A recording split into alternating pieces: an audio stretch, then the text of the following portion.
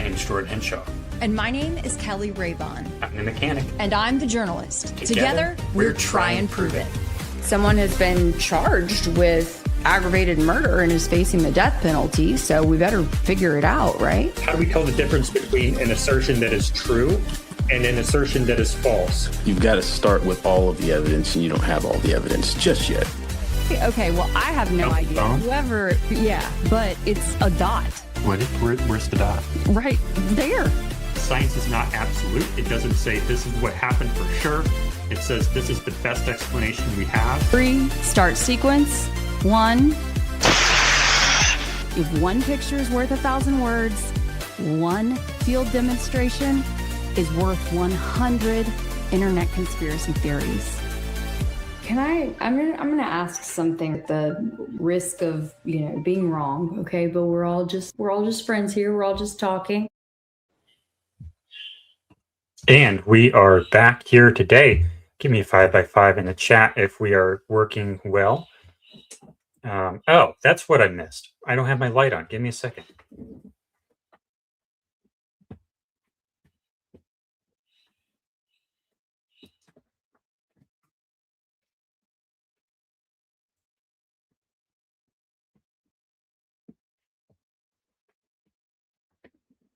There we go. That's a little bit better. 5x5. Thank you so much. Whoops. Okay, so Keli is not in here right now. She is going to join, I think, but she has an appointment to get to here pretty soon. She might jump in for a second, but I'm not counting on it. Let me check over here. I have a request to check the list of people who were banned, because someone was complaining about being banned, and I don't know why they were banned. So I'm going to check that here pretty quick. But Christy, can you let me know if you banned anyone yesterday for me chewing something about that? Can you text me? But I'm going to check that here in a second. I just want to make sure that they weren't banned for a good reason. But Keli is not in the studio here right now. We're in the virtual studio because she has an appointment to get to here pretty soon. And so I'll be holding down the fort for a little while here, but it's a very important appointment that she has here. So she might be joining us eventually here, but I'm going to be holding down the fort until then. We have a late start today to the preliminary hearing. Not sure exactly why, but yeah, we're starting after lunch and not in the morning. Brandy and Billy and Teresa, they appear to be they're going to be going into the courthouse today. So that's interesting. In other news, I got to speak to Blake Neff last night several times in 2 different spaces, which was pretty interesting. The first space was Louisiana Girl and X, or Tara. She started just a normal space to cover the preliminary hearing. And somehow, I'm not sure exactly what happened, how it happened, but a lot of people ended up going into the space because Blake Neff, the guy who was Charlie Kirk's producer, was in that spaces eventually. And I also got to talk to Gary from Paramount Tactical. I did a sort of debate with him for 5 or 10 minutes or so before that. And then Blake Neff entered. Thank you, Christy. I appreciate that. And I'm going to check this band list here real fast. Because who was it who was upset about getting banned? Can someone, or if it was you, can you message again so I know who I'm looking for? Let me try to find you again, because I don't like it for... Is this person here, Chuck Fizzle. Christy, did you ban this person for good reason? If you did, can you let me know? Otherwise, I'm going to try to find him in the ban list over here in your community, I think. I need to remember where this is. Dashboard, settings. Yeah, I need to remember where that is, but we're starting, hopefully we're going to hear maybe from Lance Twiggs today. I don't really know. but it would be nice if we did in the hearing. Keli is still on the ground, but she's not in the StreamYard studio right now. She has an appointment. She has an interview with someone. Basically right now. So she's doing that right now. She should be in the space here pretty soon. Okay, so Christy did not ban you. I did not ban you. Thank you, Christy. Let me put this in D&D real fast. So I don't know what happened, but I'm gonna try to find the thing over here where you would be banned if you were banned. Community. But for the other people, see, I don't know where I go for this. I'm gonna have to find that out later. Maybe if Keli does join, I can do that then. So yeah, I talked to Blake Neff last night. The first spaces was very crazy. It was not very professional, in my opinion. Yeah, I'm gonna try to figure out why here in a second, if I can remember where the spot is.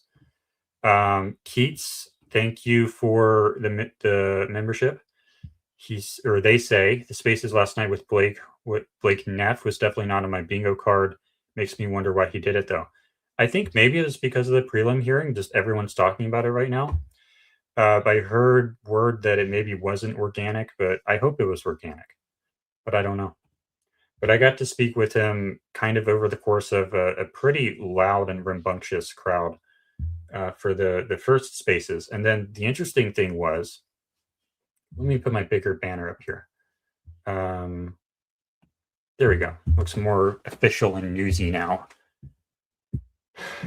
I really want to find this thing though. Let's see. How to find banned users in your YouTube. It says YouTube Studio settings, community, check hidden users under the automated filters.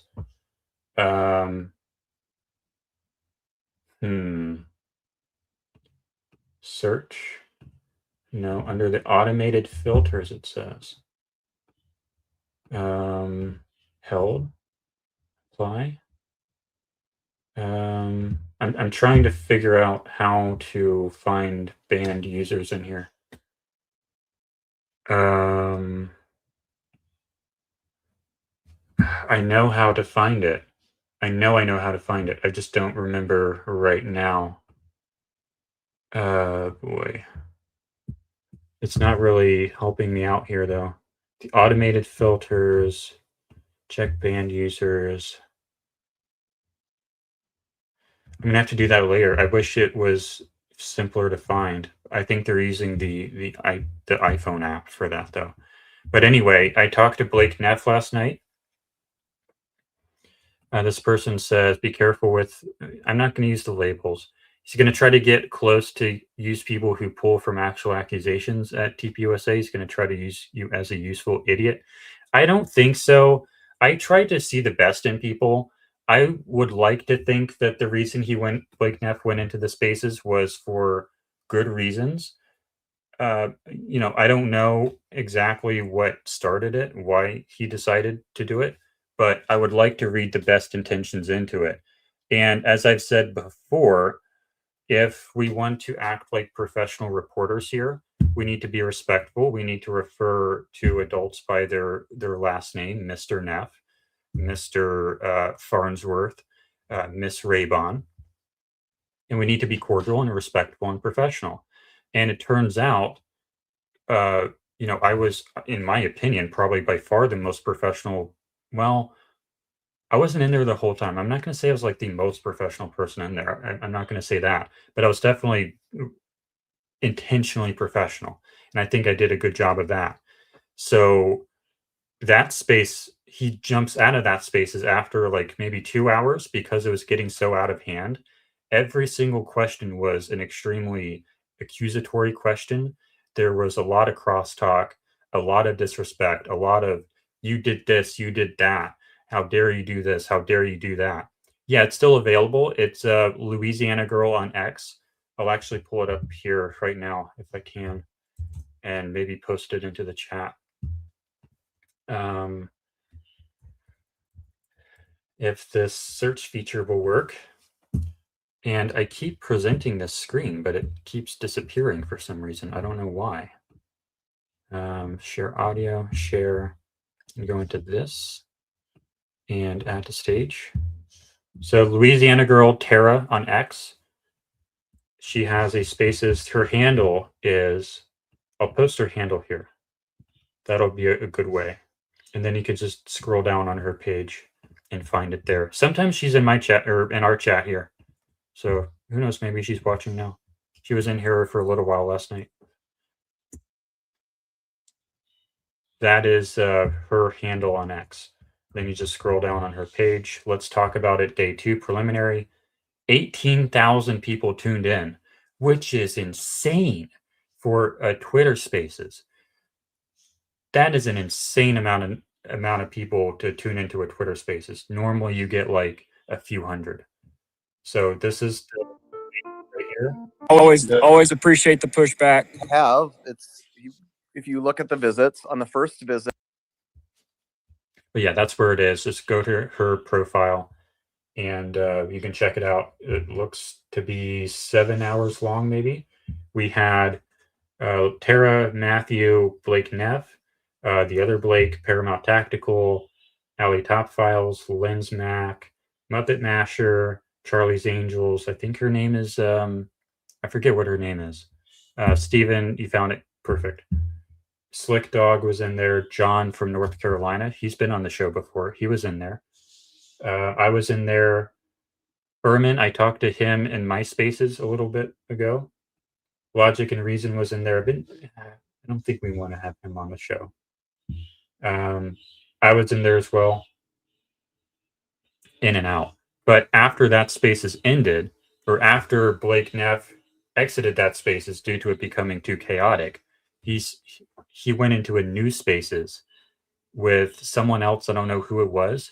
It was probably a friend or someone he knew really well.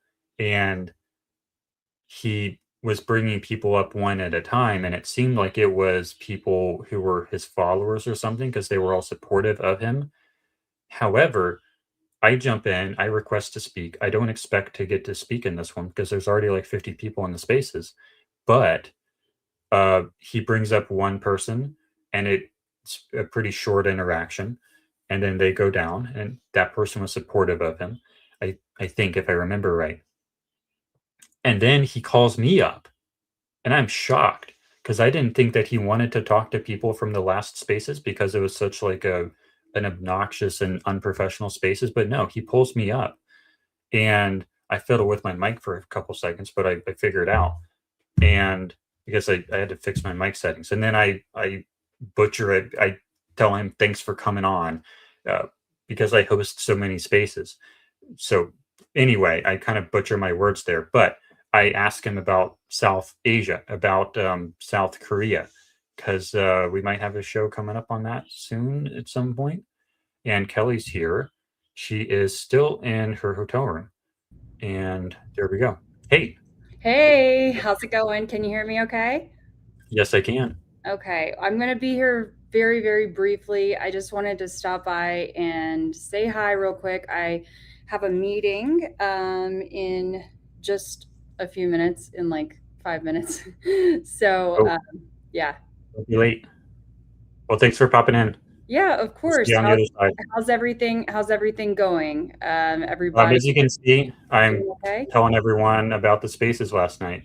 Boy, oh boy, was it a spicy one. I think the temperature was through the roof. Yeah. All right, don't be late. Okay, I won't. All right, see you guys in a little bit. Appreciate y'all for being here again today, and don't give Jordan too hard of a time, okay? I'm literally operating on 0 minutes of sleep. Oh. All right, goodbye. I'll be back. Okay, bye. Right. Okay, so as I was saying, what was I saying? He brings me up. Blake Knapp, he brings me up to the spaces, and I ask him a question about South Korea. And my question was, so Charlie, Blake Knapp, and Mikey McCoy, and I guess their security detail, they went to South Korea just before the shooting. And so I asked him, first of all, I had information that Blake Neff had been there in advance of Charlie and the others. So I wanted to ask him why he went there in advance. And I did. And he answered that. I don't remember his answer because I was just trying to figure out what my next question was going to be. Something about a personal reason, something about like a friend living over there, nothing that was related to work, I think was his answer. So then I asked him what the mission objective was, what the purpose of the TPUSA trip, and then he answers that. And I don't really remember that answer either. So I'm gonna have to listen to it later. But and then I stepped down because I was not prepared because I didn't know. I fully did not expect him to actually answer or have me come up to the stage. So that was great. It's great to build rapport though, because like I was telling Kelly earlier this morning, when you are like doing play reporter stuff and you want to get people to talk to you, you want to be respectful. You don't want to come in and accuse them of this, accuse them of that, and be disrespectful and call them names, call him Blakey, Blakey, Blakey, accusatory question after accusatory question. No, I went in there and I called him Mr. Neff. I asked him, hey, can I ask you about this? And then we go into that. I even referred to Terrell Farnsworth as Mr. Farnsworth. I wanted to have a professional approach. Let me pull my banner back up here. I wanted to have a professional approach. I wanted it to be like I was a professional reporter like Kelly used to be, like I was an actual detective or something. That was the type of atmosphere that I prefer and that I try to instill in my environment. And I wish Kelly had come up, but she didn't want to because it was so chaotic. But yeah, that's what happened last night. As far as the topics that we did discuss in Louisiana Girls Spaces, it was really all over the place. It was crazy. I tried to have like the formal detective interview with him where I say, okay, so you got to UVU and then what happened? I tried to have that conversation and I went a little ways with that. And, you know, people were interjecting in the middle of it because there were so many speakers. And, you know, a lot of people have never had access to this person and suddenly they do. And, you know, everyone wanted to talk to him. So it's difficult to get through that part of the interview. But we got through a little bit of it. We got pretty much right up till the sound of the shot. And then I kind of lost control of it, which is fine because a lot of other people wanted to speak. It's not all about me. And, you know, it wasn't my spaces, but there's some things going around X where people caught him in some lies, I think. But, you know, when I went in there, I wanted to act like I'm just a detective, like I'm a professional reporter. That was my approach. I didn't go in there trying to convince him of anything, to try to score points, to try to catch him in a lie. The other side is valuable as well, but I wanted to build rapport. And I'm probably never going to talk to him again, but that's fine. But who knows? Maybe I will. But I think rapport building is really important. I think it's really important to establish who you are as a professional in this space.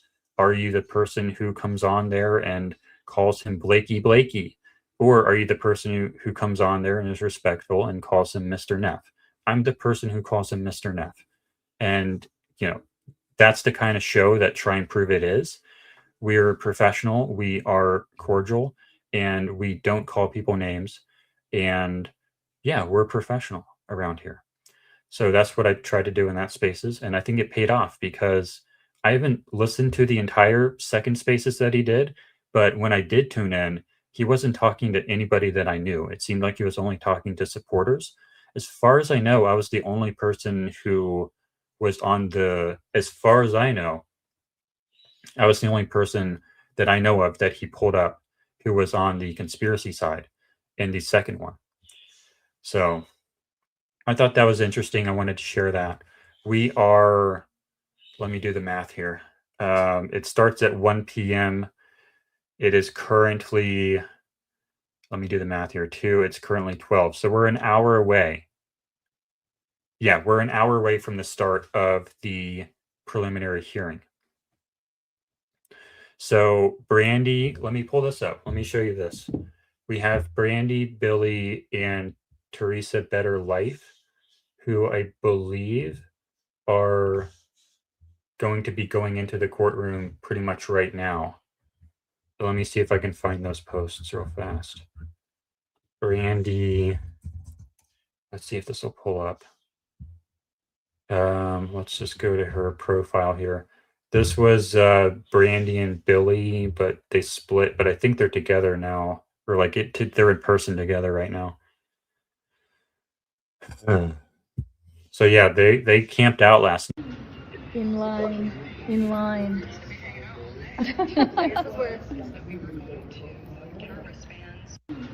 In line. I think they got there at like 4 a.m. or something. This is Billy, I think.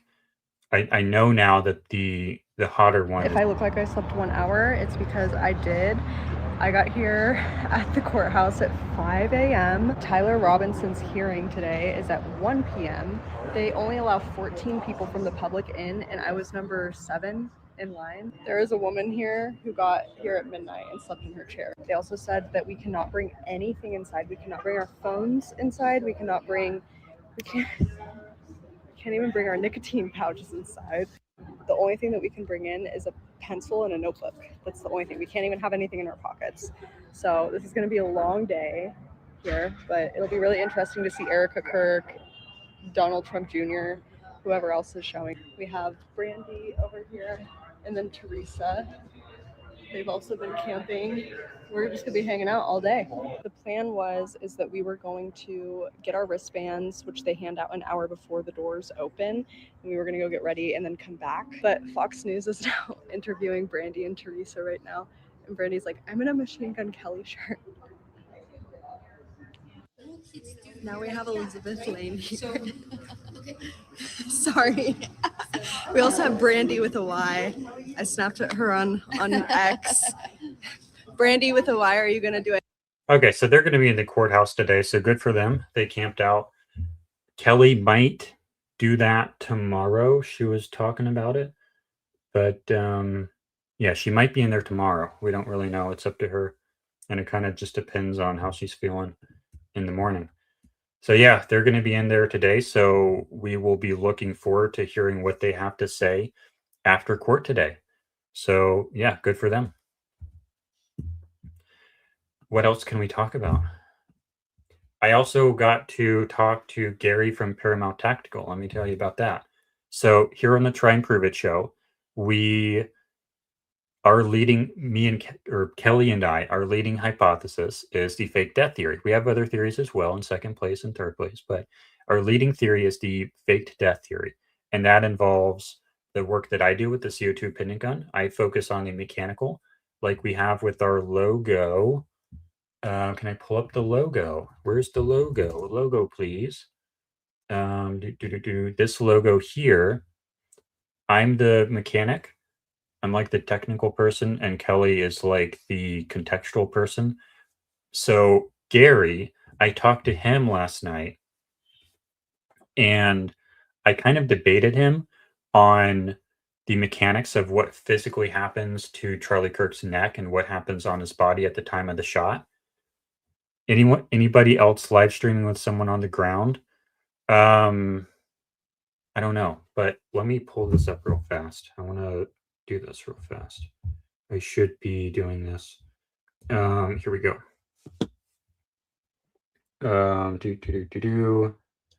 You can't see that. She is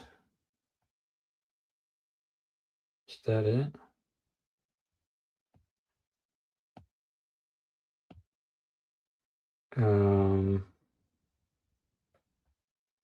I don't know where she is.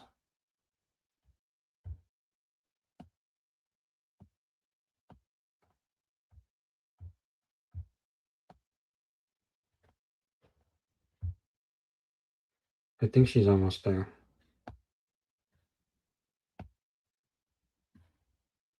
Yeah, she's good. Okay, anyway, sorry for the dead air there. We believe in the fake death theory. So I think that it was a CO2 pinion gun, or at least this is my leading hypothesis as far as what happened. And I debated Gary Melton from Paramount Tactical on the spaces last night, on Terrace Spaces, on Louisiana Girl Spaces, and it was good. I think I did a good job. I think I did a good job. I think you should listen to it.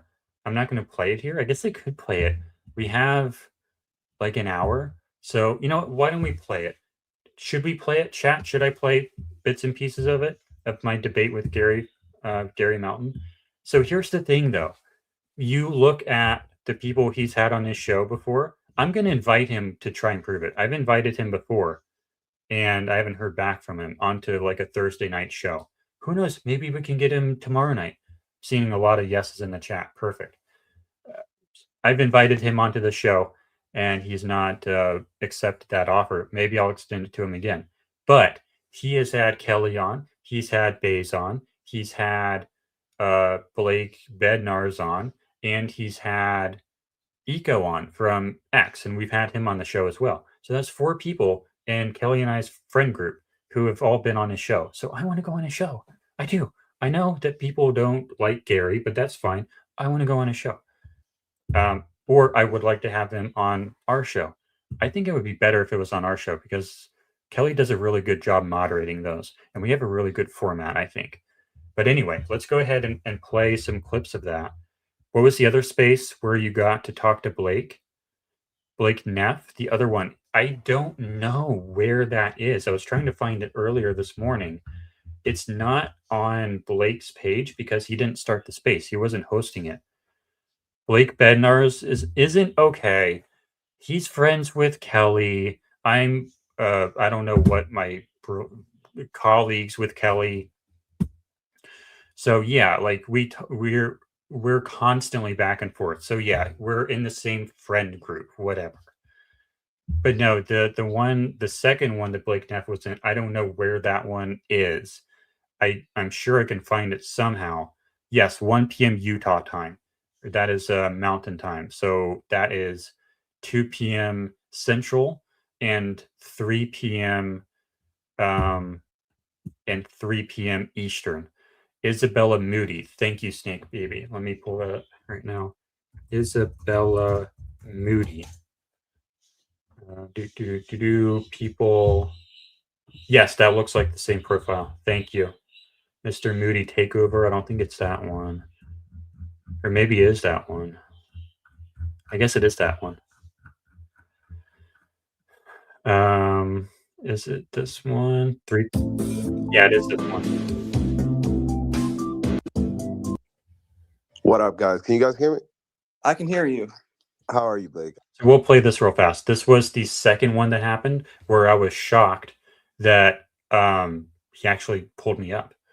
That he actually let me speak. I'm sorry that they were hammering you down on the last space, bro. I know you have nothing to do with Is the audio good? Is that enough?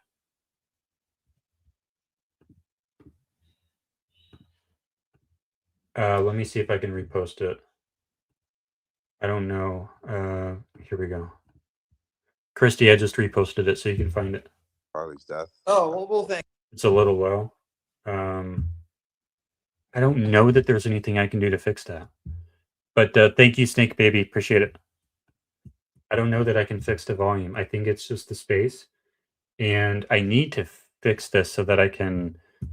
I need to reformat this so I can increase the volume. Maybe tomorrow I'll have that fixed. But we have to deal with it for now. Sorry. It's just no, I don't mind it. Actually, and they've sat she numerous times at this point. Got it. Self-centered because that's her motive. So frankly, there is that of a pay. There's unnerved by or whoever. I agree. Will consider this. I highly recommend if you bring up like one, but you have that.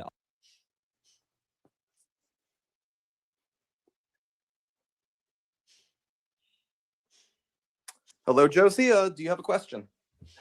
With my bad. Thank you for having me on. I listen right now. Okay, so for people just joining us, this is Blake Neff. If you're not familiar with who that is, he's on the Charlie Kirk show basically every day. So Charlie Kirk show, just in case you're not familiar, Where is like their live stream at? Is this it? Where's their live stream at? Charlie Kirk Show. Where is that? Maybe this is it. On because so this is Blake Neff right here. And can we get the other studio shot where we can see that this is the dude who's actually in the studio? Thank you guys so much. Yeah, so this is the dude. I talked to the dude who actually sits in the Charlie Kirk studio last night, and a lot of people did. So that was pretty cool, you know? So I talked to Blake Neff. I didn't get to talk to Andrew Colvett. That would have been nice, but I talked to Blake. And here it is.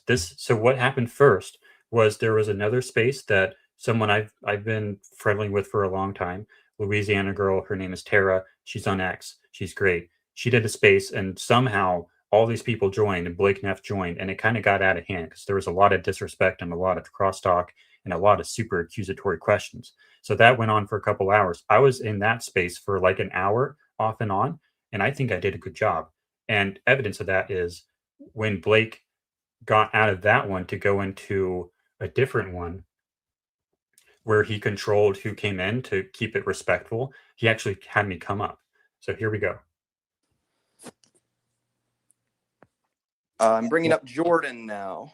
Blake is a space boomer. This is true. I'm a big boomer. I've never done this. So just going to do this one at a time, like a boomer typing one key at a time. Jordan, do you have a question? Yes, sir. Can you hear me? Yes, I can. Thanks for coming on. I host a lot of spaces. My bad. Thank you for having me on. I appreciate it. So we talked a little bit in the other spaces. I was trying to keep it as professional as I could. But, you know, there's 20 other speakers. So what I wanted to ask you about was the trip to Asia or the trip to South Korea. Can I ask you about that? Yeah, sure. So I've been doing some research into that, and I wanted to know, did you go there in advance of Charlie? I did. Would you be willing to say why? Like, what was the mission over there? I went ahead of Charlie because this will sound weird, but by complete coincidence, a friend of mine was getting married in Seoul to a Korean woman, and he invited me, and it lined up with that trip. And so I asked, could I go ahead of time? And I did, and it was great. And I seized that opportunity because I am a bit of a traveler, and so it was a good opportunity to get a few days in Seoul. So I was checking out the museums there and stuff. But that's why I was there early. I was not there as like an advanced team for Charlie's trip. Perfect. And what was the goal of the mission or of the trip? Well, Charlie had been invited to appear at this event. It was called Build Up Korea. If you look at it, it's clearly like a Korean iteration, like it's imitating the way Turning Point would do an event. It has that synthwave color scheme, has the Turning Point style list of speakers, and Charlie was invited to speak at that. A lot of the other speakers were also people who've been associated with Turning Point endeavors. I think like Bill Federer was a speaker there. I think a few pastors that we're friends with were speakers there. So he'd been invited out for that. It also lined up with he'd been invited to speak at that Sansaito party, had that event in Japan. And so he was going to that as well. And so I think it was partly that. There may have been other, if you wanted to meet with one of those pastors who was getting accused of interference in politics and facing prosecution. I know we met with representatives of that guy. He may have had like other objectives, but from my perspective, I was involved in like the preparation for the appearance at that event. Thank you for that answer. That's all I have. I'll give it to someone else. Thank you. Of course. Thank you. So that was that. And I'm going to scroll through there here in a bit just to see if I was the only like conspiracy person who came up. Let's see. Does anyone know like who all got to go up on that spaces? Was it just like who else from our like friend circle might have gone up there? I don't know any of these people. I feel like I recognize this account, but I'm not sure why. It leads to charges, but they told them, hey, you need better faith and more magnanimity. I'm gonna. I will say, or whatever it was, wealth problem. Yeah, when I lived in you and her blessings, you know what I mean? Just that energy and stuff. Yeah, you were probably with Maxwell. Okay, anybody in here? See, I don't see anyone. I know Lisa Logan, but I don't know. I don't think she's in in our friend circle. I don't know if she's conspiracy minded. But what is TAPI? Try and prove it. Right now, the acronym is just turned into just TPI because it's cleaner. But try and prove it. That's the name of the show.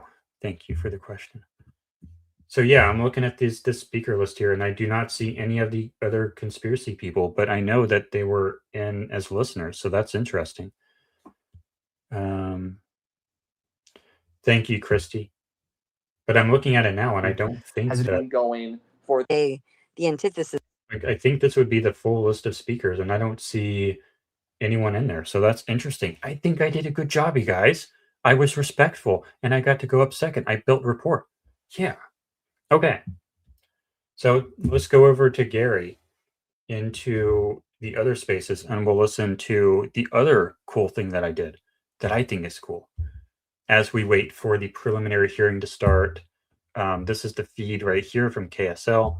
So we're still 45 minutes away, so we have time to do this. And people in the chat didn't want to hear it, so. Stance, like when it came out, like, hey, Herman, hop in. Well, I know, but you could. We have movement across like 4 upward. You can actually see. Right.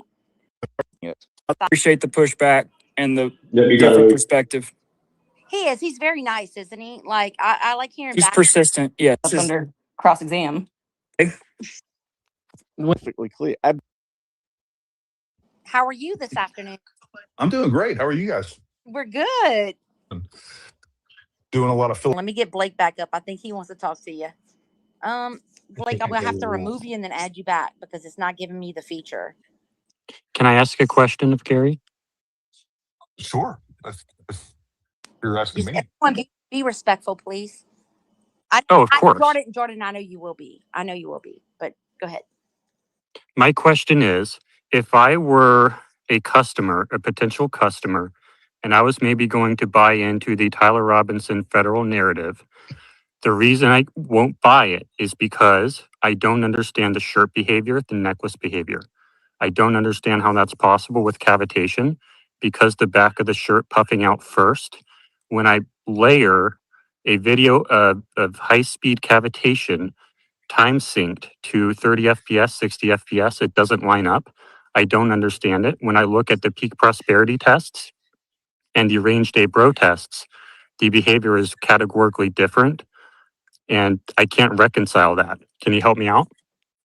Well, sure, and I've talked about this a lot. I mean, number one, anytime that you're going to do a ballistic test, especially if you don't have you don't have a person, you don't have the same T-shirt, you don't have the same necklace, you're not hitting in the exact same spot, you're going to have some differences. I haven't really looked at what their tests. I've seen them. I get heavy into them. I just don't think that you're replicating enough for it to even make sense. I'm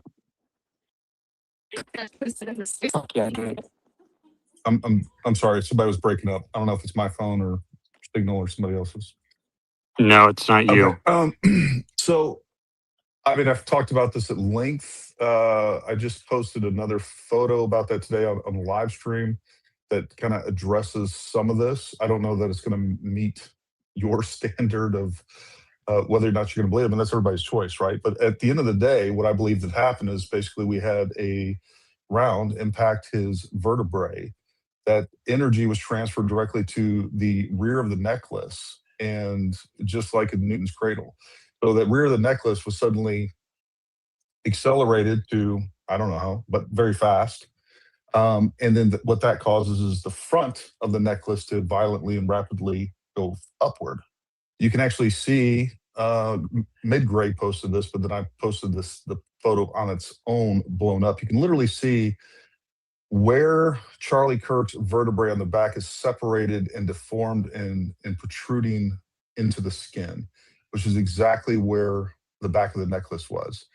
So if I take the back of the necklace and we have a linear force going to the rear, again, that round was probably moving at least around 2,000 feet per second. I don't know how much of velocity that bled off from the time of entry, but it was still obviously going very fast. And then that you have a very short but rapid acceleration of the back of the necklace. The necklace in the front goes up.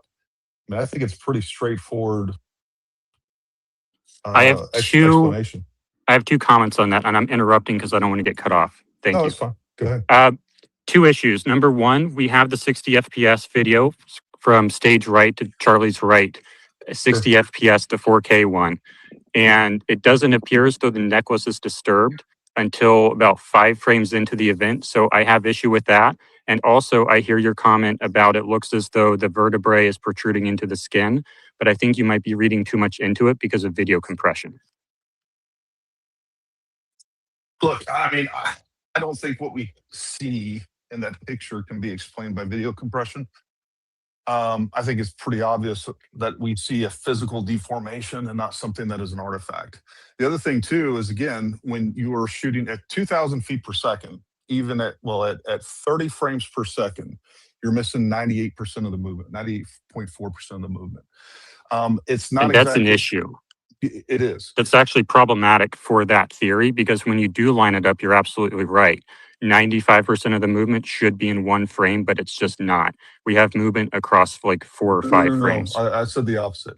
You're missing 95.4% of movement between frames. That's what you're I missing. understand. I understand now. Okay. Yeah. So you're missing 95% of the action taking place at 2,000 feet per second. Obviously, at that point, we're not talking about 2,000 feet per second. So when you say we don't see movement until 5 frames in, I disagree with that. I think there was movement taking place. We just don't happen to capture it. And by the way, other cameras, of course, they're not perfectly synced, and which is a good thing. So we see different movements at the exact same time. We're getting different. We're capturing different things at the exact same time with different cameras. So Jordan Wilson. I'm being a little bit more precise with my statement there about the back of the necklace. I'm saying that it appears to not be disturbed. Yes, the back of the shirt does appear to be significantly disturbed in the rearward direction. However, the necklace appears to not be disturbed, and that's hugely problematic for cavitation. I'm not exactly. I don't know that I'm following exactly. I hear what you're saying. It's not making sense to me. I'll say it that way. Okay, let me rephrase then. If you were to just add a puff of air in the back, that's what it looks like. The puff of air is not going to disturb the necklace, but it will disturb the shirt. That's what it seems like we see. When the necklace wraps around coming from the front to the back, we see it wrap around the neck, coming off the neck. I would not expect to see that if the majority of the energy was starting in the back. I would expect to see that significantly disturbed and not resting on the back of the neck anymore. But that is what we observe. I'm going to send you this post of mine. And real quick, can I jump in?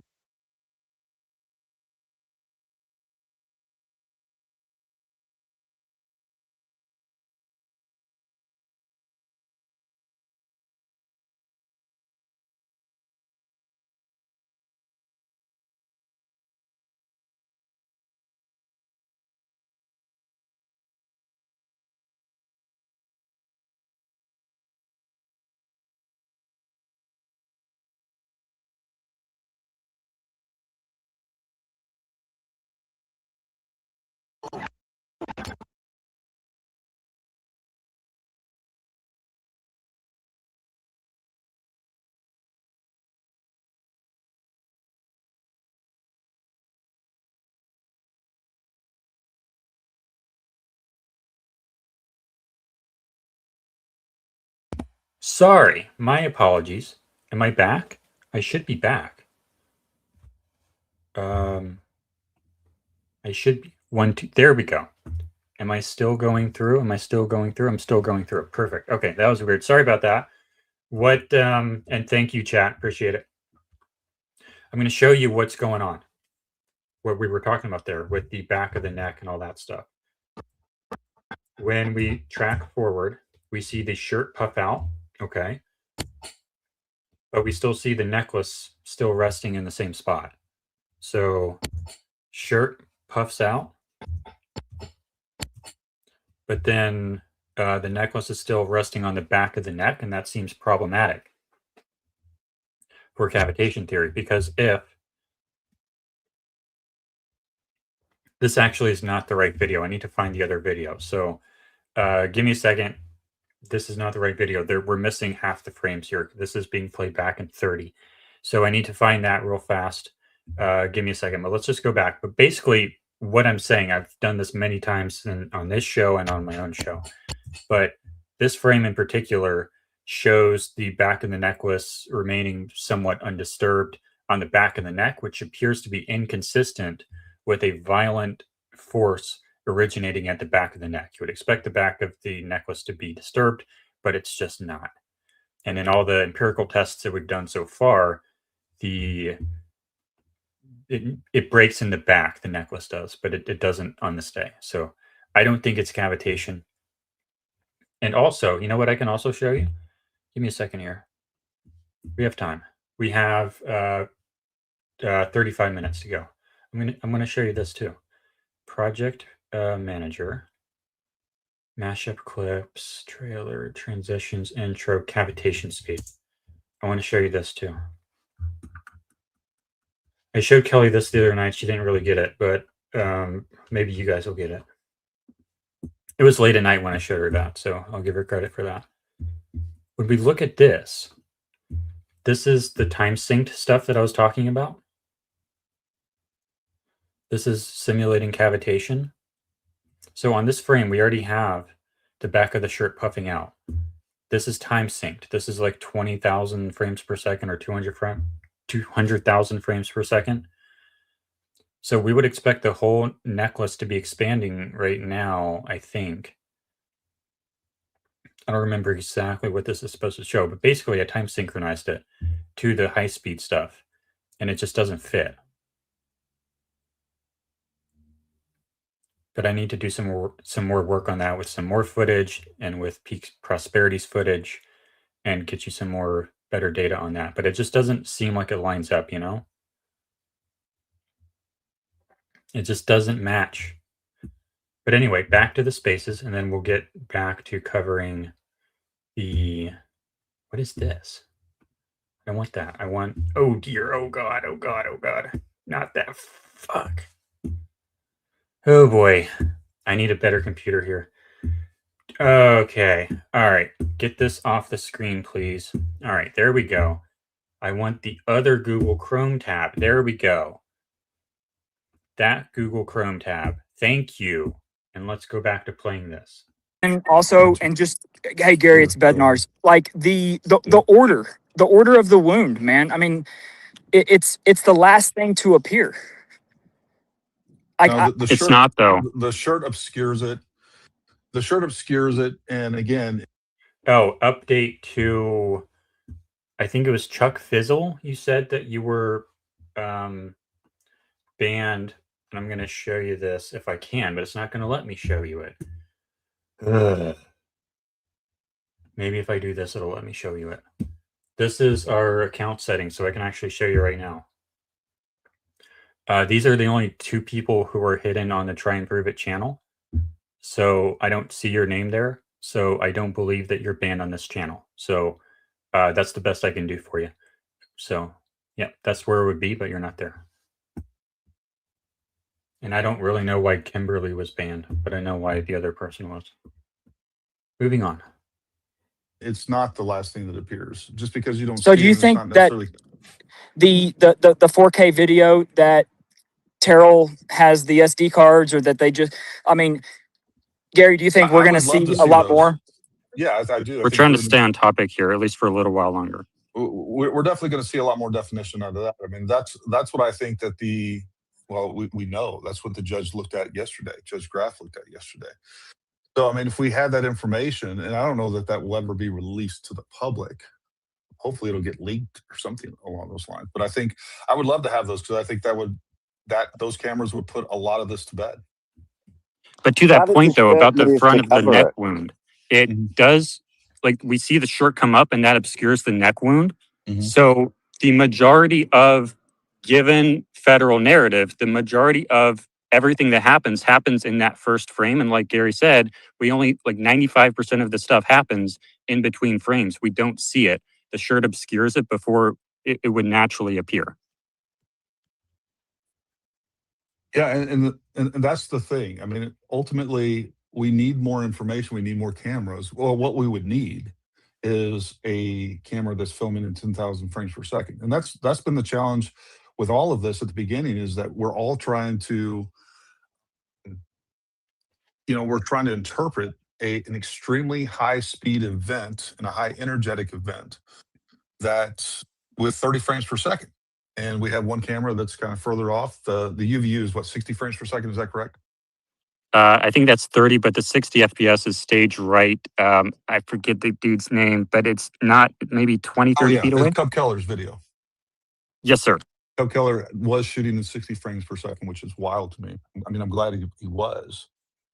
But most people But the aren't running issue, I hear your point about super, super fast velocity impact, but that's kind of begging the question a little bit. And I want to look at it as maybe something else without bringing that conclusion into it. When we line up 1,000 or not 1,000, I think it's like 20,000 frames per second high speed video, when we time synchronize that to this event, it happens way too fast. So I don't think it's actually that high velocity of an impact. So what do you think it is?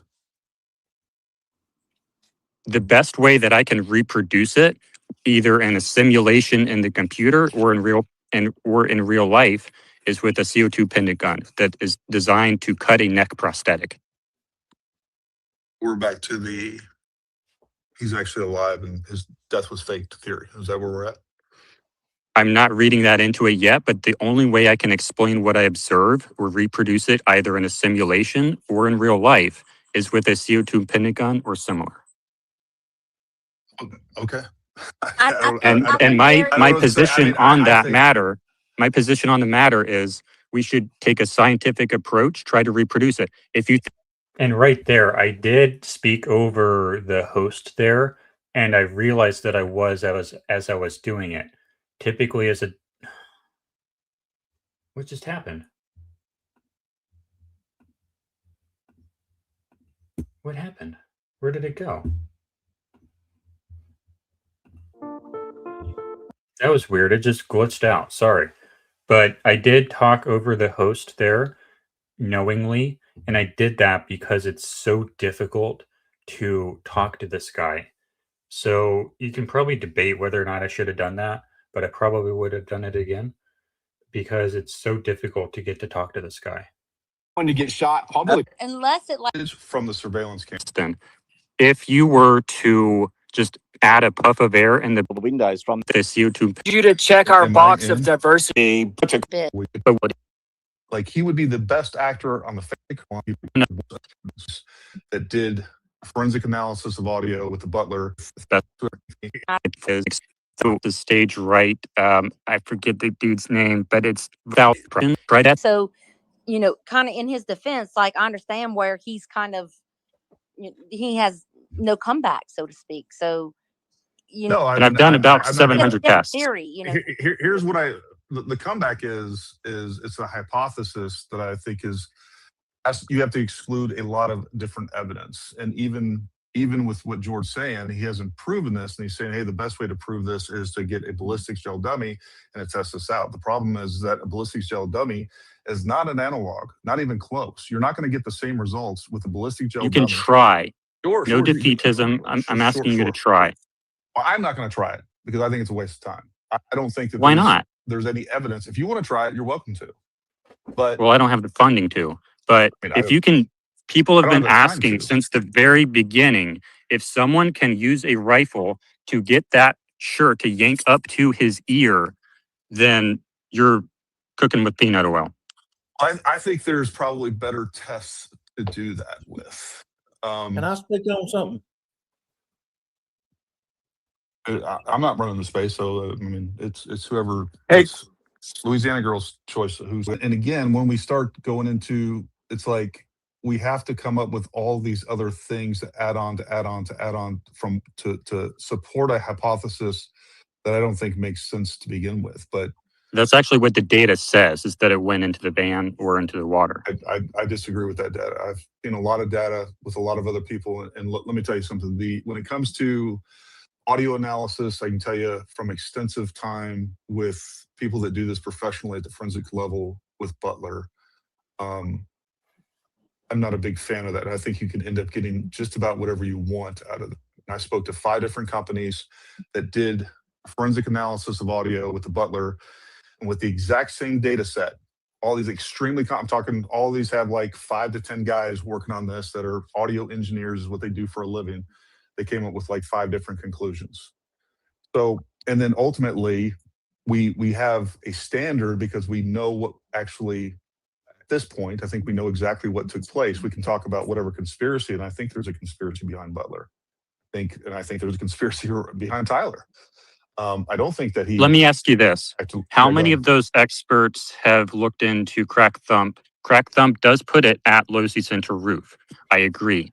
But when you look at the orientation, when you do the more detailed analysis, that specifies a more specific direction, which is actually into the van and not into Charlie Kirk. Here's what I'll say. On those 5 companies that did this for a living, to include doing firearms analysis and going exactly through the Crack Thump, the problem is there's variables in there. There's some assumptions of number one, you have to weed out any echoes, which is going to be very difficult. It was difficult in Butler where there wasn't a lot of flat, hard surfaces. It's going to be 10 times more difficult to do that within UVU. That's just a fact. There's like, that place is literally an amphitheater. It's like the worst place that you could do an audio analysis from. So I agree. And there's 7 other caveats to the analysis that I did that you can read it in my article where I summarized my stuff. I'm not a complete hypothesis. It's not complete yet. You're absolutely right. So what I'm saying here is like, it's like, okay, well, what I'm saying is that there was a gunshot. Well, first of all, let's start off with where you end up. And that is, hey, I think this was a CO2 cartridge. And here's the other real problem that I have with this, Jordan. I've seen a lot of people get killed. And I'm telling you, what I watched was the death of Charlie Kirk. And when we talk about special effects on a movie scene set and everything else, it's one thing to fool the camera and to fool the viewer, but you're not fooling the people on the set. There's things that go in that are involved there that are hidden. That's why, that are carefully cropped. But when you're surrounded by 3,000 people, and again, when you go to the left and to the right, I mean, there's people behind Charlie Kirk. There was people off to his side.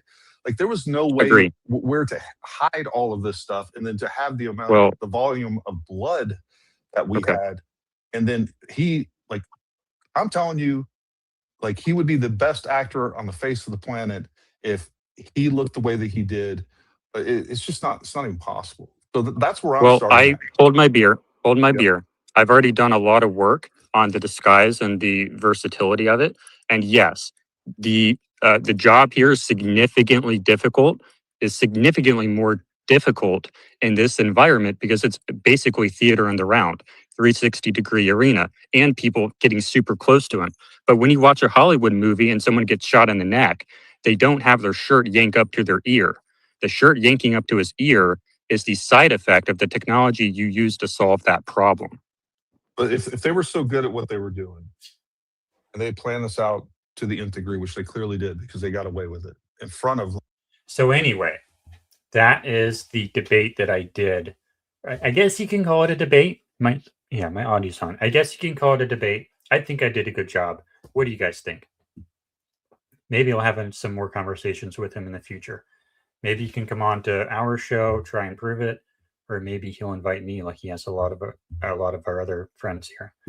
So we are here today not to just talk about all the stuff that I did last night, but to talk about the hearing that's supposed to happen today. Looks like their feed goes live in 11 minutes, and we are going to start in about 20 minutes. Kelly is still at her appointment, so I don't know that she's going to be able to report live from the front of the courthouse.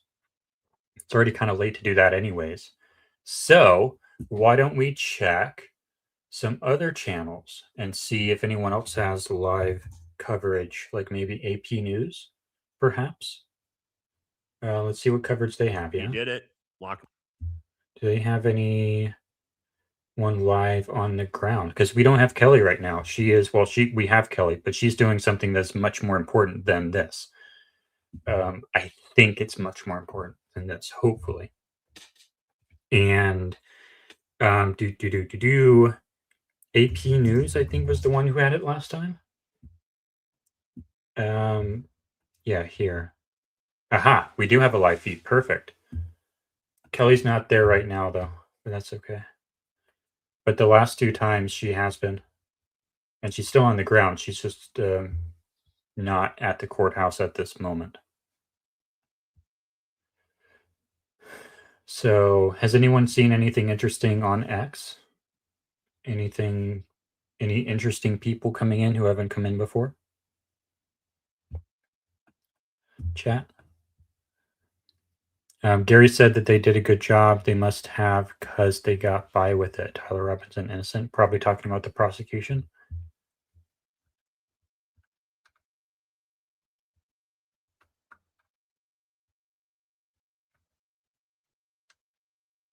Ooh. Jordan, if you think he is alive, what way do you see him coming back?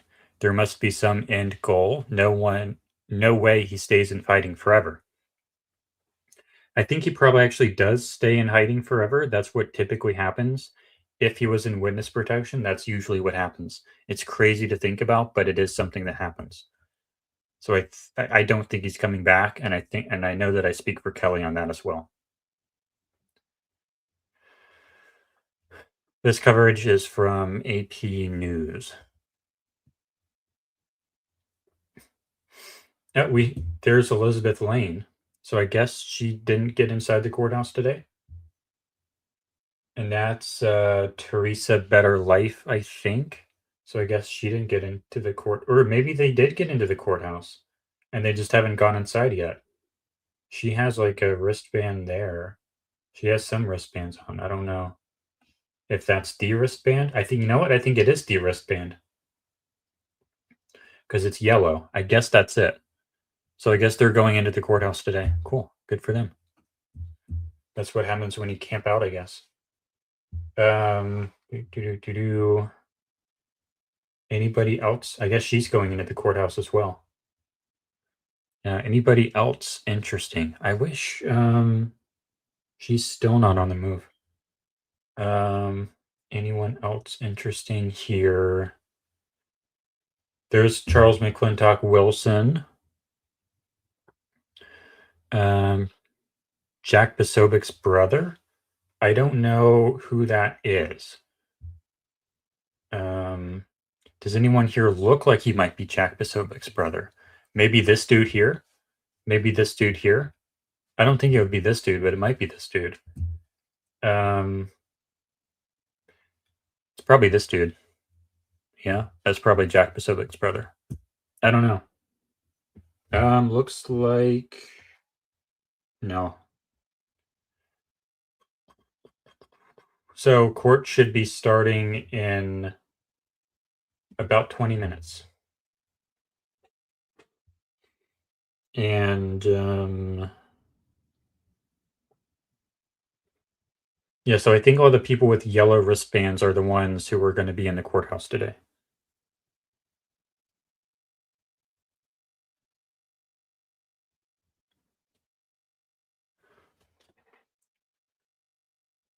Why don't we check X and see if anything interesting happened?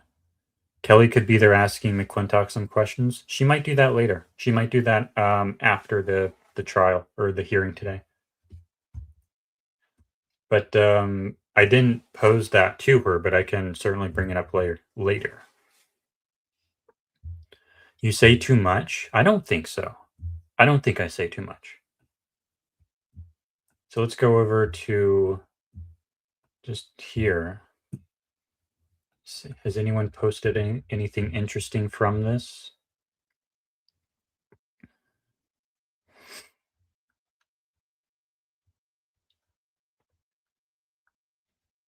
Let me refresh.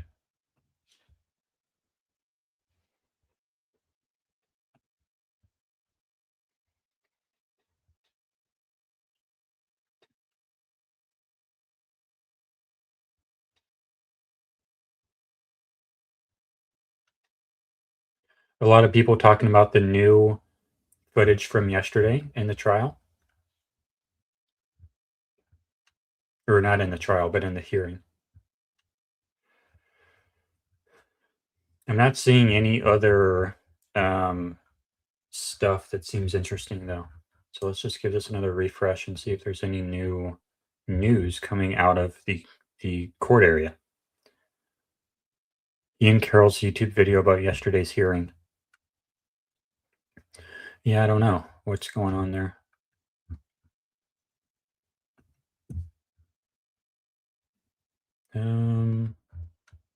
Yeah, so yesterday was pretty rough.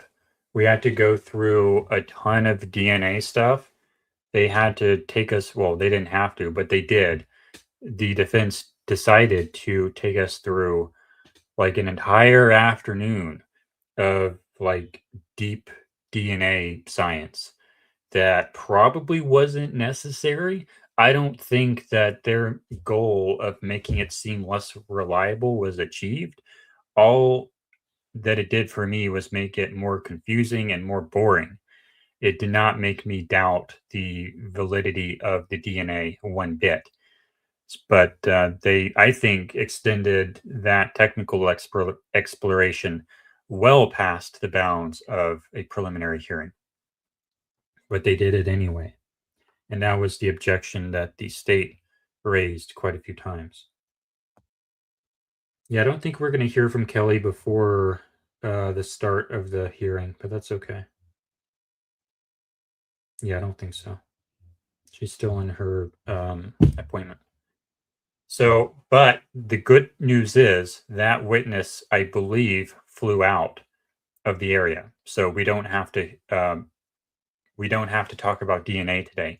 No offense to her. It's just I'm kind of tired of hearing about DNA, and I kind of think she's probably sick of talking about DNA, at least the way it was being discussed, which was in a very heavy technical manner that did not serve the judge, I don't think, in my opinion, but that's just my opinion. Any other new stuff coming from the courthouse today? I don't see anything. We have a few podcasters making it into the courthouse, which is always good. What is Ian's web for research? Someone tell me more, please.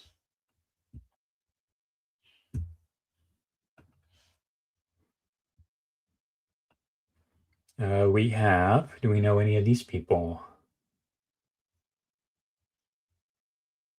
Is that one girl? No, I don't know who that is. McClintock is right here. I think, yeah, that's McClintock Wilson, I think. If you don't know, that is the photographer who took most of the high quality images of Charlie on the day. We also have anyone else that we recognize?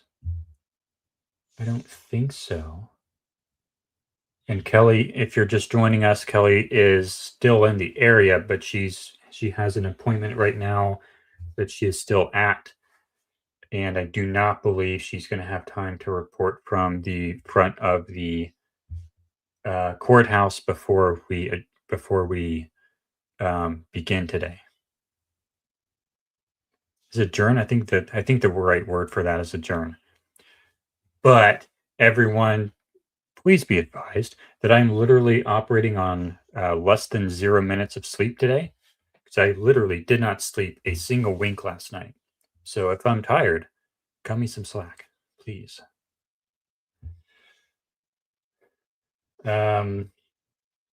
I guess I can say this. This is public knowledge. Blake Bednarz is in the area, and I don't see him in here. I don't really know why. I guess he doesn't want to come to the courthouse. And Diligent Dennison is also in the area. I think I saw him in the stream earlier, but he was in our stream with Kelly yesterday. The web period? I don't know what that means. I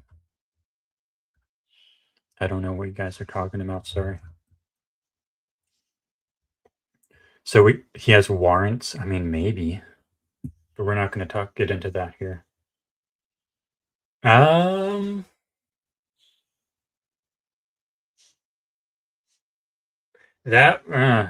maybe. I don't know. I'm not going to discuss that here, though, because some of that is private information. So I'm not going to discuss that. Check out his show. Web AI would be an awesome tool, I think. You would be able to put to use in lots of types of researching. Check out his show. Ian's Web, the website address. Should I Google that? Maybe I should Google that and see what you guys are talking about. We have about 10 minutes here. What should I Google? Web is his on AI site for organizing, and is that one of those like weird AI sites that they all look the same? Okay, Ian Carroll. Is it iancarroll.com maybe? Like Kelly and I have?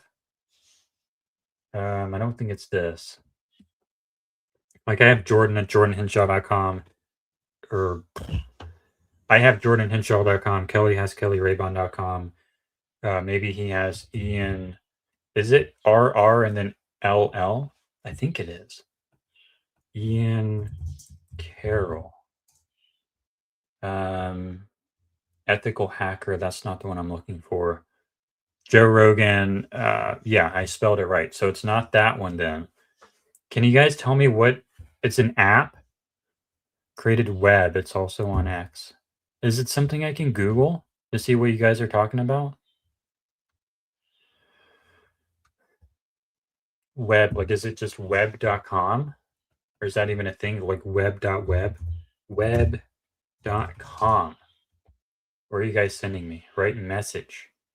I'm not gonna write a message. I don't know what y'all are talking about. Sorry. Got to give me more clear instructions. Google the web. It's Ian Carroll's AI. I heard that, but I don't know how I access it. The web. Quotes the web. Kelly would be so proud of me. Oh, here we go. Millions of documents across Epstein, FBI, 9/11, sacred texts. Do you guys know how I feel about sacred texts? If you saw our 2 shows a little while ago about ancient technology and UFOs.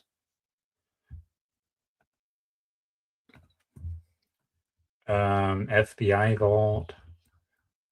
This isn't as bad as some of the AI sites, but you can tell that it is an AI site. Make the truth conversational.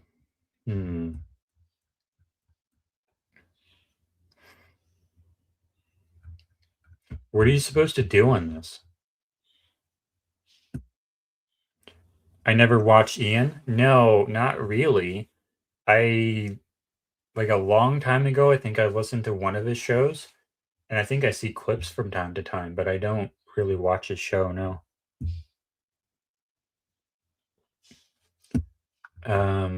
Dive into the files, I guess. I don't want to log in. No, I'm not giving you my stuff. I don't want to give you my stuff. I don't know. What am I supposed to do? Dive into the files. I don't want silly string. Why does it have silly string? Why? Can someone please explain to me why there is silly string here? What has happened here? I mean, props to the developer, but I don't understand why I have silly string. Oh, here we go. Can I make a smiley face with this? Boop, boop, boop. Kind of, not really. What happens if I left click? Oh. Can I make a circle around this? Oh, it has a limit to how many things you can have, I guess. Is that what happened? Oh yeah, it disappears them. Oh, he vibe coded it? I can see that for sure. I mean, he probably used ChatGPT. Well, I don't know if is he a developer? He might be a developer. I want to say he is.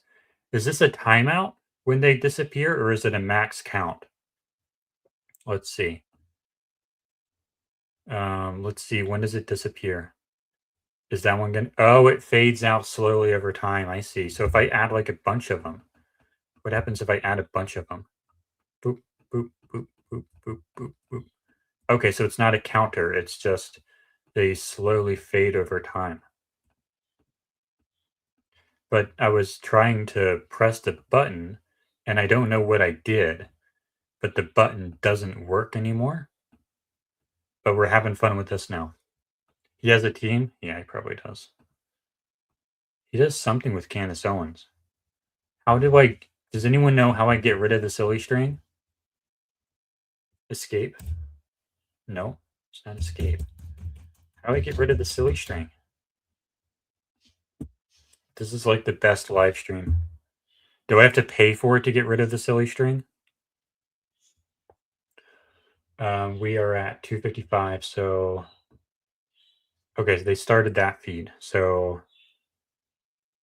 Let's just try to figure out how to get rid of the silly string, and then we can move on here. Daytime mode. How do I get rid of the silly string, though? What did I do to start the silly string? Kelly's going to be so confused if she tunes in. She's not, she's still at her appointment, though. Oh, it's gone. What did I do? Did it just time out? I don't know, man. But we got to go over to the trial now. Cool coding, I guess, on the silly string. But I don't know what I was supposed to do, and I don't really want to, you know, give him my email.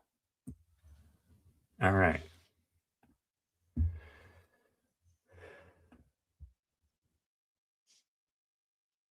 You guys are setting me up for all of the weird stuff.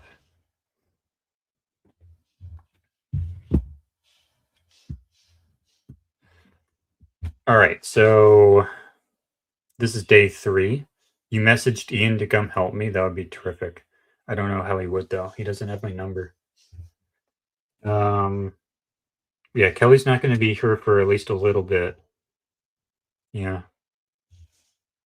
Ian has a tutorial on it. Well, we have to start the hearing now here pretty soon. So we're going to wait for the hearing to start, and then I'm going to switch to a different feed that has better audio. Well, I guess we can try this one out. When this starts, let me know if the audio is good. I think it's going to be low because it has been in the past, but some of the other news channels have it boosted a little bit. So that's why I've been going to the other news channel. So I want you guys to have good audio. But hey, I'm doing a pretty good job hosting today for someone who's literally operating on 0 minutes of sleep, yeah? You uploaded the court transcripts. That's pretty cool. You can search for keywords then. Although I suppose you could do that just on YouTube, though, like we do on the show sometimes, like Kelly taught me. I think Kelly taught me that. She claimed she did, but I think that Paul guy might have taught me at first how to go into a YouTube video and find the transcript and search in the transcript. Paul, I haven't seen him chat for a while. I don't think he's listening, but Paul, I forget what his other screen name is, but the dude who went on Jesse once. He actually owns some of those David Yurman necklaces and some of those David Yurman pendants. And he has his own theory, which is a, I don't know if I want to go into that because I don't know. Yeah, I don't know what his, I don't know. But he went on to Jesse, and then I had him on, and then, yeah. Anyway. Am I able to invite Ian Carroll to a YouTube collab through StreamYard? I don't think he wants to come on our show. And I don't typically just have random people come on my show, especially when I'm working with Kelly, because we like to have a controlled environment.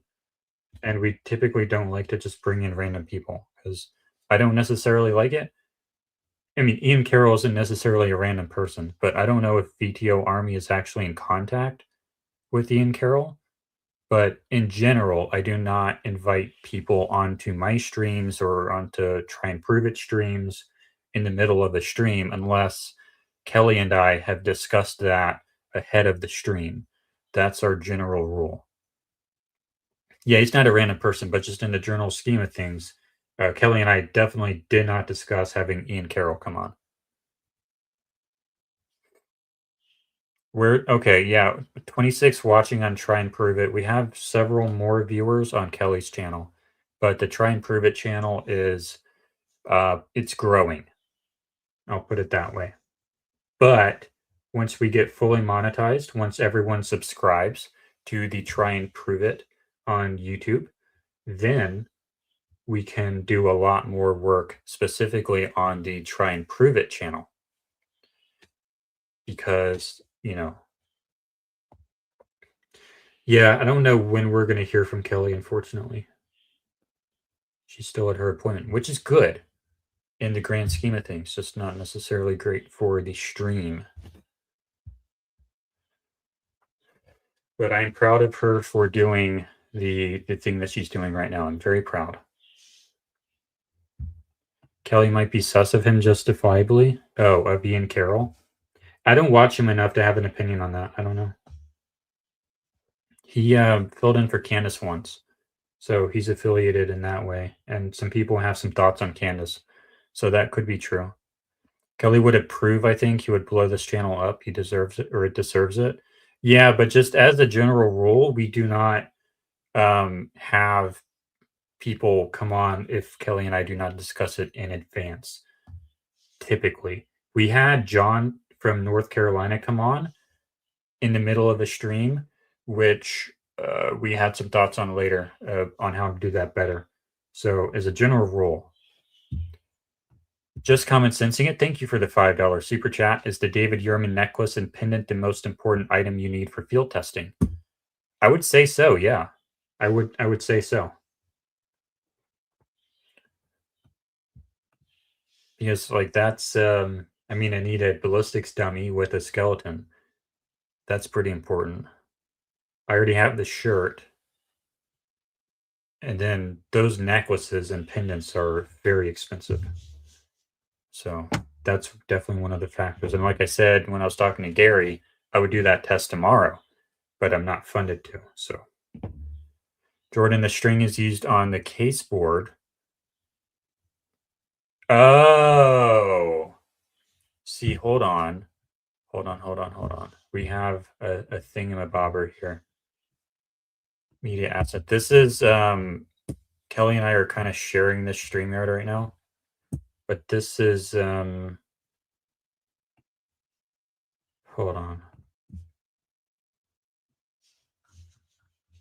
This is Kelly's background for her channel right now.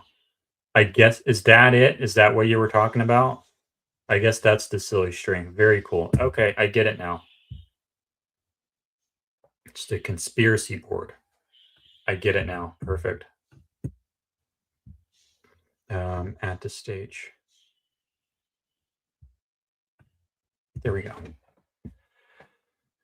Kelly is still in her appointment, looks like. I think. Yeah, she's still in her appointment, so I don't think we're going to hear from her before the start of the trial. Which is okay, because it's very important what she's doing right now. We should have her on the ground after. She does discuss that occasionally. I think I don't want to speak for her too much, but I think I can. We both have a Christian background. I grew up that way. She grew up that way. I think she identifies as Christian, but not like devout or anything. I'll leave it at that.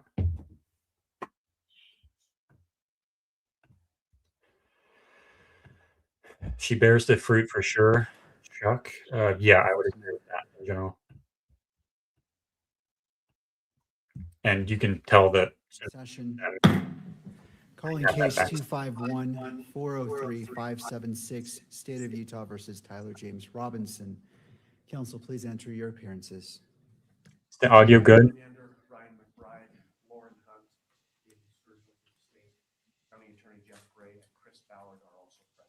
Good afternoon. Kathy Nestor, Richard Novak, Michael Burt, and Stacy Visser for Mr. Robinson, who's present in the courtroom, Your Honor. Good afternoon. Mr. Robinson, good afternoon. And also for the record, the court recognizes the presence of the victim representative, Ms. Erica Kirk. Good afternoon. First, with respect to courtroom protocol to maintain security and decorum, any individual who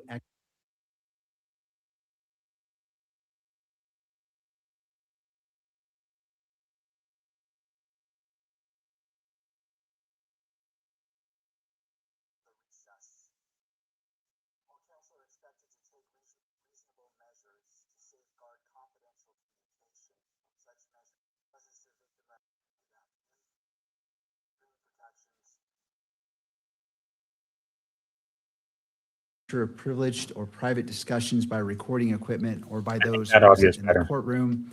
And as you note, the microphones on your tables are turned off. So please come to the lectrum for making, when you're addressing the court. Second, the court will address the camera and still photographer, camera operator and still photographer. And if you both could come forward, please, to the lectrum.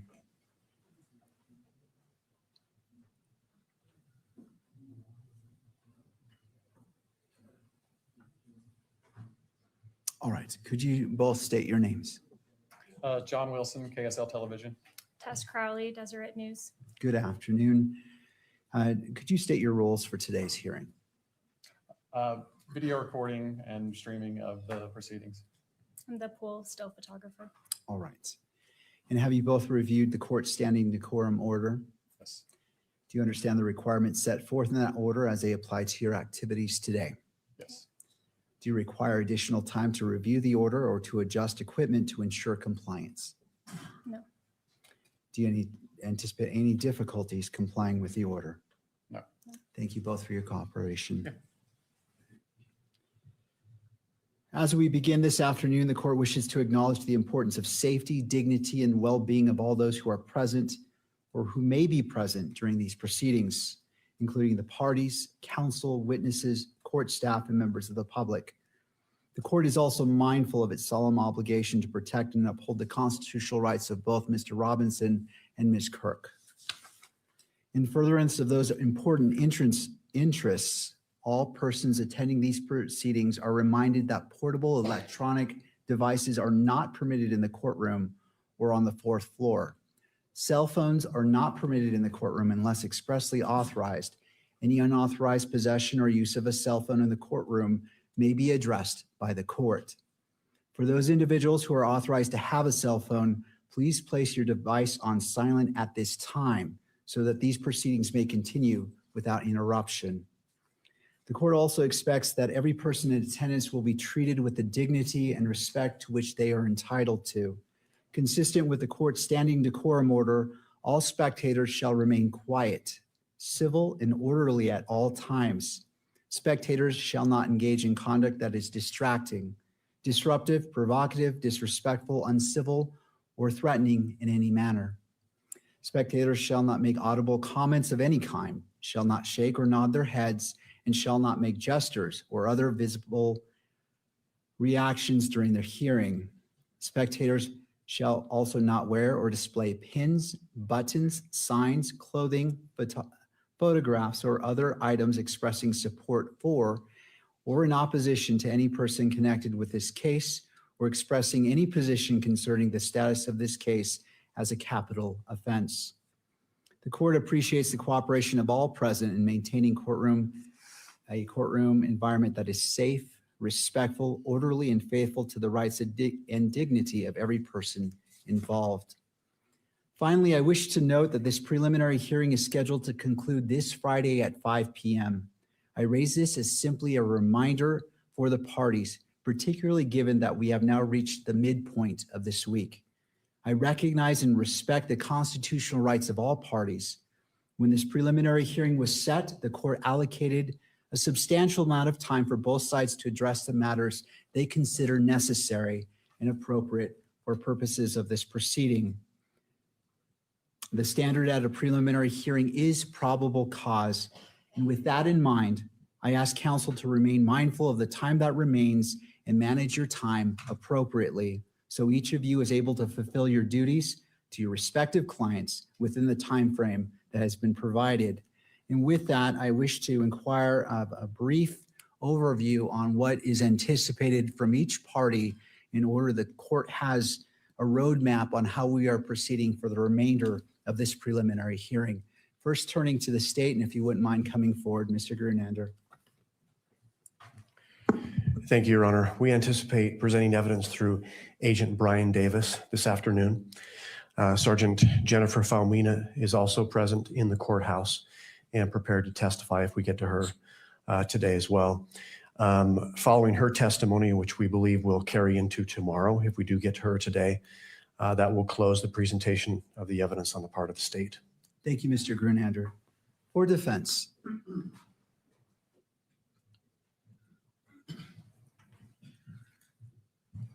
Good afternoon, Your Honor. Good afternoon. Michael Bird for Mr. Robinson.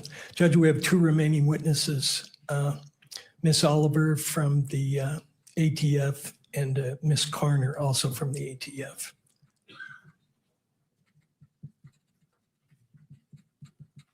All right, and to both parties, thank you, I appreciate that. Do both parties anticipate any issues concluding their case? Obviously, there's variables, cross-examination, and kind of the fog of war that happens in court proceedings, but any party anticipate issues concluding at or before Friday at 5 p.m.? Not from the state, Judge. Just want to highlight one issue for the court because it may be that the court wants to do some time management. The state is going to proffer a video 1102, a video recorded 1102. We have provided the state, I want to say about a day and a half ago, with proposed redactions because we believe that portions of it are not admissible, even in a preliminary hearing. And the way we did that is we provided a transcript and then a redacted version of the transcript of the entire video recorded interview. It may be that the court wants to look at the proposed redactions, not while court is in session, but during some other period of time, because the transcript of the video, which we prepared and we provided to the state so the state could raise any concerns about the accuracy of the transcript. That's not an issue. The admissibility of portions of the video or the issue is about 20 pages, maybe 22 pages. So to use court time for the court to look at the proposed redactions may be an inefficient use of the time. I'm not saying when the court should do it. I'm just saying we may not want to do it between 9 and noon and 1 and 5 tomorrow or Friday. But it's going to come up today. And so the question will be, when does the court want to engage in the process of reviewing a 22-page transcript that has proposed redactions? That's all. I appreciate the heads up. Mr. Grunander, do you wish to be heard? Yes, Judge. Your Honor, the state has received the proposed redactions and we are prepared to address them when that time comes. However, we do intend on presenting testimony through Mr. Davis, through Agent Davis, and when we get to that point, when it's ripe for discussion, we can address the matter with the court. That would be our preference. All right, well, I'll address it as it comes. And to the defense, with the remaining time, do you feel confident that it is sufficient to accomplish your duty? We do, Your Honor. Thank you. All right, does either party require the benefit of the record before we begin? To the state.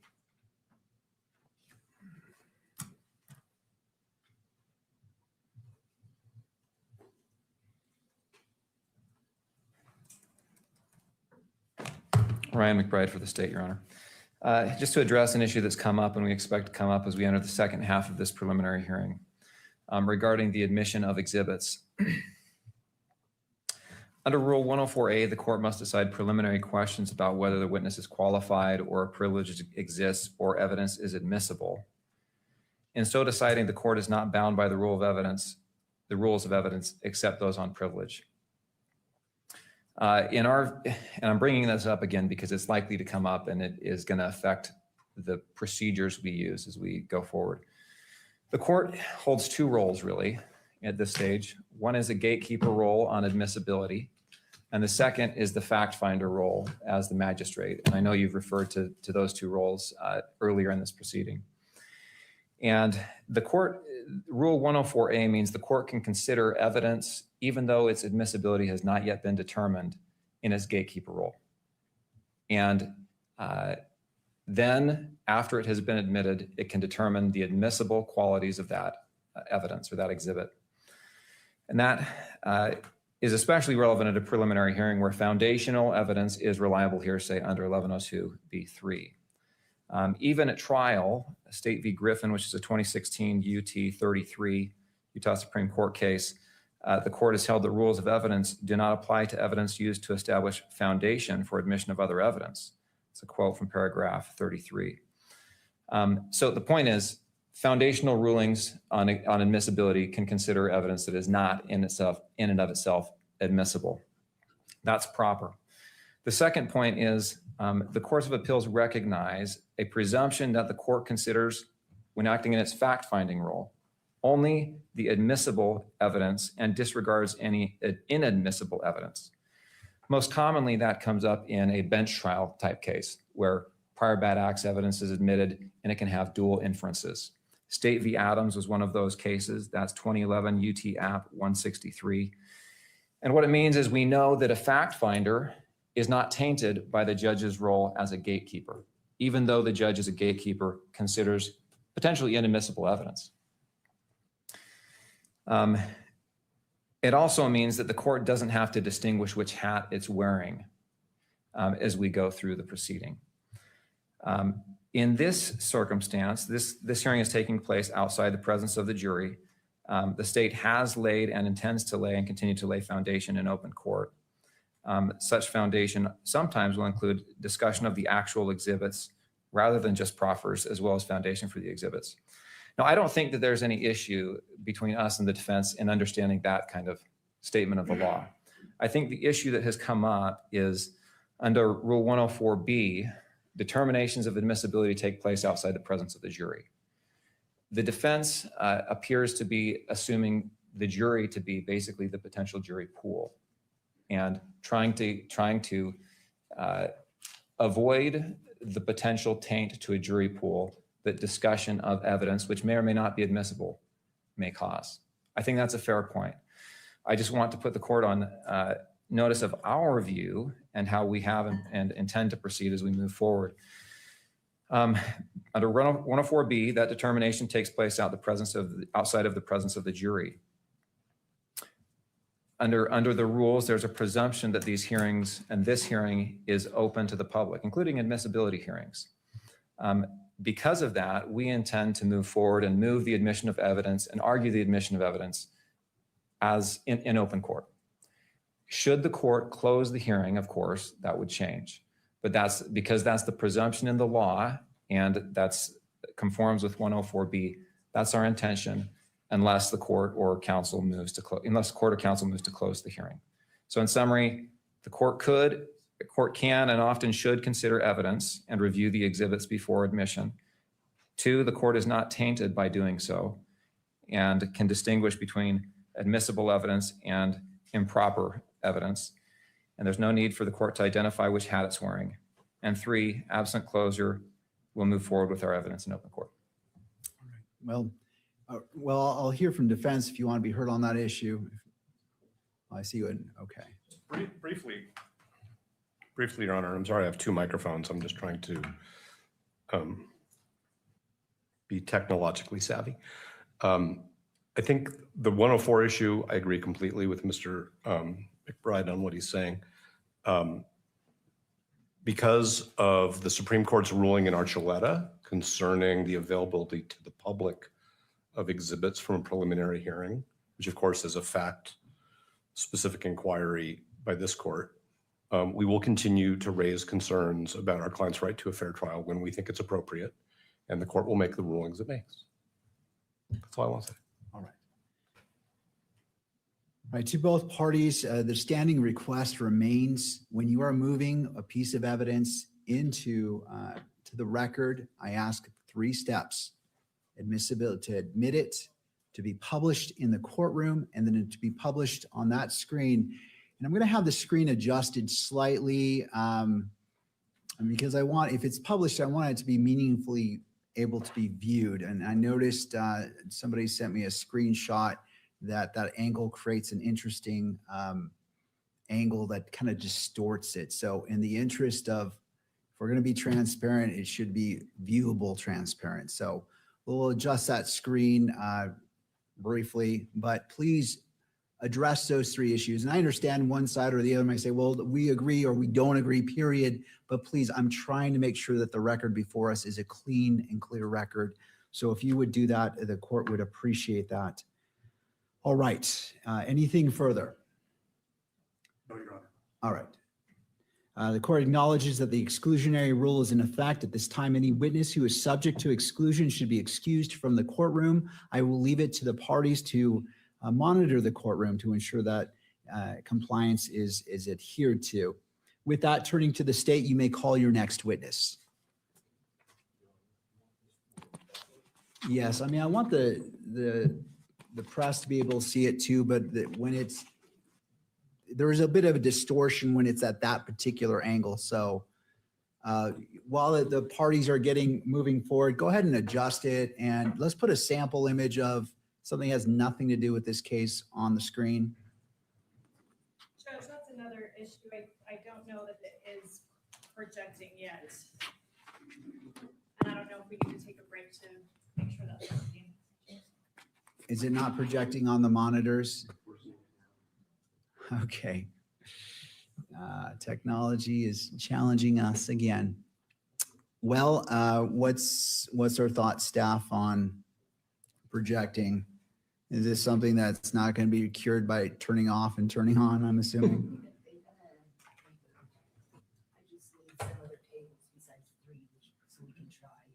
All right, if you all of you, council table, again, I'm trying to do this to get this out of the way so we can move forward cleanly. If you wouldn't mind turning off your monitor and then turning it back on.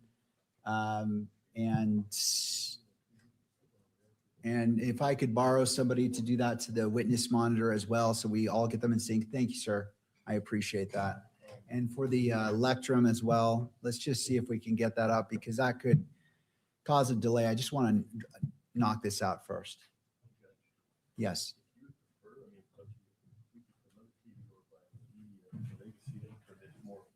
Somebody's getting fired. Where would that TV go?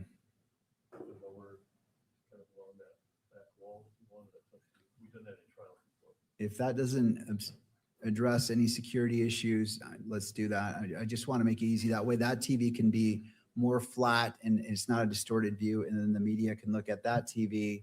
Again, transparency needs to be viewable, not just there in concept. All right. Yeah, let's go ahead and do that. How are the monitors looking? Nothing? All right.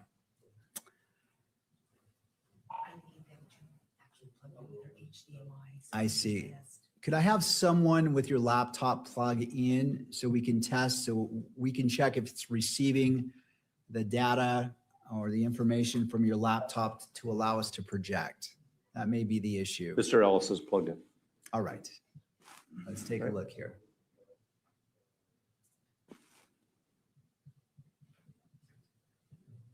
I appreciate the parties' patience, especially after I just said we're at the halfway point. We're getting a thumbs up. All right, so it's displaying for defense, for prosecution. Working on it right now, Judge. Yes. All right, and on the screen monitor here, it looks like something came up. All right. And all right, we'll just hope that the monitor for the witness works as well. All right, so we're ready to go.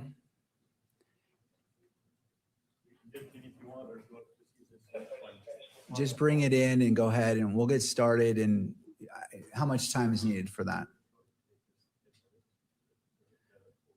Well, let's go ahead and proceed. And then when we take a break, then we can do that. But for now, the media, if you can see that TV, if you have any problems, please let me know.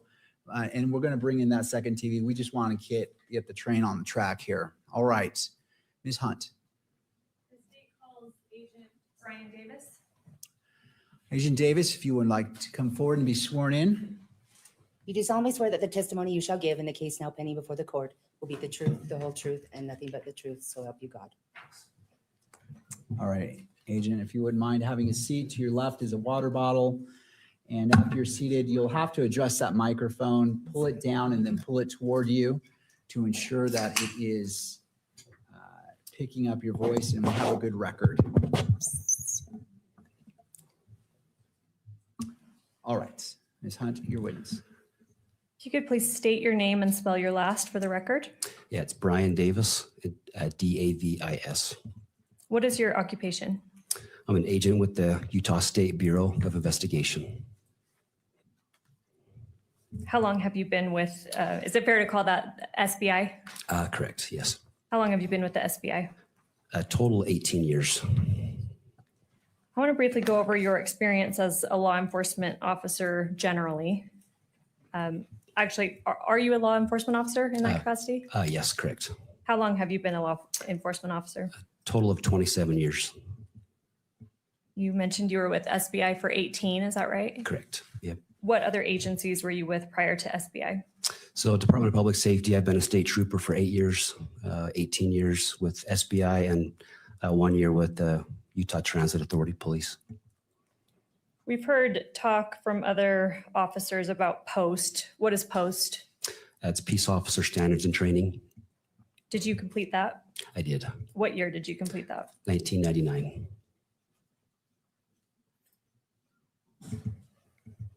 Is that a type of certification that you hold?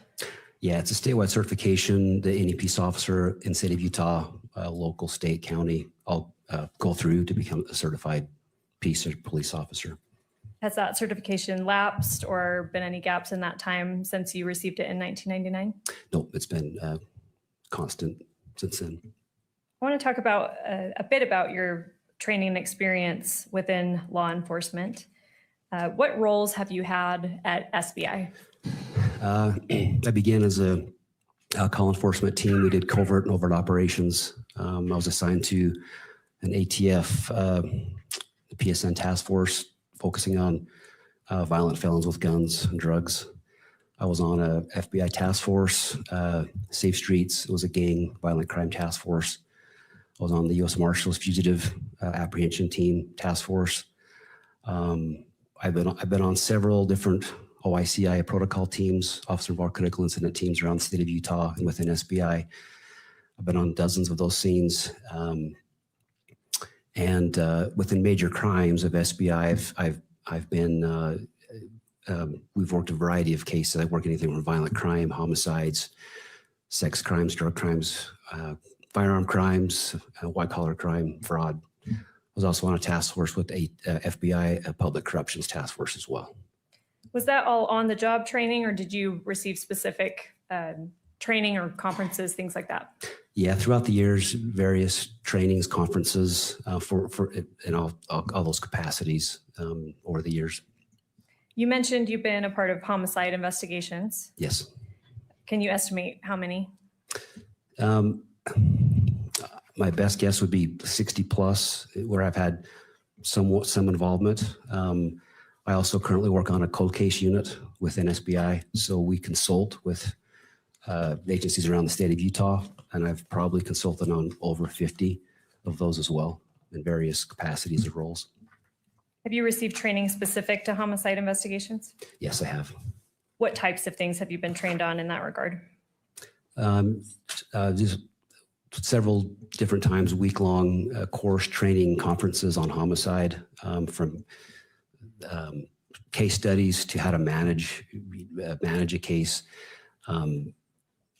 Also, I've been on several trainings with like crime scene investigation. I'm a Faro certified. It's a 3D Faro scan of crime scenes.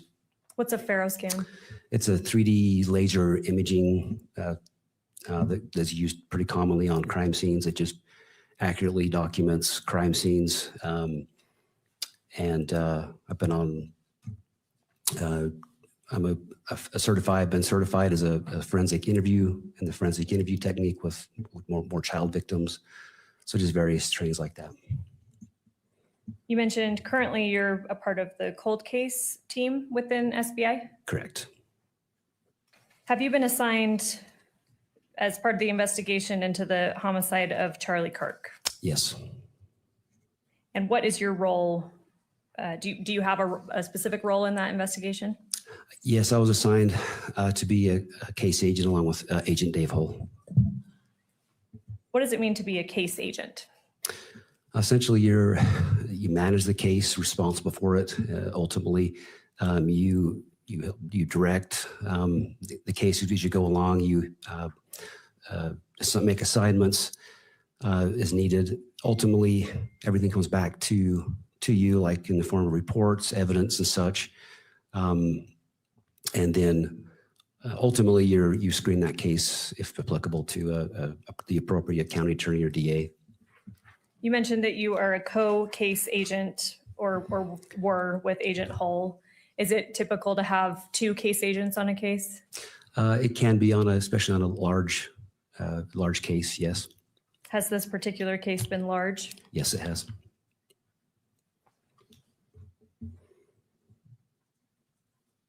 Have other police agencies been involved in the investigation of this case? Yes. Who has been designated as the primary investigative agency? The State Bureau of Investigation is the primary investigating agency. I know there are probably several or dozens, but what other agencies have you been working with? FBI, ATF as well, several local state agencies, UVU Police, Orem Police, Utah County Sheriff, Washington County Sheriff, St. George PD, most of all the agencies within Utah County and even others outside of the county. So we've worked with a lot of agencies with this case. It was a pretty large scale investigation. You mentioned ATF. What does that stand for? Alcohol, tobacco, firearms. All right. I know a lot about so as a case agent, have you been in court during this preliminary hearing? Yes. You've heard prior testimony? Yes. We've talked a lot about the events of September 10th of 2025. I want to direct your attention to September 11th, 2025. Do you remember that day? I do. What happened on that day in relation to your investigation? I spent the day at the command post with various assignments. That evening, it was about 8:30 p.m., I believe, of the 11th. I received a phone call from Sergeant Elsholz requesting that I travel to St. George. Who is Sergeant Elsholz? What agency is Sergeant Elsholz with? With SBI. And he requested that you travel to St. George? Correct. What was the reason stated for that? We received information that an individual was turning himself in or was going to turn himself in to police in regard to his involvement with the incident, the shooting on UVU campus. And I'm sorry, what time did you get that information, that call? About 8:30 p.m. Did you travel down to St. George? I did. On what day? Of September 11th. Did anyone else go with you? Yes, so we traveled to the Salt Lake City airport to a hangar there, and we were flown down on a fixed-wing aircraft. It was Sergeant Elsholz, was Agent Folger with FBI, Agent Anderson with FBI, Ryan McBride and myself, and the two pilots. And who is Ryan McBride? With the Utah County Attorney's Office. What time did you arrive in St. George? We landed probably about 11 11:30 p.m. at the St. George Airport. And again, this would be the evening of September 11th, 2025. That's correct. Where did you go once you landed in St. George? There we were transported via ground to the Washington County Sheriff's Department. Did you coordinate at that time with any other law enforcement agencies down in southern Utah? Oh, we did. You did? We did, yeah. What other agencies? Well, with FBI as we were traveling, and then along with mainly the Washington County Sheriff's Department, we also have agents with an SBI assigned to the southern Utah area. So working with them as well, just making plans and coordinating resources and manpower and personnel. And you stated you went to the Washington County Sheriff's Office. Yes. What time did you arrive there? Probably somewhere close to midnight, maybe just a little bit before midnight of the 11th. What happened next? So we met several other investigators, agents, and detectives there, along with some other prosecutors. There were some federal prosecutors as well that were present. And from there, we began kind of making plans, determining how to handle the situation there. Did you mentioned the reason you went down there was you had been told that an individual wanted to turn themselves in. That's correct. Did you observe that individual? I did. And where was that person at the time? So when we arrived, we went into the room that we were in. It was one of their office, the cubicles there. On the wall, there was a television monitor where I viewed an individual on that screen that was sitting in one of the soft interview rooms. That room was equipped with audio video recording device. And so I observed him on that screen at that time. Were you aware, or did you become aware what time that individual arrived at Washington County Sheriff's Office? I was told he arrived there about 9 p.m. that evening. And was he with anybody else? He had been, he'd come there with his parents and a family friend. Did you speak with this individual that we've been talking about? Yes, I did. Did you get his name? Yes, we obtained his name and date of birth. What was his name? Tyler Robinson. Did he tell you that himself? He did. You mentioned other individuals came there with him. And then you also said that you had kind of coordinated with the team of law enforcement officers that were there. Were those other individuals spoken with by law enforcement? They were. Let's go through them. How did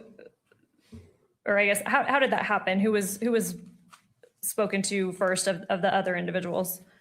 So Tyler's mother was interviewed by SBI agent Holgreen and FBI agent Cox.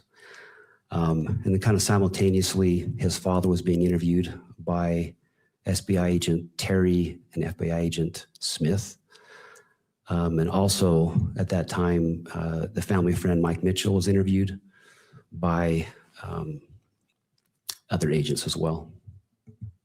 And you said that these interviews were being conducted simultaneously? Yes. Were you part of the interview with either of Tyler's parents? Yes. Yes, myself and Agent Folger. Did I misspeak earlier? Myself and Agent Folger interviewed the mother.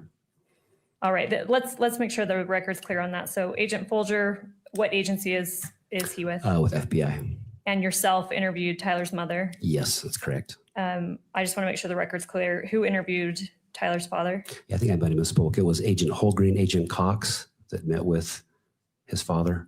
And then who spoke with family friend Mike Mitchell? Agent Terry, Agent Smith. Down in St. George, Washington County Sheriff's Office, was Mr. Robinson detained at that time? Yes, he was. Was he formally arrested at that time? Yeah, after all the interviews were completed, when we talked to everybody, he was formally arrested at that time. And I'm going to come back to that in a second. Excuse me, where did the arrest take place? At the Washington County Sheriff's Office.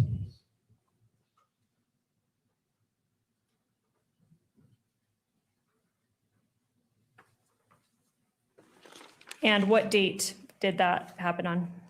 Would have been September 12th. It was about 4 a.m., I believe, of September 12th.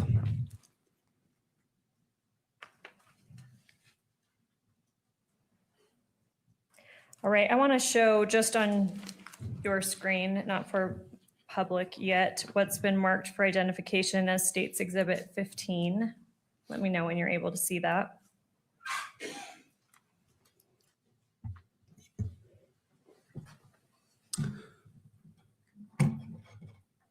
Okay, it's there.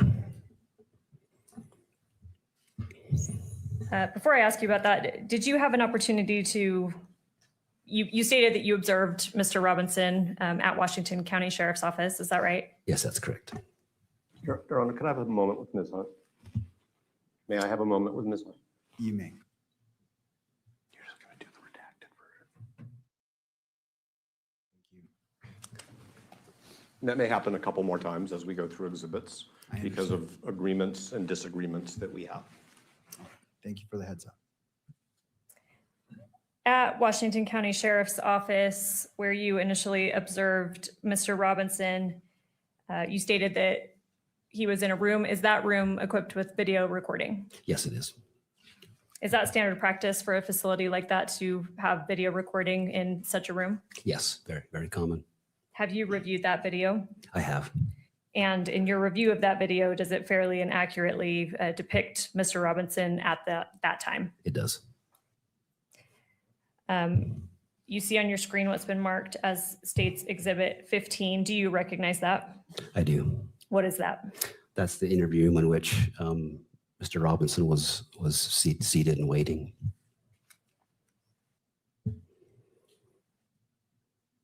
State moves to admit Exhibit 15.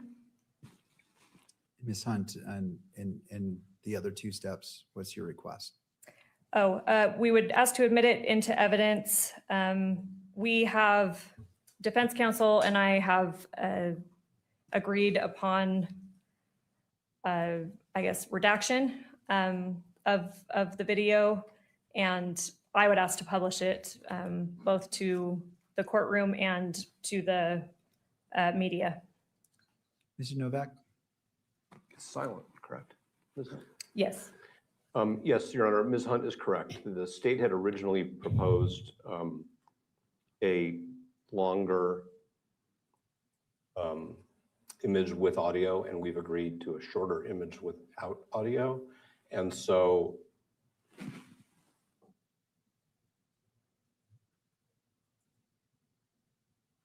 That's correct. Yeah. So we're fine with all three steps as to this exhibit. All right. Does the state wish to review this to make sure that what's queued up comports with what you believe? If not, we can move forward. I just want to allow all parties the opportunity to double check. Let me just confer with my paralegal.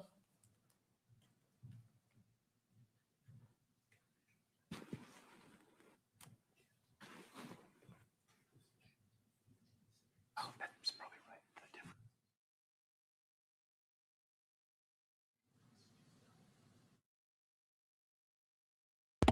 For anyone confused as to who this is the state direct examining the witness. Has no audio, so we would like to admit and publish it at this time.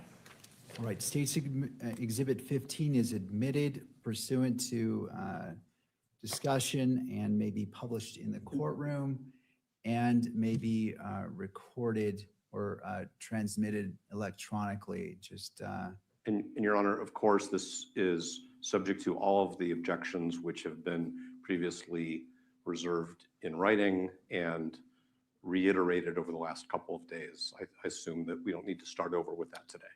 thank you. I appreciate that. I note the standing objection by defense as previously made, and that objection is overruled, and this exhibit is admitted. And in this case, it wouldn't be the 1102 issues, it would be the electronic media coverage of the proceeding. Thank you for that clarification, Mr. Novak. I appreciate that. All right, with that, to the media, can you view that screen okay? All right. All right, State's Exhibit 15 may be played.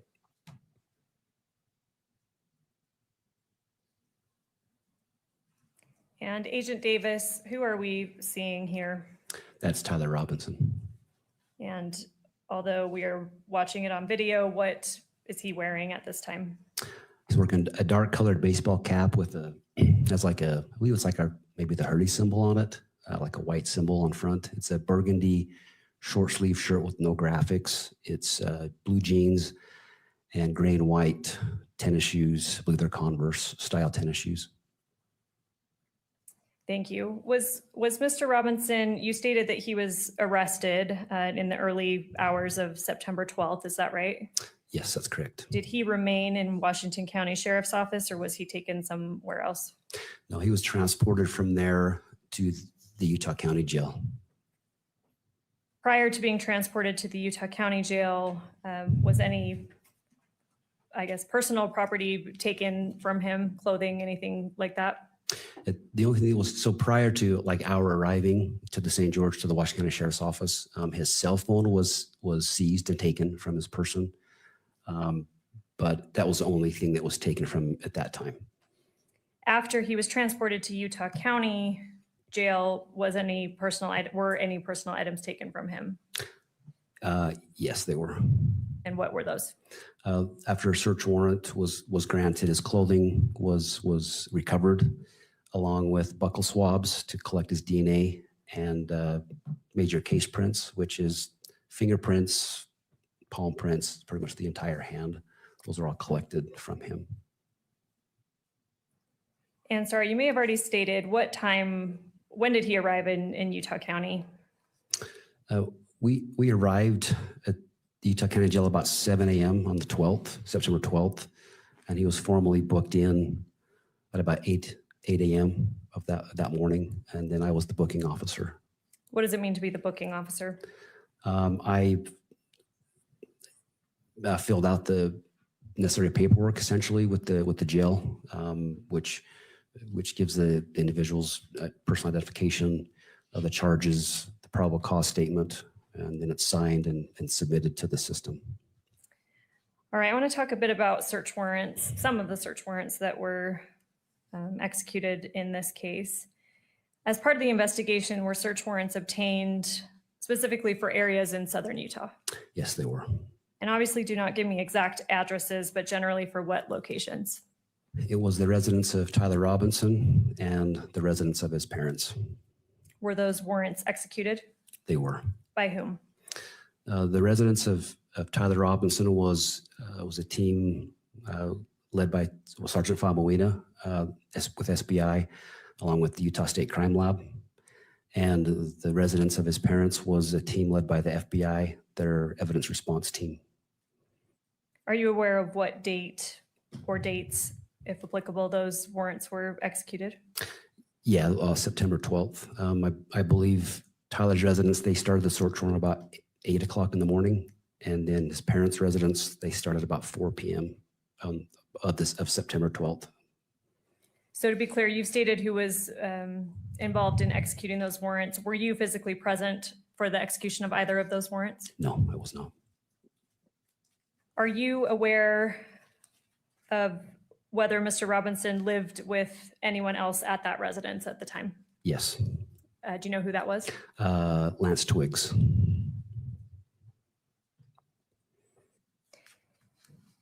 And we won't get too into it right now. We'll cover this with Sergeant Faumina, but did you receive information from officers involved in those execution of those warrants about what, if anything, had been found? Yes, I did. All right, turning to another area. As part of this investigation, you have previously mentioned that a family friend came in initially with the Robinsons. Who was that family friend? His name was Mike Mitchell. And who is he in relation to the Robinsons? So he's a family friend, a good family friend. And what was his involvement here? So he helped facilitate working with Tyler and his parents with the sheriff's department for Tyler to turn himself in. And I believe you mentioned previously that law enforcement conducted an interview with Mr. Mitchell. They did. Remind us when that interview occurred. So that was the early morning hours of September 12th at the Washington County Sheriff's Department. And I know you've already stated, but remind me who was present for that interview. That one was Agent Terry and Agent Smith. What agencies are they with? Terry's with SBI and Smith is with FBI. Are you aware if a second interaction or statement was collected from Mr. Mitchell? Yes, it was. When did that happen? It was March 31st of this year. Who was present at that time? It was Ryan McBride, Chad Grunander, Kimberly Derfler, and Agent Chris Terry with SBI. You mentioned Ryan McBride, Chad Grunander, and Kimberly Derfler. What office do they work for? The Utah County Attorney's Office. And you mentioned Agent Chris Terry. Yes. So you were not present for this collection of this statement? No, I was not. Have you communicated with Agent Chris Terry about how this happened? Yes, I have. How did this happen? So all those individuals met with Mike Mitchell at it was the St. George, well, it was the St. George Court office, courthouse there. They met and discussed briefly. I was going to kind of talk generally about the situation. From there, Mr. Mitchell was given a handwritten 1102 paper statement, and he left the room, went into a separate office by himself, was there for about an hour where he hand wrote a statement, filled the statement out. When that was complete, he came back into the room where the others were waiting and provided that 1102 statement to them. We've heard quite a bit about 1102 statements. It sounds like there's an official form that is used. What's present on that form, if you know? There's an admonition or warning given on those forms that states that the information you're giving is true and accurate to the best of your knowledge, that any false statement that is given or may be given would be punishable by a Class A misdemeanor.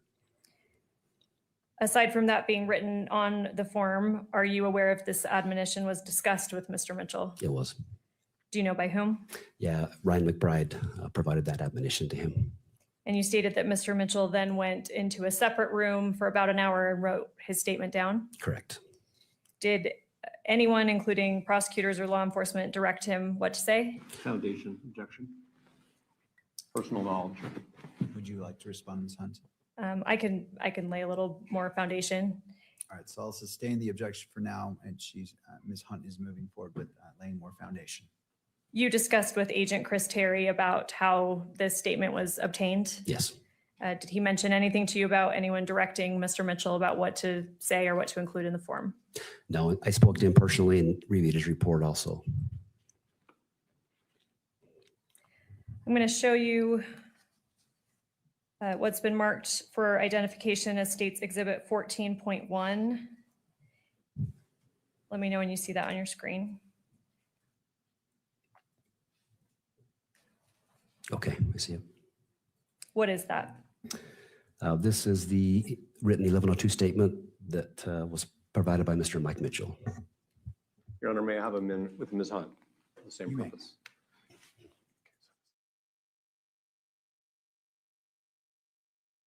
All right.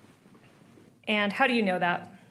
I reviewed it. I reviewed it in its original. As soon as it came to us, I've seen it prior. So. And Kimberly, if I can have you slowly scroll down.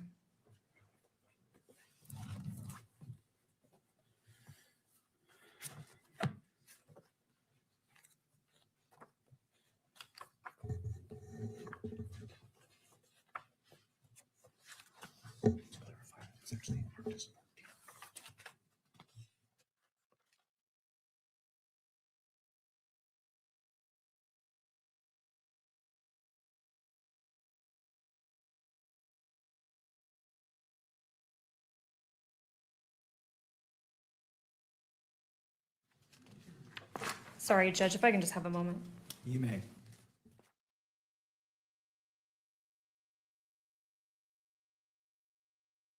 If you're just joining us, the reason the prosecution and defense are going back and forth on this, the lady in white who's been speaking most of the time is with the state. She's with the prosecution.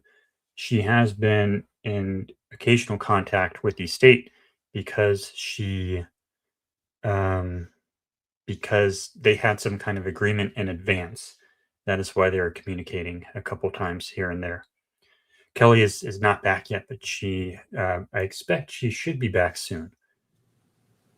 I apologize, Your Honor. I misspoke. It's not 14.1, it's just Exhibit 14. Okay. So if we can place that again on the screen for the witness only. Yes. And sorry, we had been scrolling through that. Do you recognize that? I do. Does it depict, is it fair and accurate from what you remember? Yeah, with the exception of the redactions, yes, it's fair and accurate. And Judge, I'll make a record. Defense counsel and I have stipulated on the redactions that are present. I would move for its admission, states Exhibit 14, into evidence, but we do not wish to publish it either to the courtroom gallery or the cameras. All right, could I have a copy of it? What I have is the unredacted version. So I want to review it before I make that decision.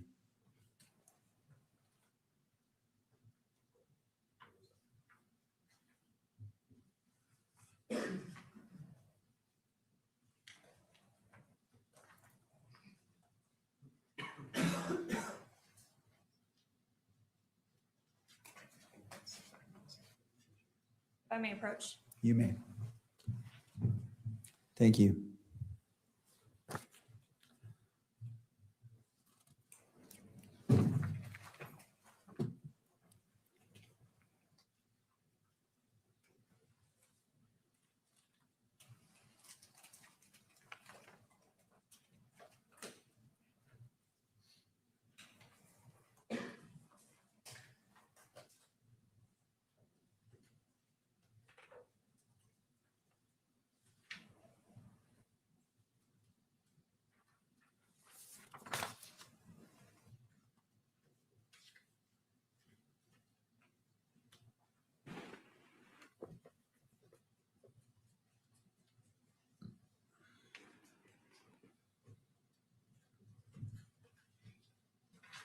So far, this is I think, detective or police officer or the agent with the SBI who kind of headed up the case.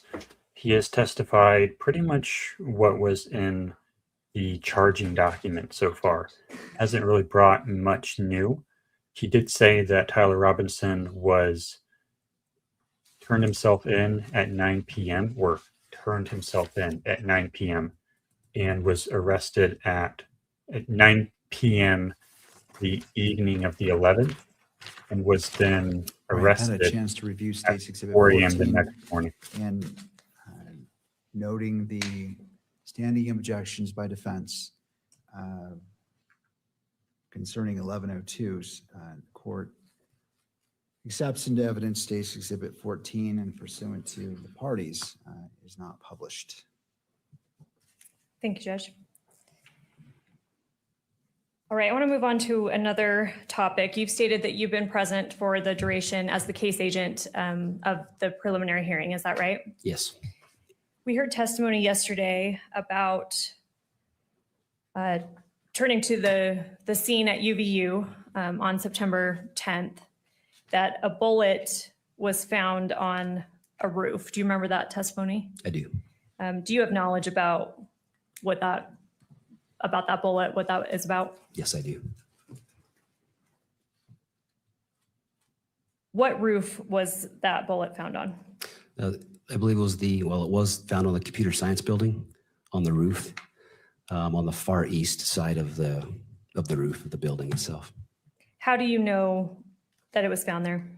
I reviewed the agent's report that found that, documented it, and collected it. What agent was that? It was Agent Ben Schneider with SBI. Are you aware of where the computer science building is on campus? Yes, yes. Can you explain generally where that is located? Yeah, from where the LOSI building is, it's a building directly kind of south and east of there. from the Losi. Southeast from the Losi building. Where is it in connection to the auditorium section that we've been talking about where Mr. Kirk was stationed? It's east of there. East and a little bit south, and mostly east.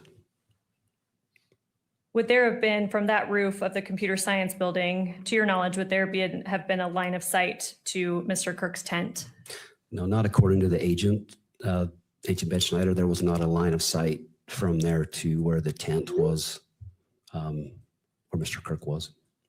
Did you learn from Agent Snyder what caliber that bullet was? Yes, I did. And what was that? It was a .223 caliber. What is a live round? It's a round that had not been fired, so it still had the projectile, and it was a fully functional bullet with ammunition with the bullet. Did you learn if this .223 bullet found on top of the computer science building was a live round? Yes. And how do you know that? It was still intact. Still had the primer had not been it was not dented, not been fired. It still had the bullet projectile in the end. Still sealed. Did you observe this bullet personally, or is this information you're getting from Agent Snyder? From Agent Ben Schneider.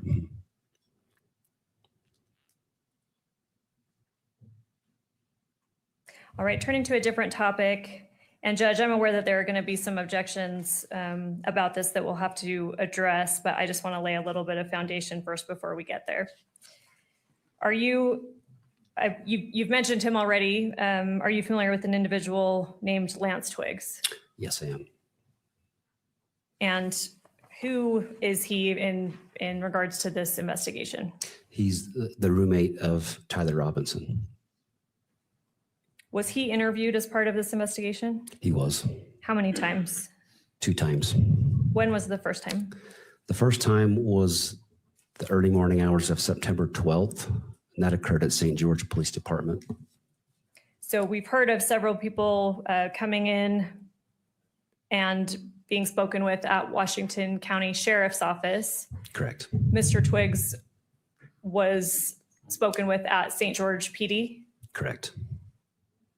Do you know who was present for that interview? It was FBI agents Larson and Agent Ling.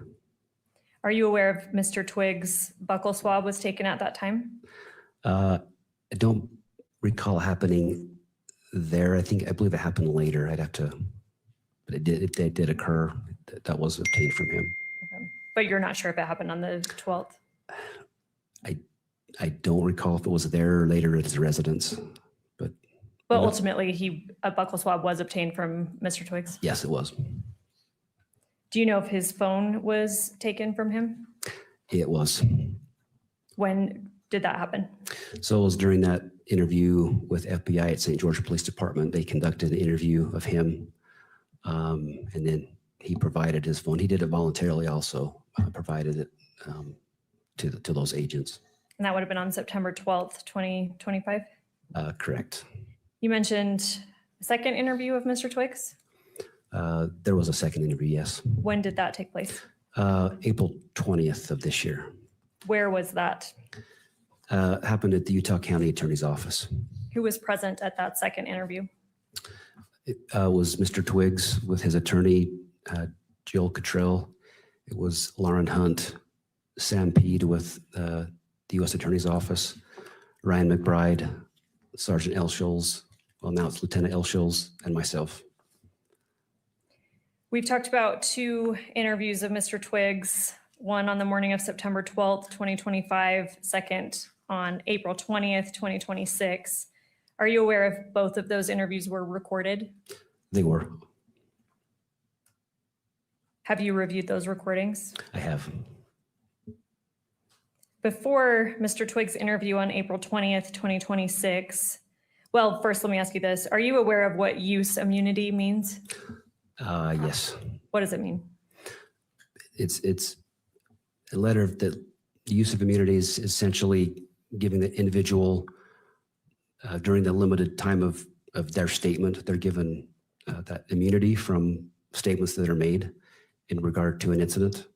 But it does not preclude them from prosecution from evidence that would be known or found then or later outside of that interview. It just gives them that limited immunity during the type of the interview.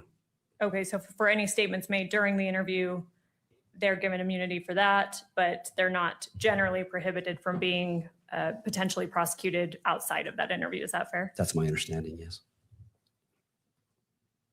Was Mr. Twiggs given use immunity? Yes, he was. By what offices? The Utah County Attorney's Office, as well as the United States Attorney's Office. You mentioned that both of Mr. Twiggs' interviews were recorded. Have you reviewed those recordings? Yes, I have. Do they fairly and accurately depict those interviews? Yes, they do.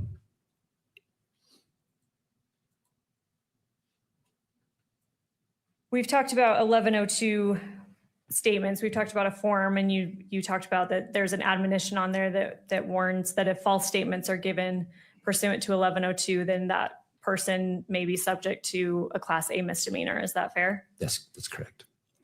Was a similar admonition given to Mr. Twiggs during his second or before his second interview on April 20th, 2026? Yes, it was. By whom? By Ryan McBride with the Utah County Attorney's Office. And again, you were present for that interview. I was. Did Mr. Twiggs say that he understood that admonition? He did. Yep. Yes.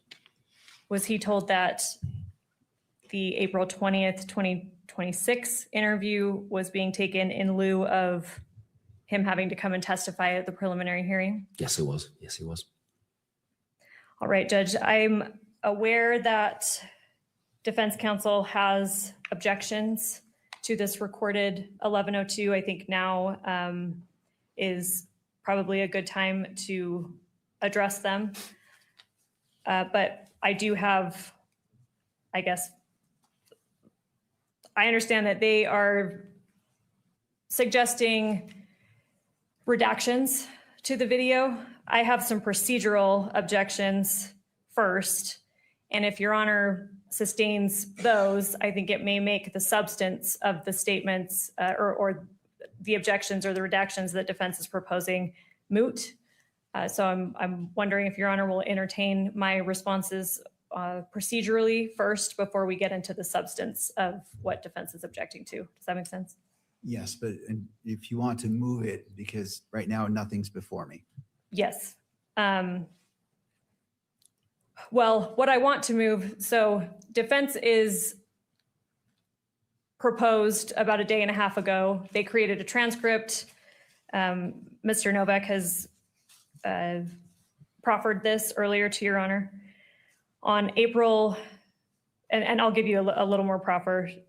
On April 28th, 2026, the Utah County Attorney's Office provided this recorded 1102 statement of Mr. Twiggs to defense counsel. They have acknowledged the receipt and mentioned the recorded statement at previous hearings. In fact, they even filed a brief that Your Honor has decided about whether 1102 can be applicable to Mr. Twiggs at this hearing, which Your Honor has ruled upon. Monday at about 4 p.m., defense counsel sent us a transcript that was prepared by the defense team, and it had significant redactions that they were suggesting.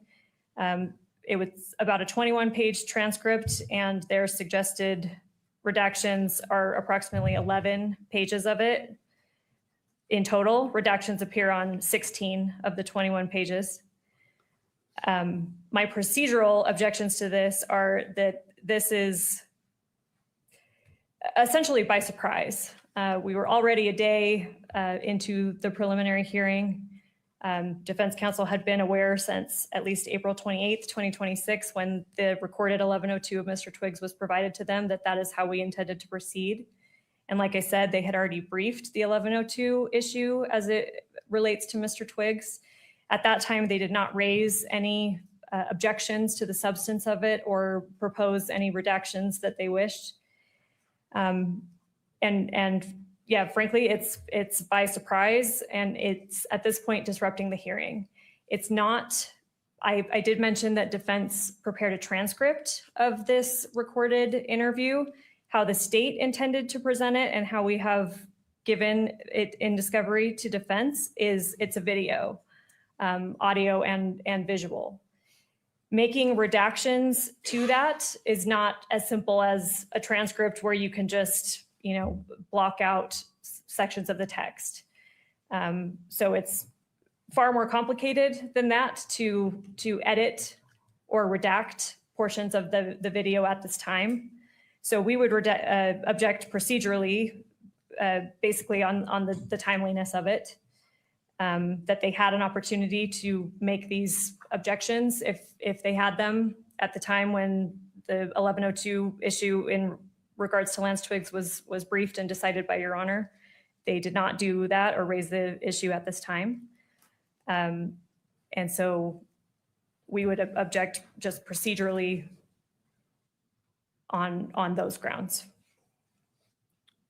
Additionally, the remedy requested, which I'm assuming is that we make redactions to the video or present it as a transcript rather than a video, is disproportionate.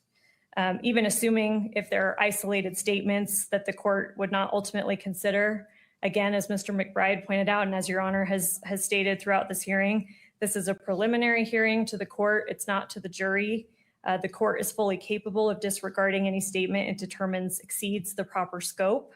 As Mr. McBride cited this morning, several cases give Your Honor that authority and presumption that judges are able to basically make the difference between what's admissible evidence and disregard what may not be at a preliminary hearing or even at a bench trial.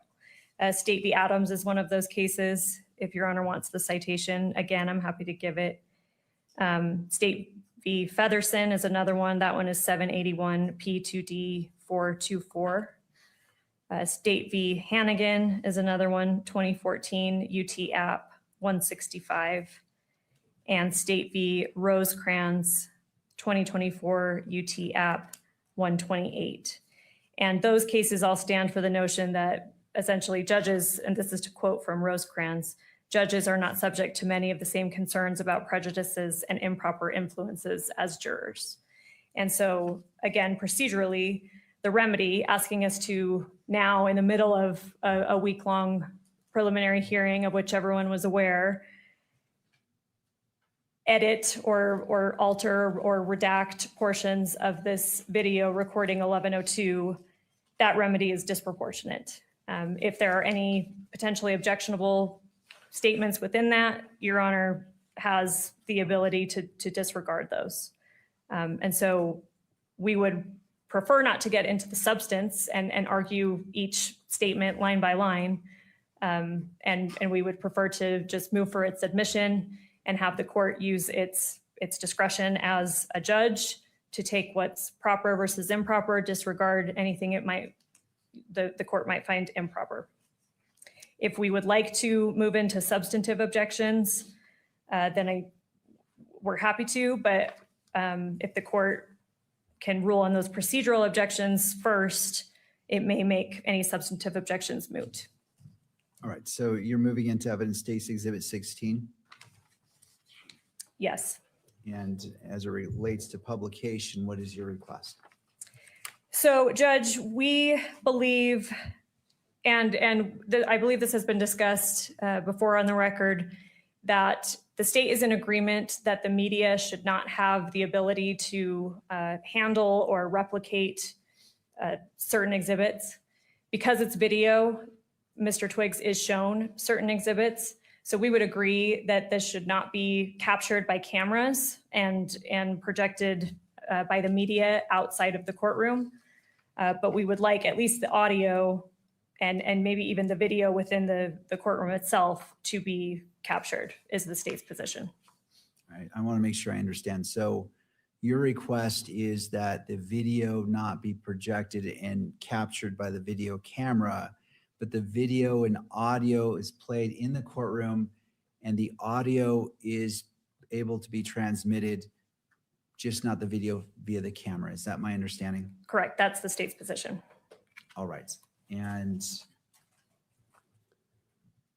in regards to this exhibit, is in the, as states exhibit 16, is there any portion of that recorded statement that occurred before the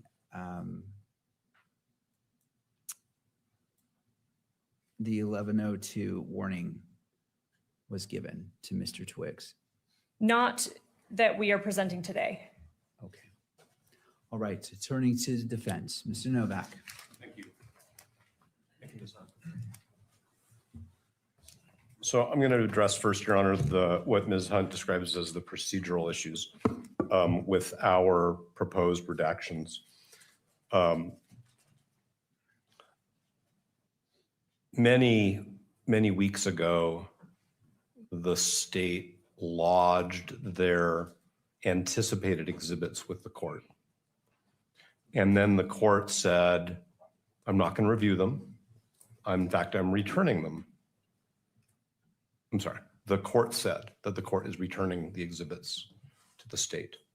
So there is no moment to make objections to an exhibit which the court is not inclined to entertain until the moment, as the court has said many times, until the exhibit is presented. And so what we have done is we have given the state, it's only a 20-page transcript, excuse me, it's only a 20-page transcript. We have given the state a transcript we prepared ahead of time so that the state could make sure that the transcript is accurate. The state has never said that the transcript is inaccurate, so I'm going to assume for purposes of the moment that the state doesn't have any dispute that the transcript is an accurate transcription of Mr. Twiggs' recorded 11:02 interview. There's no surprise here.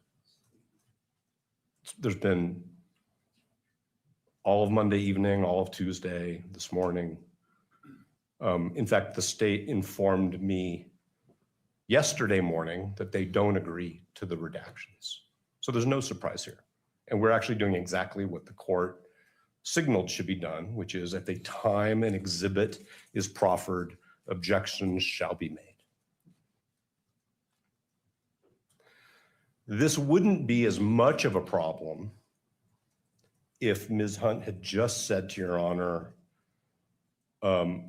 following Archuleta, and in light of the electronic coverage of this proceeding, and in light of Mr. Robinson's right to a fair trial, the court will consider those portions of the exhibit which are admissible, and the court will not consider those portions which it determines are not admissible, but it will not be broadcast either audio or video. So that becomes a problem because the categories of objections that we have to this video recording, I'm going to talk about a little bit so that the court understands why Ms. Hunt's suggestion that the entirety of an exhibit, which may not be admissible under the rules of evidence at a preliminary hearing, be played in open court and that the audio be captured by electronic media and broadcast. Because of our client's right to a fair trial, that's a problem. And I don't want to sound flippant, but this is actually the Ryan McBride 11:02. The vast majority of this video is Mr. McBride testifying and Mr. Twiggs agreeing. If we were in a courtroom, it would be a leading examination virtually from start to finish. I don't want to say that every single statement by Mr. Twiggs is just an affirmation of what Mr. McBride says, but the vast majority of it is. There are also portions of this 11:02 where Mr. McBride is basically testifying as to what other exhibits that this court will see say. So there are two other exhibits that this court will be asked to receive into evidence today, which are text messages and a group chat. I'm just going to distinguish between the two. And so this 1102 statement is basically Mr. McBride saying, and then the chat says this, and then the chat says that, and then the chat says this. He's basically testifying as to what the exhibits say. So in some ways, the 1102, those portions of the 1102 violate the best evidence rule, because I have no doubt that those two things that I just talked about are going to be presented to the court by the state.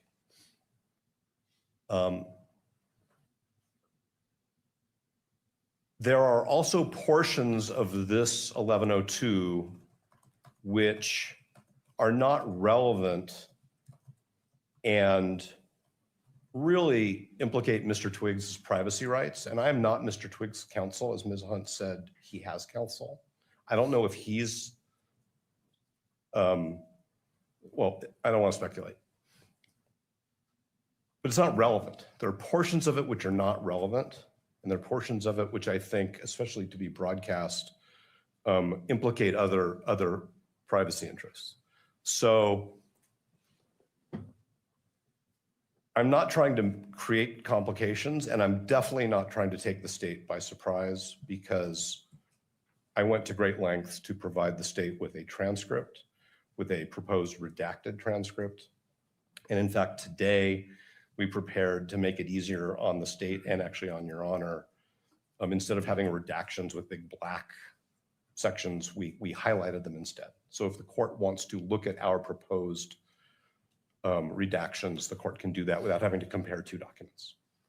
The other thing I want to say is that if the court did order ultimately that portions of it would be broadcast in any way, in the courtroom, outside the courtroom, we're not trying to change the state's exhibit from a video with audio to a transcript. The transcript is really being used as a tool to address the inadmissible portions of the video, because there's no way to communicate to the court efficiently which portions of a video we think are not admissible. It's much easier to do it on paper. So the transcript is just a tool. We have the ability right here in this courthouse to cut the video into the pieces that the court deems admissible. Mr. Ellis tells me it'll probably take a couple hours at the most. So maybe that's also not a concern. There's no delay associated with this in light of the fact that it's Wednesday and this court is going to conclude this hearing by Friday afternoon. So I've gone beyond the procedural issues. I've addressed that we think portions of it are not admissible. There's no surprise. We've followed exactly what the court has signaled, which is I don't want to hear about exhibits until we're in the middle of the hearing, and I don't want to hear objections about it till we're in the middle of the hearing. The litigation over whether Section 1102 is constitutional under Mr. Robinson's federal due process rights and the other rights that were addressed, that litigation does not mean that we should have brought to the court proposed redactions to an exhibit in a hearing which hasn't started yet, in a hearing in which the state hadn't until 20 minutes ago even proffered an exhibit.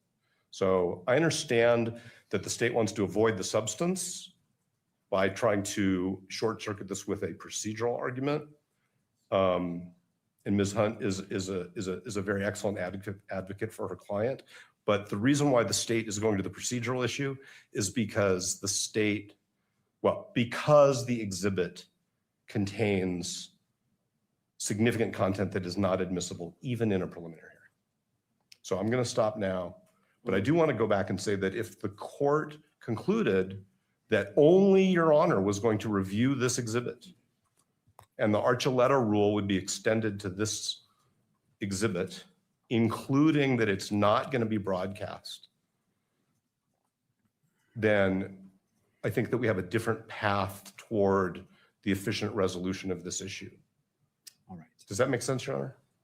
I believe I understand what you're saying. So let me respond to you before I go to Ms. Hunt. So going to your first point in regards to what this court's position in not looking at the exhibits, that doesn't preclude any party from filing a motion in limine, which is anticipated before anything is moved into evidence. Typically, motions in limine are used by either side on anticipated exhibits or that may come into court, and that allows pre-litigation. So I want to clarify that the court statement, like I'm not looking at the exhibits, is far different than what the parties choose to do and file in regards to a motion in limine. But going to I really want to go to what you've talked about. What specific objections are you making? I want to make sure the request is clear so I can rule specifically on that. What exactly, I think I understand some of them, but I wish for you to articulate what are your objections to State's Exhibit 16? Significant. We could do it line by line or page by page. I know we have had hearings in this matter where the court has wanted to look at transcripts line by line, word by word. We're prepared to do that, but I'm going to give the court categories. Thank you. Without referring to specific portions. There are many portions of it which are not the statement of Mr. Twiggs. They're Mr. McBride testifying on video as to what other exhibits say. And Mr. Twiggs is saying, yeah, that's what it says. Yeah, that's what it says. Yeah, that's what it says. So I apologize. I don't mean to interrupt you. No, I just want to categorize it and put it in a box. So what is the what objection under the rules of evidence is that specifically? What are you boxing that as? Well, first of all, it's counsel testifying. Second of all, it's hearsay. It's Mr. McBride's out-of-court statements as to what an exhibit says. There's a best evidence rule, which I'm sure the court is familiar with, which is that the best evidence of what an exhibit says is the exhibit. So we may have a little bit of a cart before the horse here, sure, because there are two exhibits that I'm very confident are coming. There are portions which are not relevant. There are portions which I believe are inadmissible when the court balances under 403 the probative value versus the prejudicial value, especially in light of the manner in which this hearing is being broadcast. So we have improper testimony by counsel. We have the best evidence rule, which I think also includes hearsay. We have relevance issues, and we have 403 issues. And so, but what I'm saying is that those are all things that this court can manage, as Ms. Hunt and Mr. Bride have taught us today in terms of the court's preliminary assessments, the court's role as a magistrate, and the Archuleta rules that allow this court to decide certain exhibits will not be viewed or heard by the public because it interferes with Mr. Robinson's right to a fair trial. Thank you. And I heard exactly what the court said about the in limine situation, but I do want to just say this, and I hope this is taken in the right spirit. If this court had said to us, I'm returning the exhibits, but if any party has any objections to any exhibits, I want to hear about that before the hearing, we certainly would have done so. And I think that it's probably for counsel a suggestion about how future hearings where there are many or complex exhibits, because there will be such hearings, should be handled, which is we can do in limines before the hearing begins so that the court knows these exhibits, there are no disputes, these exhibits, there are disputes, these are the disputes, and we don't have to waste courtroom time bringing the court up to speed on what those concerns are. It can all be briefed ahead of time. And we're happy to do that. Thank you. Well, going to the last point, let me be clear on the record that I don't intend to interfere with the duties of either party. It is not my job to say, well, here's what you should do, here's what you shouldn't do. I'm independent. I'm not team prosecution, team defense. And so I will not dictate how you run your case. Obviously, if it goes against certain rules, constitutional rights, statutes, case law, I will weigh in, but I never want to put my finger on say, well, Mr. Novak, here's what I think you should do, or to the state, Mr. McBride, here's what I think you should do. That goes outside my role, and I will not deviate from my role, which is not to interfere with the business of counsel. And I'm fortunate as a district court judge that I have very experienced attorneys who I have watched and have done an excellent job. And your experience, as I stated on I believe in the Pro Hoc Vice, highly experienced attorneys on defense, highly experienced attorneys on prosecution. And so I do not want to get into the business of saying, here's what you should do. I hear what you're saying, but I want to be clear from this point on, in case there's any ambiguity, the court does not need to go into the business of dictating what you feel is in the best interest of your client to the state, what is in the best interest of your client. I staying clear of that, but I appreciate the point you're making, and I hope that clarifies any ambiguity that may exist.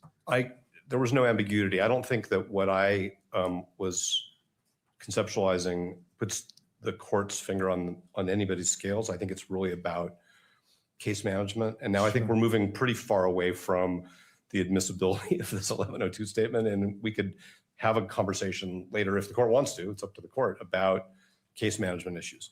But as I said before, if I say anything else, I'm going to be repeating myself. So I'm just going to stop. All right. Thank you, Mr. Novak. Appreciate your thoughts. Ms. Hunt.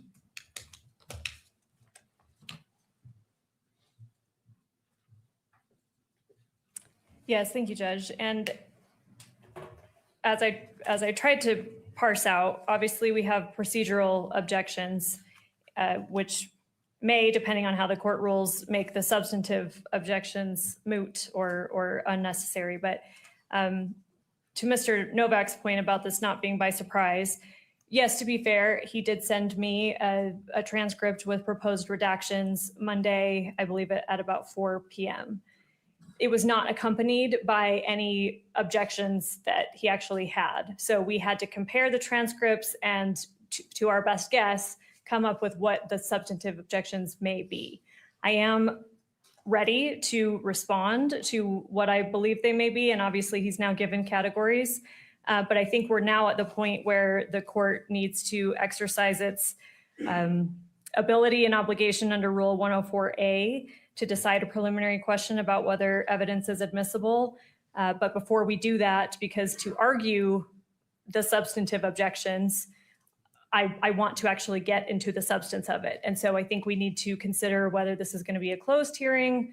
And then probably, I don't know, I'm assuming the media attorneys will want to weigh into that, because I do want to quote specific sections to be able to advocate for my position, the state's position on this. I think we will need to get into the meat of what is actually stated here. And so I think the court needs to decide if this is going to be an open or a closed hearing, and hear from the media or any other parties that need to weigh in on that. All right. Anything further from the parties as it relates to that?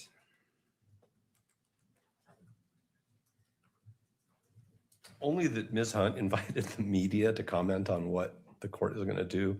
And as Your Honor knows from conducting jury trials and other types of proceedings, sidebars are not for the public. They're not for the public in real time, and they're not for the public subsequently.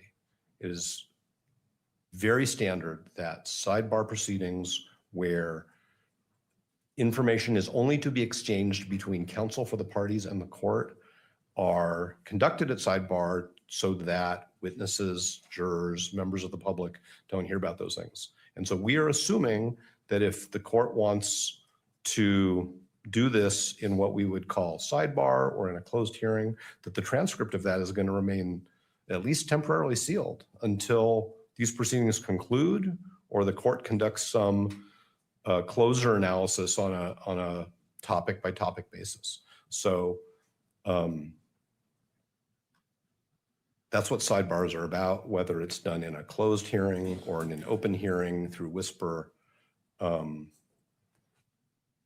The public, potential witnesses, jurors, potential jurors don't get to hear what the court decides needs to be addressed in in a manner which protects the party's rights.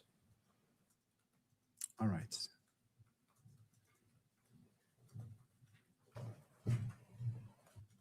Your Honor, if I may, Michael Judd on behalf of the media. A request to close a court proceeding isn't a sidebar, and calling it a sidebar doesn't make it one.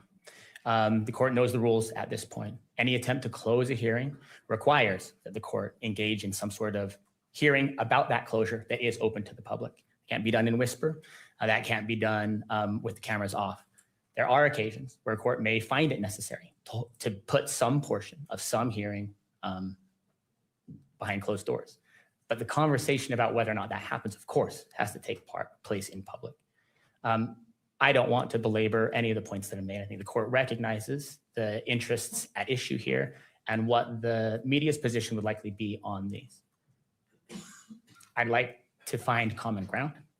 It appears to be a significant piece of common ground here is that everybody seems to believe that the video interview that is at issue here is very important. And that, of course, makes people want to invoke protections, invoke closures. From the media's perspective, from the public's perspective, of course, that pushes the other direction. There may be moments of this preliminary hearing. There may be exhibits that do not present significant pillars of support for the decision that the court will ultimately be called on to make as a gatekeeper and as a magistrate. It seems to me, I haven't seen this video. The public hasn't seen this video. It seems to me that this appears to likely to be one of those pillars on which the state intends to base its case and on which the court's ultimate decision will likely rest. That counsels in favor of access, in favor of publication, in favor of allowing the public to see the work that the court is doing and why it's doing it. I recognize Archuleta has been invoked. We respect and understand Archuleta. Respectfully, Archuleta, at least part of its reasoning is based on something very different than putting something on a screen. In Archuleta, there was a request to say, hey, is there a murder weapon? Are there crime scene photos? Can we come handle those, right? Can we look at them? Can we turn them over in our hands? And part of the reasoning in Archuleta was we're worried about that will impact the quality of the evidence and the obligation everybody has to keep that evidence reliable and safe. Putting something on the screen doesn't present any of those sorts of risks. Because this is so important. So this interview appears to be such a critical piece of the case being presented here in this courtroom today. The media's position is that it should be shown on the screen and that the public should be allowed to see it as well. To the extent there's any sort of compromise at all, the one that is presented by the state, which would allow the public to monitor and oversee and understand and comprehend and assist with the work being done by the court, then something like the state has provided, which is you would put it, you allow the audio to play. If there is some sort of, it sounds to me like what the state is saying is there's some sort of witness privacy issue that would be served by turning that video off. Maximalist advocates on behalf of the media would always want that video to be on, but I recognize that may be a reasonable compromise. But the idea of shutting the courtroom down to argue about closure or keeping this recording from the people in the courtroom who are allowed here, the victim representatives, the media representatives, the public itself, is simply a non-starter, I believe, under the rules that govern this proceeding. We ask the court to keep this as open as possible. And if there is any sort of narrowing of the public's right of access here, that it be done only in the narrowest way possible, and that it be based only upon recognized interests. And finally, I would say, Your Honor, to the extent that I hear any sort of real counter interest at all, it continues to be a fair trial interest. I take that important. We take that, we recognize that its importance, we take it seriously. The court has also over and over again recognized what the right approach to that is to say there are mechanisms in place under Algier to say we do an expanded voir dire, we do a jury questionnaire, we can handle those counter interests. And on behalf of the media and the public, I'd ask that the court handle this dispute that way. Thank you. Any further comment by any of the parties? All right. Mr. Novak. Only that I want to make an additional assertion about why the court should handle this exhibit pursuant to Archuleta. But I want to make that argument a sidebar because the whole point is to protect my client's right to a fair trial. And by making part of this argument in open court, it's a self-defeating exercise. So when the court resolves whether it will hear from us at sidebar, we're prepared to do that. All right. The issue is sidebar is public because the transcript's open. So it's just because the parties request sidebar and the court invokes the white noise, that doesn't make it private. It simply obscures the noise in the courtroom because that goes in the transcript unless it's a closed hearing.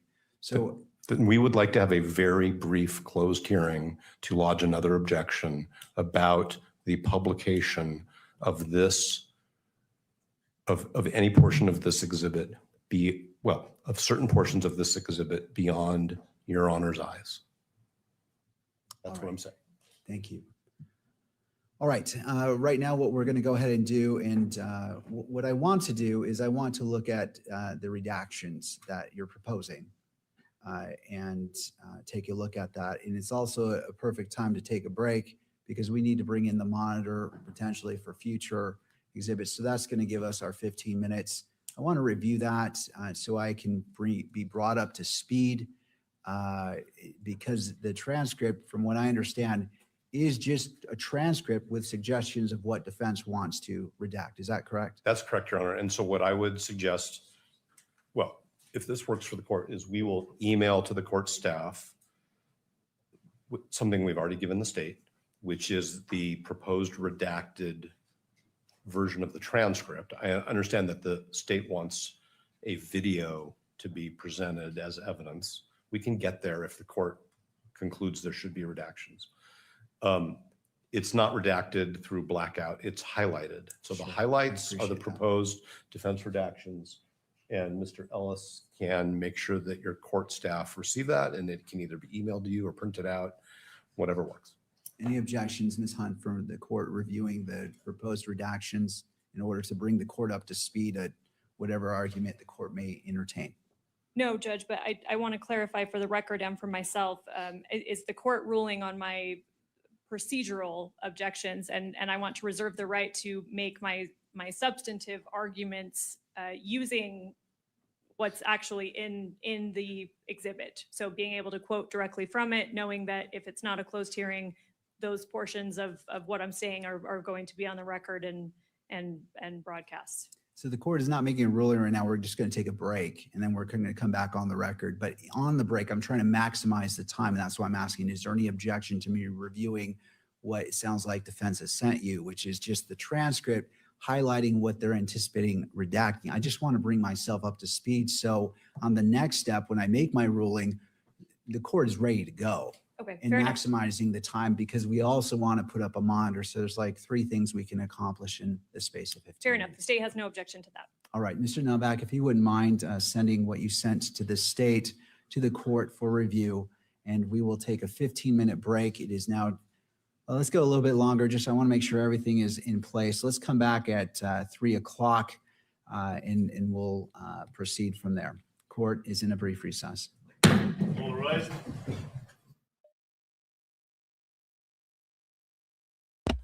And there you have it. Looks like they're trying to get the video of Lance Twiggs out, but there's a little bit of a hiccup. It's like one of those things we wish that they could have worked all this stuff out, of course, before the hearing, but that's just the way the cookie crumbles. So yeah. I'm not surprised at all. And so when you were away, we had Brian Davis testify. I believe he's done testifying. Okay. He basically told the same story that we heard in the charging document. He's the person who wrote the charging document, I believe. Yes. So I think some of the key details were, and I'm pretty sure they're also in the document, but Tyler Robinson arrived at the police station at 9 p.m., I believe, and he was formally arrested at 4 a.m. the next day, which was the 12th, but he arrived on the 11th. And as for the rest of it, they did play a little bit of video of the waiting room, but nothing material, or the waiting room at the police station with Tyler Robinson depicted. Let me try to find it. Then they played this video here. With a blanket? I think so.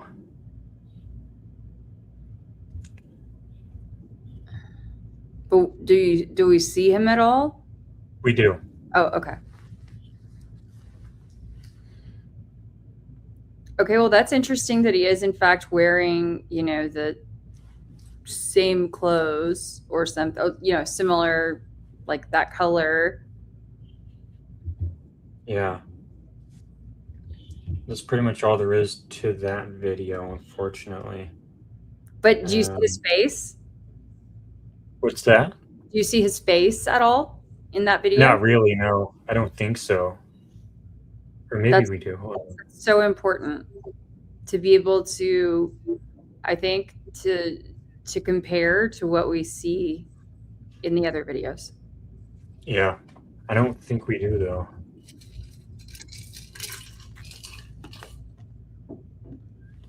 And, the officer didn't testify to any conversation that he had with Tyler Robinson. Now, to clarify, this is not the waiting room video. Let's see. Yeah, I mean, you only barely see, barely. So, okay, to clarify, we only, this is, excuse me, sorry, I was thinking of three different things at once. To clarify, this is not any surveillance from the first police department that he went to. Is that right? So this is not Washington County or whatever. This is Utah County. I believe this is the first station he went to. Oh, interesting. Because I thought that they told the, all of the media outlets that had requested the video that it was gone or erased, that they didn't have anything. Yeah, I'm pretty sure he was. Is it Washington County, you said? I don't remember what county it is. Yeah, I think it's But, Washington. south of Provo is where all that took place, and this is where that took place. And that's where this was filmed.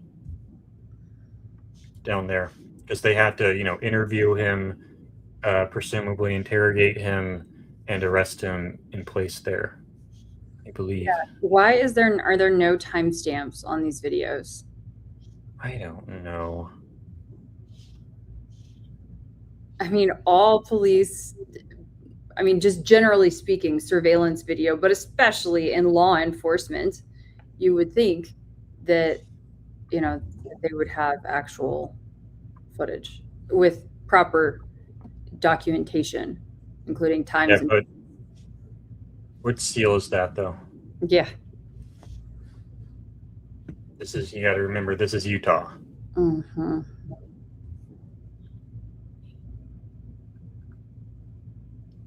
So right now we are in recess because basically the defense is trying to come up with more excuses to hide the Lance Twiggs video, I think. Is that right? Yeah. Look, when you say that you said the defense is trying to come up with reasons to hide the Lance Twiggs video. I think, is that correct? Well, yes, but I think it's a characterization that I'm wanting to kind of work through. Okay.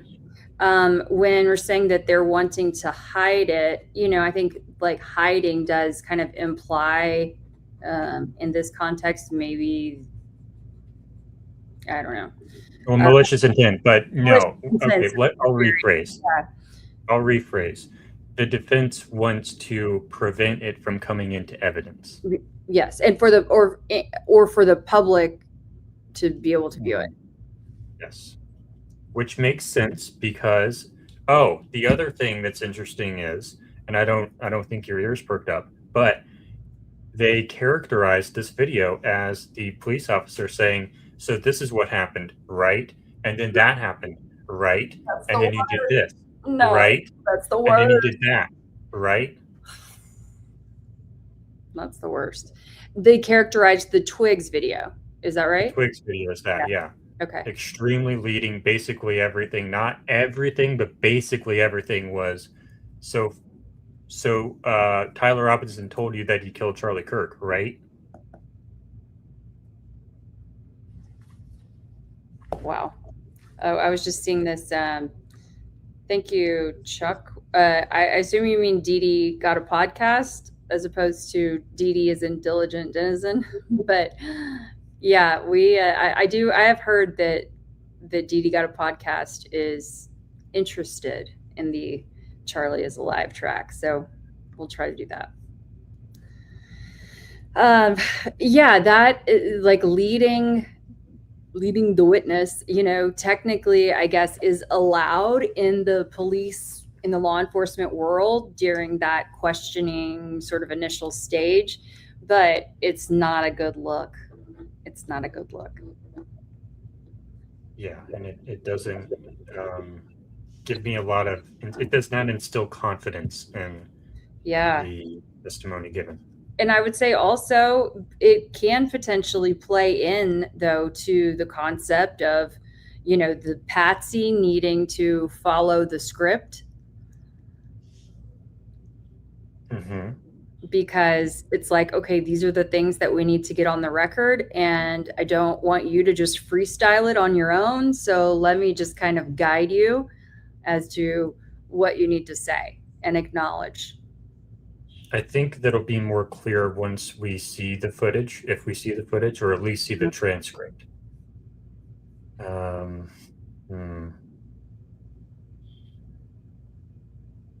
Yeah, okay, like earlier today, I was talking about, is that me? Yes. I think that was me. Sorry about that. I agree. From Dr. Alexis, Patsy following a script seems to be a definite potential here. Like I was saying at the beginning of the stream, basically, Kelly, you weren't here, but I played back the debate I had with Gary and a little bit of the Blake Neff stuff. But when I was talking to Blake Neff at first in that Spaces, I was trying to do like a detective, like baseline interview. Like, okay, you got to UVU, and then what happened? And then the shot rang out, and then what happened? That kind of thing, like super open-ended stuff. That's what you're supposed to do as a detective, and not the super leading stuff. Like, this happened, right? That happened, right? You do that when you want to find the real answer, not when you want to just establish a narrative. Mm-hmm. That's what a detective does. Sorry, go ahead. Oh, yeah. Well, because you may not already know everything, right? And so you ask open-ended, maybe they're slightly leading questions, but they're still open-ended because you may get more information than what you already know. And it's also about knowing the right questions to ask. Like if they mention one little detail that's a little bit odd, a lot of people won't think anything of it, but part of the skill is knowing which buttons to push, I suppose, not in like the bad sense, but in noticing which little details may reveal something underneath. So did this strike you as someone who was just not a good investigator, or narrative control, or something else? Are you talking to me? You, yeah. Well, I haven't heard it yet. I'm just going off of what they said about the video, but I haven't heard the video. They said that in the video that that questions are phrased in this kind of way. Yes, the defense characterized the video as extremely leading questions 95% of the time. Got it. I apologize. We have not seen the video yet. Got it. I thought maybe there was like a snippet that had been shown or something. No, I would have shown it to you though. Okay. Yes, and I agree with you here, Dr. Alexis. Defense should be bringing up the date and timestamps missing. It's simple but powerful. I mean, anything to call things into question.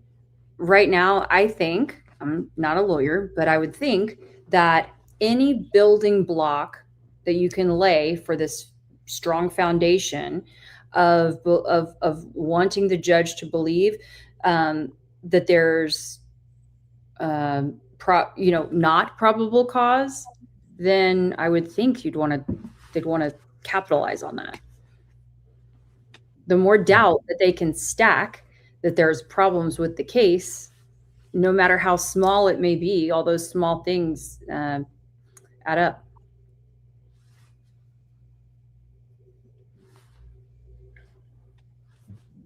I'm doing pretty good for no sleep last night. I'm impressed, Jordan. And I did a pretty good, like, okay, on Monday, the way I was like not functioning at all Mm-hmm. compared to the way I was functioning today was pretty good. Although it is like afternoon now, but still. But it feels like it's 20 a.m. If that makes any sense. Let's see here. Last point. The only thing of value today is how the police investigator stated about 2 points. A, he lied about stating what he recalls when asked to go to Washington. This is a brilliant man. Can you elaborate on that at all, Jordan? I don't think so. He was asked to go to Washington because there was a suspect in Washington. Mm-hmm. So. And so he had to drive there to pick up his suspect. Is that right? Versus Washington transferring, taking. Well, Tyler was in that county. He was at that station. So the station calls the lead investigator, Mhm. Brian Davis, and they're like, hey, we need you down here. Can you come down here? He says, yeah, I'm going to come down. Give me 3 hours and I'll be there. Yeah. That's typically how it works, is that, like Washington wouldn't deliver him to Utah County. They would make Utah County come down to Washington to get him.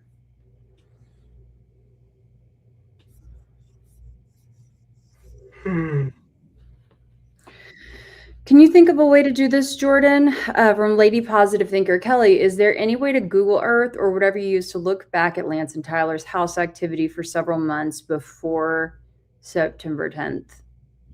The number of points that we have is going to be very limited, but we can try. Do we have the address? I can pull that up.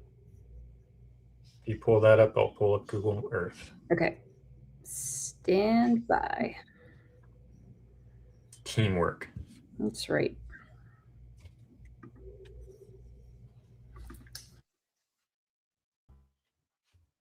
Yeah, I mean, usually you have like 1 year and then another year, and then maybe a couple in 1 year. It's not like month to month usually.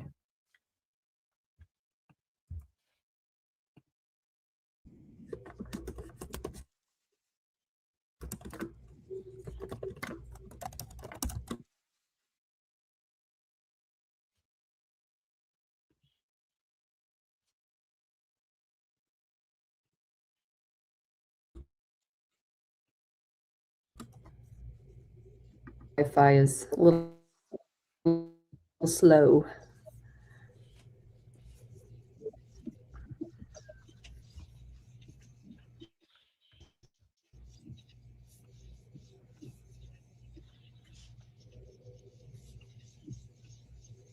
It's so nice to have the desktop version of this and be able to turn off everything. Can't do this in Google Really? Maps.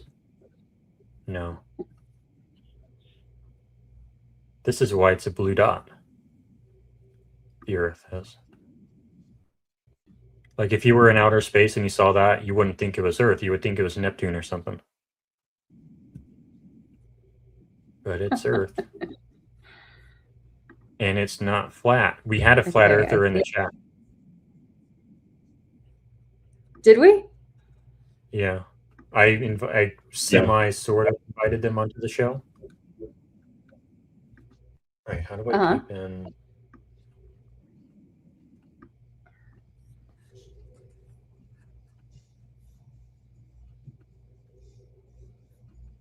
Can you put this in the, can I dox that, or is that private, or? Let's just make sure. I didn't have a chance to verify it just yet, but that's the first one that came up. Actually, I think if you want to you can just check that. I have charging documents too. If I can pull that up in a second. Just going to take me a minute.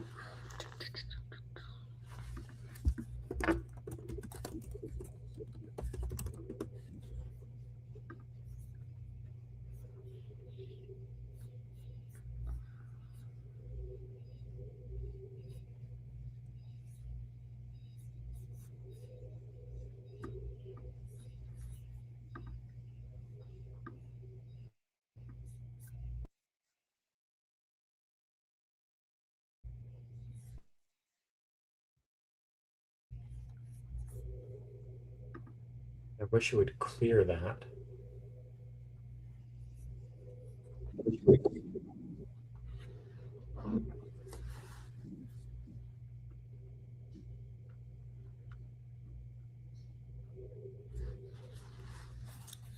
Okay, I think I have it pulled up. Okay.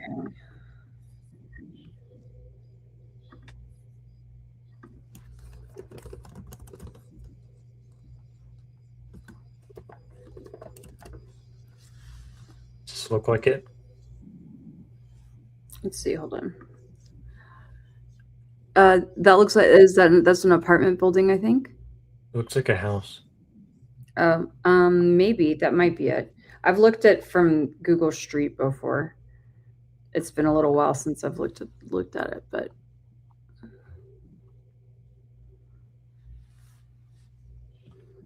Let me see if I can get. I'm not sure how to look at, traffic patterns and things like that if Google tells you that.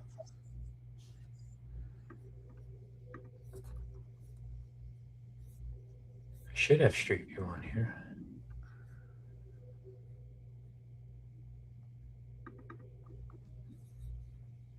Well, let's assume this is it. Okay, I have the proper address per the probable cause affidavit. Okay.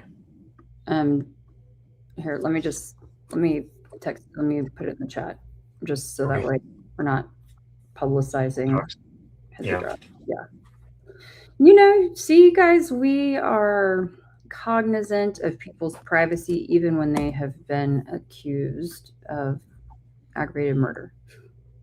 This is a professional show. Thank you. Thank you. Thank you. Okay. I dropped that in the chat, and that is per official documents. I know there are some other addresses associated with him, but that's at least a start since it's what they put in the official docs.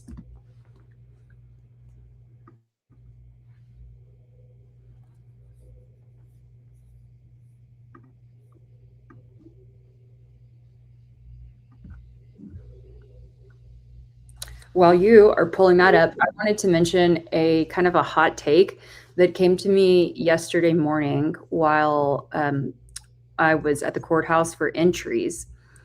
And I thought that I had seen, well, I'm pretty sure that was Donald Trump Jr.'s entourage arrive. Yeah, that looks more like it.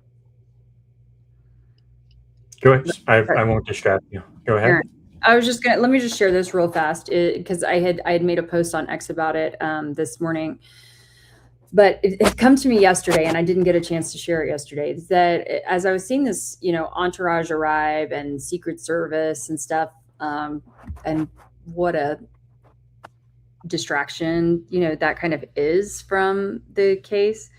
And then hearing that he has 6 Secret Service folks in there and all this. And the fact that we have not heard hardly a peep out of the Trumps in the last 10 months, that always seemed strange to me. But I wondered if having Donald Trump Jr. there was the closest thing that could be done to sending a message to the judge or to all involved that we're watching, kind of FAFO. That's no good. I hope not. Well, I mean, what are your thoughts on that? Like, that did you consider that? That's consistent with, their pattern of behavior. I mean, we talked about, or we didn't really talk about it. We mentioned it. I don't remember if it was on or off air, but the red card, he decided to throw his weight around with. I wasn't watching that game. I don't know how egregious it was, but he throws his weight around. So who knows? I hope not. But it was just, it occurred to me, and I'm like, that's bothersome. If so, but like, how could it, how could it not be true? Potentially, at least, even subliminally. It's like, I mean, Trump's not going to show up there, right? But he can send Don Trump Jr. and his big entourage of Secret Service folks to come and sit in your courtroom and let you know, subtly or not so subtly, we're watching. That's not very subtle. Well, I was trying to be generous. I don't like that. I wish you hadn't said that. I mean, you should have said that, but god damn. Sorry, I wanted to make sure that I got that on the record. Language. I wanted to get that on the record and just see what our audience thought about that.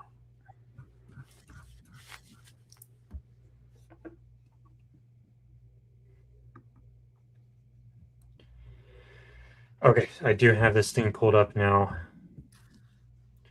And I think we can do time machine. Or time machine. This is 1985. No resolution. This is 93. No development. This is 2003.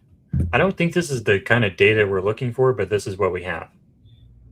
This is 2006. This is 2009, 2011, 2013, 2015, 2017, 2018, 2020, 2021, 2023, again in 2023, 4 cars there, 2025 or June 2025, February 2026. Wow, they got to work on their satellites. That's the most recent one somehow. The best one is the 2023 one. So I don't know if that helps, but that's the best we can do. Oh, did you see this? To take note of that. Is that the person from earlier? It might be. I'm not sure. I don't know. Are they debating flat Earth for it or against it? Well, I don't know, but there was someone in the chat earlier, but we can discuss that off air if we even want to do that. Of course. Yeah. But you can, if like the banner at the bottom of the screen says, if you would like to come on the show and share a theory, like an alternative reality theory, doesn't have to be Charlie Kirk, because I've done 2 shows where it's kind of stuff that I've been researching for a long time that's completely unrelated to Charlie Kirk. So like an alternative reality theory, like aliens, UFOs, Antarctica stuff, flat Earth, even maybe. So come on the show. By what does it say? I think it says email us at tryandproveit@gmail.com. That's the way to go. Yep. And I'm going to pull a comment up, Jordan, but could you double check to see if they are back in session yet? From Get Crunk and Listen. What's up, GCL? Don Jr. is a big partner of Salem Media, and this is true. Salem Media owns the Charlie Kirk Show still.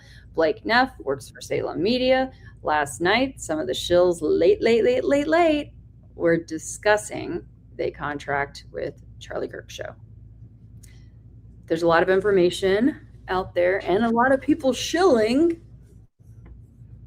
So very solid observation. And as we talked a little bit about history the other day between Charlie and Donald Trump Jr., oh, I should mention, not only do they have the TV network, but I'm pretty sure that Donald Trump Jr. also is a partner in a book publishing company. Oh, yeah, Donald Trump Jr. published Charlie's book, including the most recent one. So there are no doubt a lot of connections there. And Charlie worked for Donald Trump Jr. at one point. I can remember some story, and it's probably Charlie speaking about it in a podcast or appearance or something, but something about he was carrying Trump Jr.'s suitcases for a while. Like, I think he was willing. I know that what we briefly pulled up the other day was talking about him doing social media, and I don't know if it was strategy or something like that, but I remember him telling some story about carrying Trump Jr.'s suitcases. And I think that was just maybe to kind of say, like, remember way back when, like, look how far I've made it, sort of thing, which is cool. But anyway, so they do have a long history. However, where has Donald Trump Jr. been during any of this the last 10 months? Didn't you have me Google that yesterday? And then I epically failed. Briefly.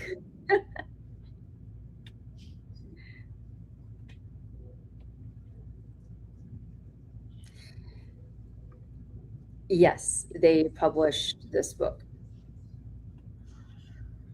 I need to look back in my notes. I had an entire episode that I had written out, it kind of exploring this relationship, and with a couple of other folks that are in the administration. And also remember that oh gosh, I just lost my train of thought. Oh, that Charlie was responsible for helping to vet all of the appointees in the White House for the second Trump term. Yes.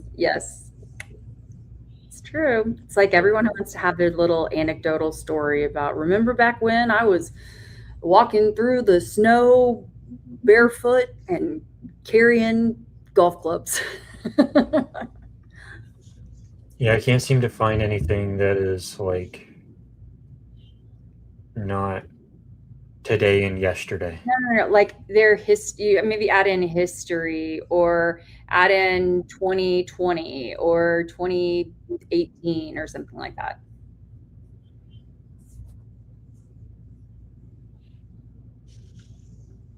Isn't there a way to filter this to results only before 9/10?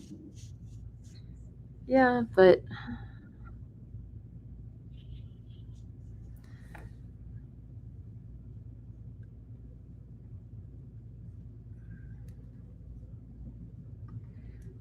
I don't know anything about Bard Code. I think that's his name. Decides Declaration of Independence, Freemason codes, and all.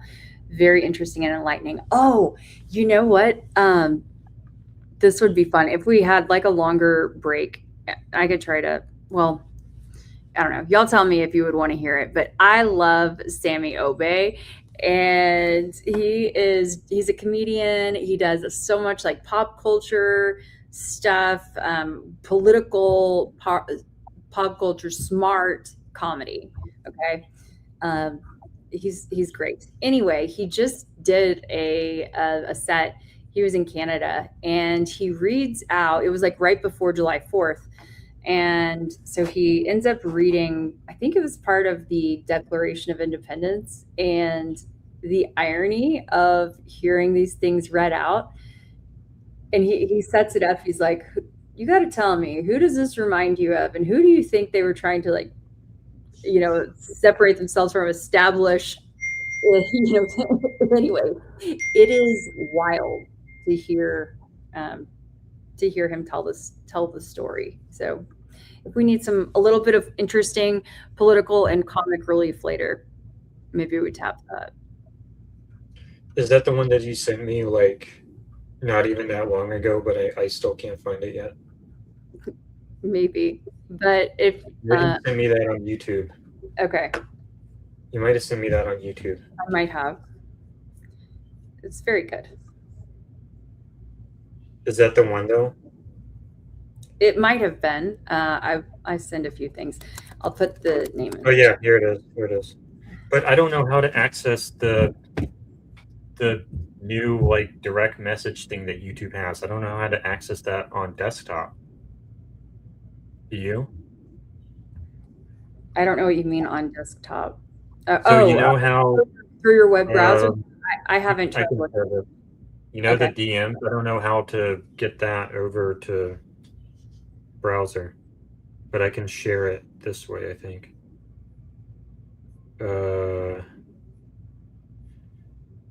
Maybe I just put it in the chat. No, I want this to go back. Click on your profile live. If I put it in the chat, maybe that'll work. And I just so everyone knows, I do have my eye on the court. So am I should. It didn't work. No, I wish that I had a quick comeback for that though. I don't have a fast comeback. No, sorry. I mean, I talk slow sometimes, and you know, I'm out of my element. I'm in Utah in the hotel room, and I think that was intended to be directed at me. no. Oh man. Are you aware that in the United States, Is this the one? Oh, my eyes are shiny. I think it's the lighting in here. I've got like a bunch. Oh, they look glazed. Oh my gosh. Are your eyes brown? No, they're green. They're green. It's kind of hard to tell. You see how it's like Lighting. this wall is white and it looks so yellow in here. So I don't know, maybe I need the white balance of my shirt. Now y'all are going to give me a complex about my eyes. Is this the one though? Wait, is this well, it's already on YouTube, so it should be fine. every Middle Eastern person is considered white. Yeah, you've come to see a white man tonight. I don't know if you know that. Yeah, this is not a DEI show. I earned this, okay? I'm doing this for all the other whites, okay? There's a reason why we're considered white. It's because there was a major court case that was won in 1909, which is a year that none of us wanted to be alive in, even us white people. In 1909, there was a Syrian immigrant. He moved to Los Angeles and wanted to be a police officer. One night, he's patrolling his neighborhood, just doing his job, and there's this drunk kid, maybe late teens, early 20s, running around, breaking things, starting fights. The Syrian immigrant arrests the kid. And as he's arresting the kid's like, oh, do you know who my father is? That's never a good sign when you hear that. Turns out this kid's dad was one of the most prominent lawyers in the area. Immediately, the lawyer dad took the Syrian immigrant to court, charged him, saying that he had no right to arrest his son because he was, quote, not a real American. Oh my God. I know there's some immigrants in here like, hey, that's a compliment. No, it's not. It's a mean thing to say. They made a mistake because every Arab knows 7,000 lawyers. They're all in our families. Any typical brown family, you're either doctor, lawyer, engineer. That's it. Yes, 1 out of 1,000 times, stand-up comedian. Okay? Somewhere along the line, someone makes a wrong turn, has to deliver the message. Okay? And so he assembles a legal team from the Arabs in his community. They're all his cousins. And they put together a case. They made it all the way to the Supreme Court of the United States. Arab lawyers, man, we'd have bombed. You know, I could pick a better, whatever. So in 1909, these lawyers, they get in front of a Supreme Court judge, and they're like, Your Honor, we are here today to prove that my client is innocent, that he is, in fact, a real American, because he's white. That is our case. And the whole court was like, what are you talking about? Like, he's not white. Like, you see how the beard curls. You know what I mean? He's got like a 9 o'clock shadow, you know? Like, this whole courtroom smells like olive oil. He's not white. Like, no, Your Honor, we'll prove it. We'll prove it. We're just going to ask a few questions. First question, Your Honor, where is my client from? Judge's like, LA. He's like, no, where is he from? Judge is like, the Middle East. The lawyer's like, more specifically. Judge is like, the Levant, Levantine region. The lawyer's like, nailed it. Next question. Who is your Lord and Savior? The judge starts to sweat. He's like, Jesus Christ, of course. He's the only one you're allowed to have in 1909. The lawyer's like, nailed it. No, sorry. We just have one more question, Your Honor. Where is your Lord and Savior from? the judge is in a pool of sweat. Like, you know what? Your client is innocent because he's white. From then on, they made all Middle Eastern people in America white because they would rather make Middle Eastern people white than make Jesus Christ brown. Arab lawyers, dude. Diabolical. Are you aware? That's not the joke that I was referencing, but it's still funny. I thought Jordan might like it because he knows a lot about theology and just the court system and everything, the way things are. But yeah. You're gonna have to send me more. He's gonna have to work on me some more, I think. Oh, I saw some of the other ones though that were funny, but I'm not quite following this one. That's okay. But I'm tired, and I did watch it earlier, and I didn't really follow it earlier. Mhm. But what's the other one you're looking for? Okay, so it's brand new. He's in Canada, and it's about the America's 250 or something like that.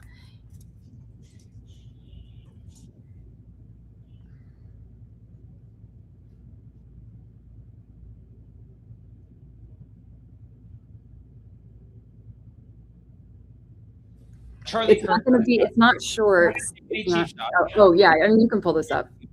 Was speaking at a college campus in Utah. He's at a school. I could already tell you, like, that's not the safest place in America. You know what I mean? Rarely it's like mass shooting today at 7-Eleven. No, it's like most often at a school and then like sometimes at a Walmart. Okay. The topic of shootings comes up. His last question was, are we counting gang violence or not? And then somebody shot him. Right there. But I don't think anybody's ever had their last words be gang violence. It's usually like shouting a specific gang name, you know, like Southside Crip, bang bang. It's never like gang violence, bang bang. The right was like, oh, clearly it was a Democrat. First of all, they don't have good aim like that. You should know this by now. Somebody dies, why do you have to instantly politicize it? Even people on the left are like, haha, got him. You're just feeding into this gang mentality. You have to let me pick. Let me send you the things, Jordan.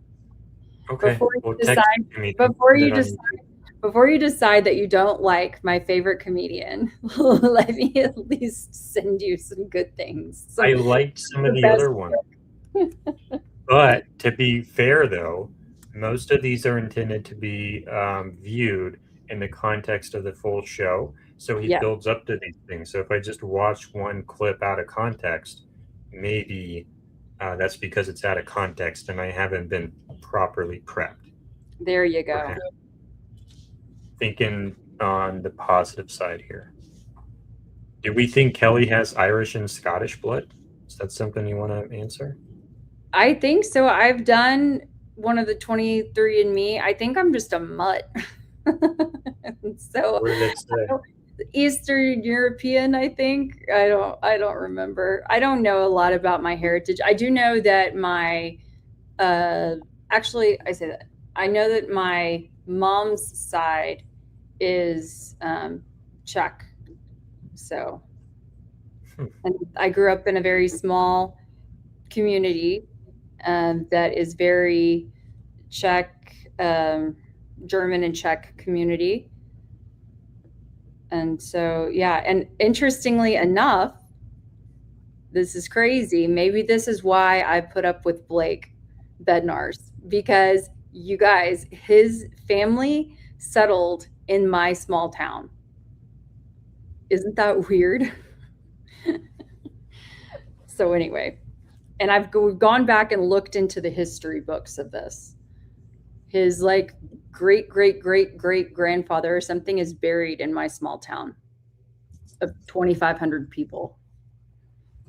But I'd never even heard of that last name before this investigation. So Morning, sir. Could I have that cash, please? Certainly, sir.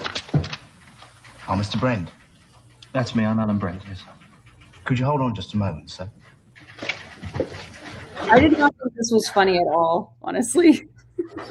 What? I didn't think this was funny at all.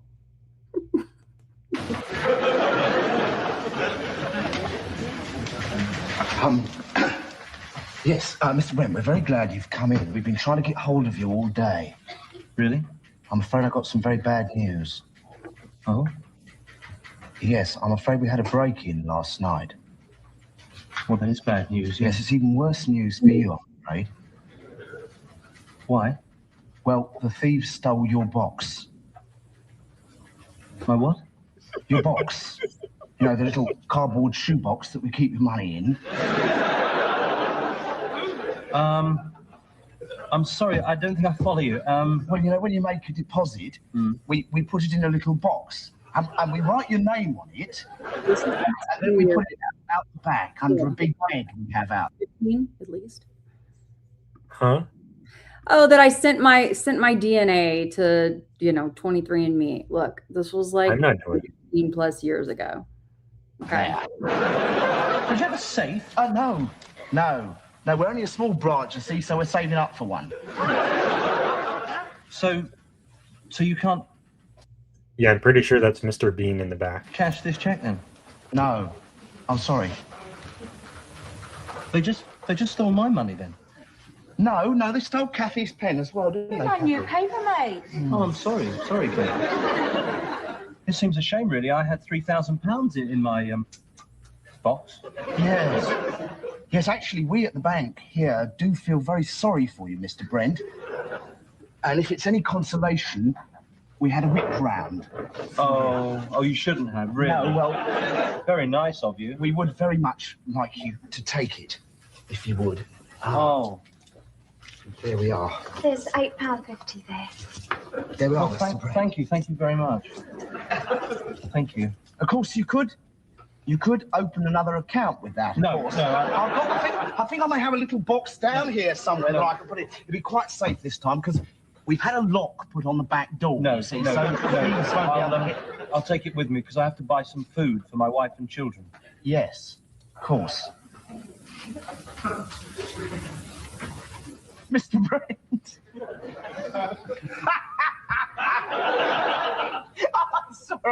I'm sorry, it's a joke. Oh no! I'm pulling your leg. I don't know how to get the straight face, a box with your name on it, and the thieves came and they took up your box. I really fell for it. Of course they didn't steal your box. Here it is. Morning, sir. Could I have that cash, please? Certainly, sir. Okay, I texted you the link to Sammy's. Here, the United States is celebrating its big anniversary. Go to. 9 years of being Israel's bitch. Sorry, go to 1434. Language. Go to where? I was giving you the time code to go. 1434. And yeah, the chat said that must be a men's joke, Jordan. What?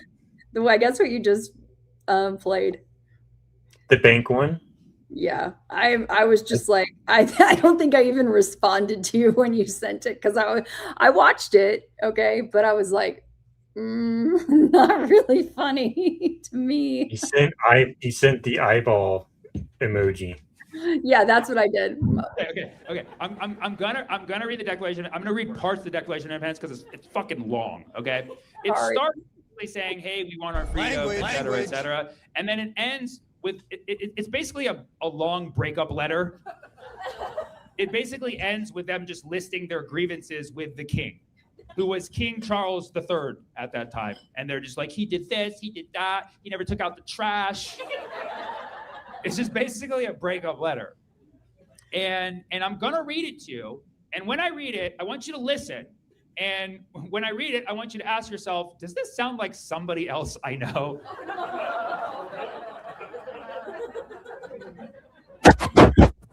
Okay. So keep that in mind. Keep that in mind. No, don't say anything out loud.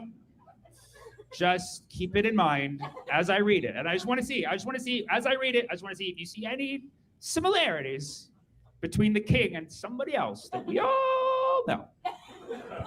Okay, so here's how it starts. It says, when in the course of human events, it becomes necessary for one people, white people, to to dissolve the political bands which have connected them with another, and to assume among the powers of the earth the separate and equal station to which the laws of nature and nature's God entitle them.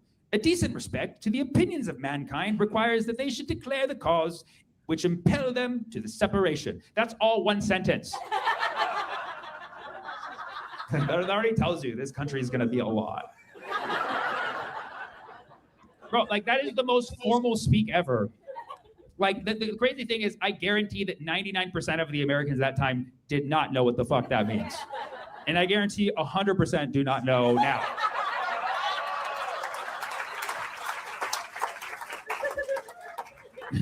We hold these truths to be self-evident, that all men are created equal. Notice they said men, all right? Yeah, okay. You're like, what about women? They're like, let's just say men for now. All men. It's also like, how dare you say all men are created equal when half y'all own slaves? The fuck you talking about? That they are endowed by their creator with certain unalienable rights. Is that a warning that aliens are gonna come? I don't know. That among these are life, liberty, and the pursuit of happiness, right? Now, we've all heard this before. Life, liberty, and the pursuit of happiness. This is a famous quote from the Declaration of Independence, and this line was written by Thomas Jefferson. Now, he basically borrowed the concept from someone else named John Locke, who was an English philosopher long before him. And John Locke said that all men probably, or humans, I'm pretty sure he said men, but he said all men are entitled to life, liberty, and property, right? So that was the famous saying that got these guys being like, I've deserved some shit, right? And so it was life, liberty, and property, right? But then when they were writing property down, both Thomas Jefferson and Ben Franklin were like, that's a little edgy. Does this get funnier?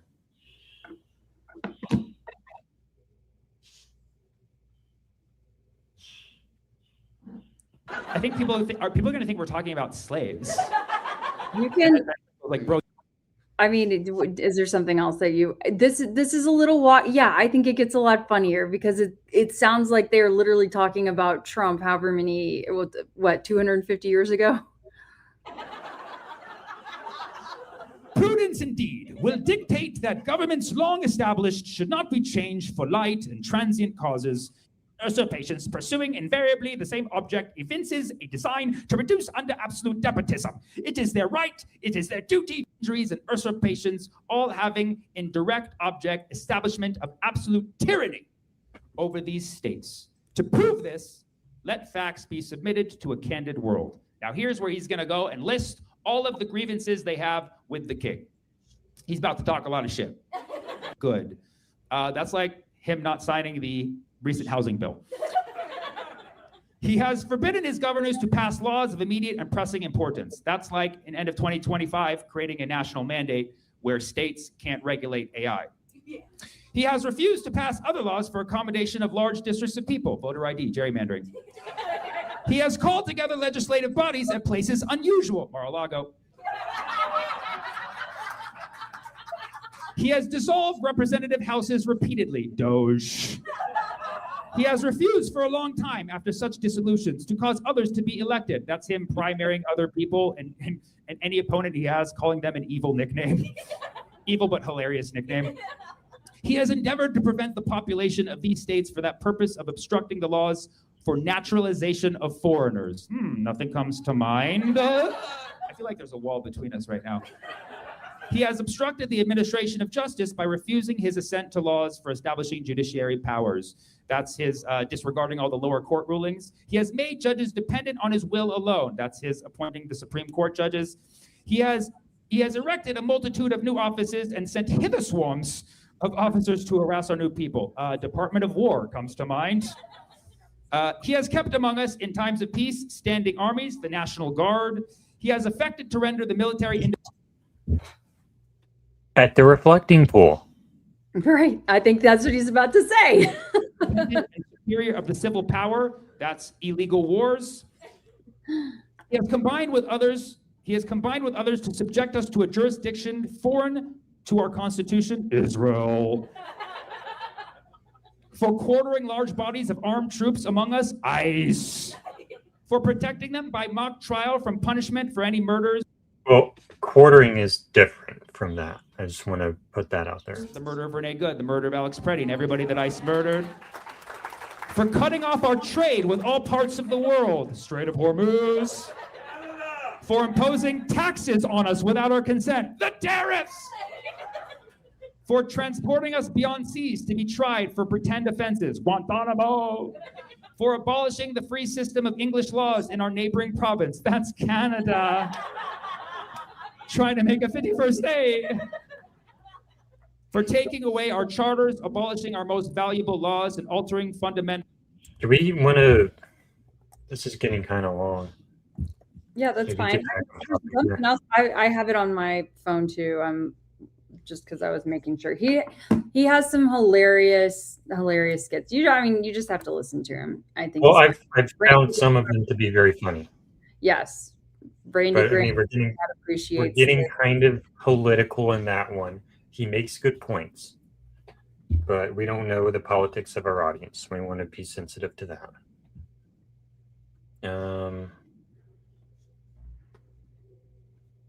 Could use any president in that skit? Maybe, maybe not.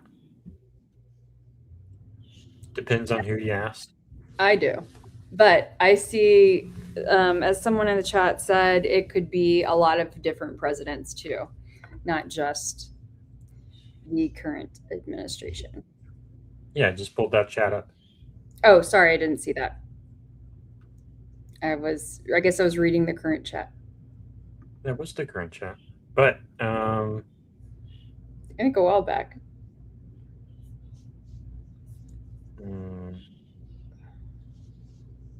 No, I mean, I'm just not in the mood. I'm like really tired right now. So, but do we have any other funnies that we want to find? Are there any other funnies? Well, there was a request for other Sammy. So can you pull up Sammy's biggest? I think his biggest one was about Erica. So we can do that. Like that was what he went most viral on, I think, of all time.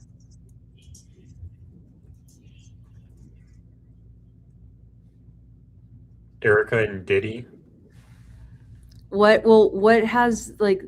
There's one. I think you can do the solving Charlie Kirk's. Yeah, you can do not Erica and Diddy. That one's We not. already started that one. You did? Is it this one? No. Go back up. Wait. Well, that one's 55 minutes.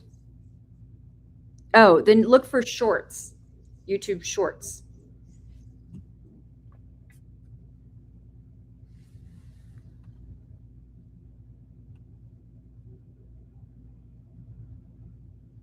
Guys, we're just waiting for court to restart and we're trying to find some funnies. Yeah, I can barely see, but hold on. Why can you barely see? Because I'm old. I don't know. You're not old. Okay, here, click on, there's a few holes in the Charlie Kirk one. How about that? That's the middle. You can see left on the right. You're not old. Tyler shoots Charlie Kirk. He runs across the roof. His shadow disappears for some reason. He's like running and he has a shadow, then boom, no shadow as he crosses the rest of the roof. It's like the CGI guy quit halfway through. He's like ethically. I'm trying to pause it. The reason there's no shadow is because it blows out in the highlights. Cannot complete this job. Let him be funny. Logically, Tyler uses his great-grandfather's rifle. The story is that his great-grandfather used his rifle in World War I. His grandfather used it in World War II, and then Tyler used it to start World War III, apparently. I think that was, and you see him running and then jumping off, just like where did the rifle go? Did it bend with his leg? Some people say, well, actually, He wasn't in his pants he didn't have anymore. it in his pants at that point. He has it under a piece of cloth. He disassembled this right after he shoots. No, he didn't disassemble it. All right. I'm not gonna. This is this is not gonna work. If you're gonna keep interrupting his skit, it takes away from it all. Okay, folks, right. what would you like to discuss while the court is on recess? If this is no good.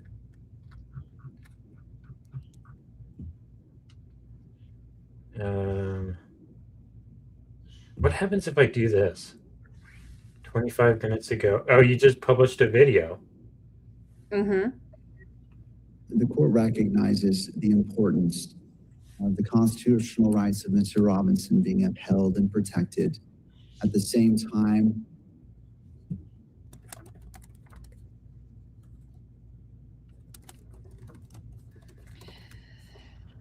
Sorry. This isn't actually a Black Panther. What people call a Black Panther is actually either a black leopard. Wait, no, okay. Let's just talk about the case. Let's just go back Yeah. to talking about the Yeah. case, please, because this is going unhinged. Yeah, it is. We've talked several times about me not letting Jordan have the screen share privileges, and I wonder if maybe Okay, here you go.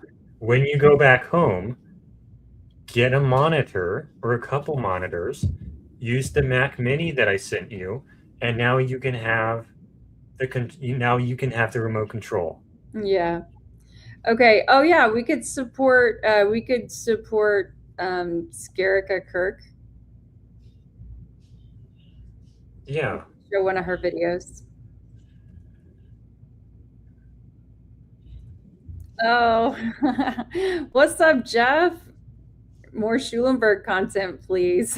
We could be doing some stuff. I don't know what they mean by Schulenberg content, but we could be doing some stuff. Oh, that's someone from that I knew growing up. So I've never seen you in the chat before, but thanks for being here for the stream. I clearly don't understand that reference then. Schulenberg, like my hometown? Yeah. I don't understand what they mean by Schulenberg content, though. I think we're restarting. Earlier we were discussing Schulenberg. Mm-hmm. Okay. I must have missed something. Anyway. Hated to save time, and so that was the intent of this court in addressing what is before this court as it relates to State's Exhibit 16. Counsel, this time I've taken time to look at the video anew, also reviewing what Mr. Novak submitted, the redactions requested, and reviewing all parts of it in great detail.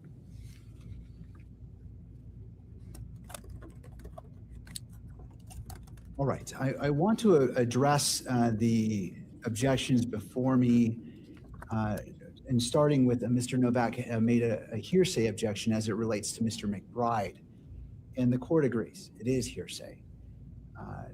At the same time, I'm only going to consider Mr. McBride's statements to provide context for the things that Lance Twiggs says and for their effects on Lance Twiggs.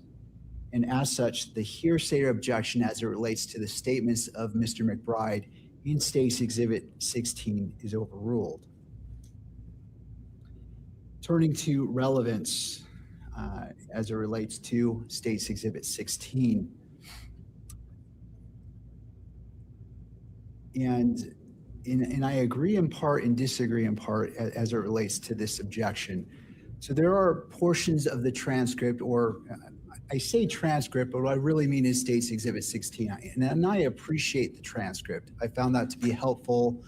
It's a lot faster than trying to scroll. And so I appreciate that being provided. It was helpful to the court. And to be fair, I found it to be a true and accurate representation of the actual recording. So did I listen to every word and compare it? No, but from what I reviewed, I did not find any inconsistencies, just to put it on the record so there's no misunderstanding.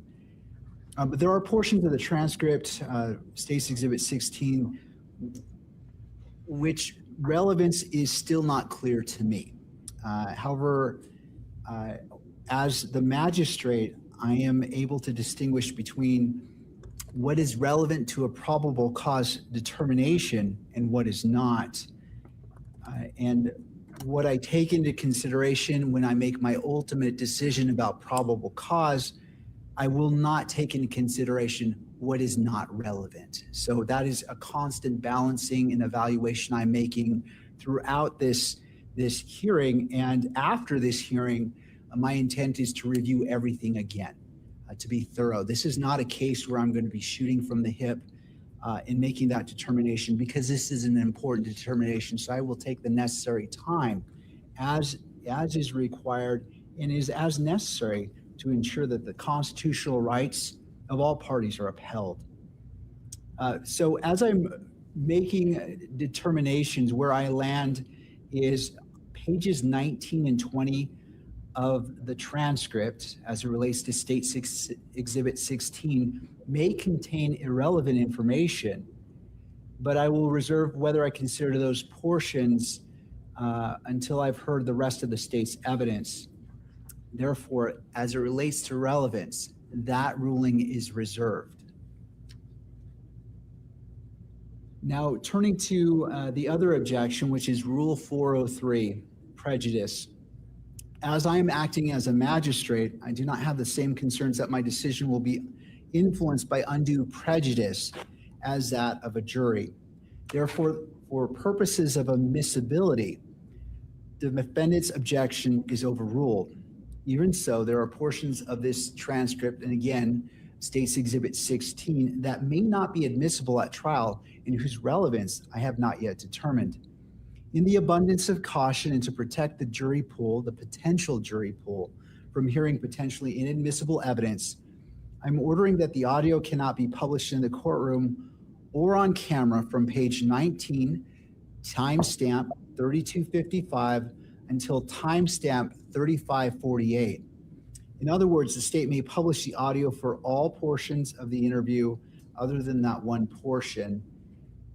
And when I say audio, I mean audio and video. So both. I recognize there's approximately only 1 minute after 3548. The state can fast forward to that point, or it's an approximate 1 minute and 12 seconds, or may take the time to redact the video as they see fit. So where I'm landing today is up until from the beginning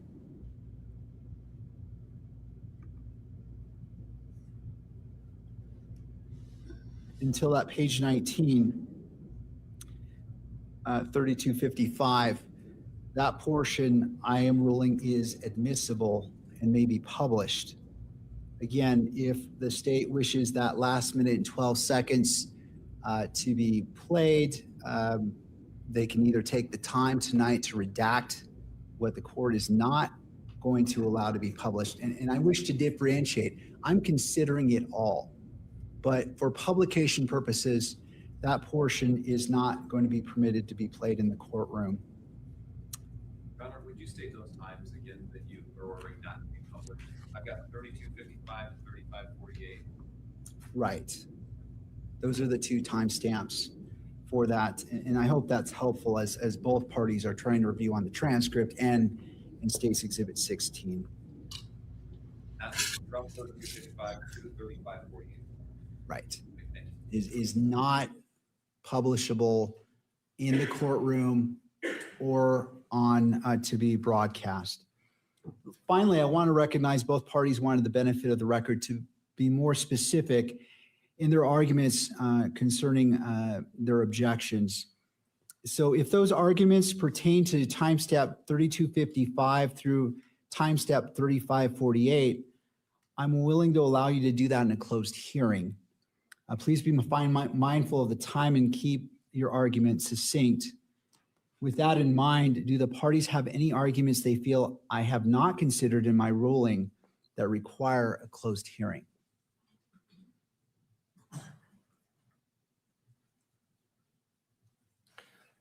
Yes, Your Honor.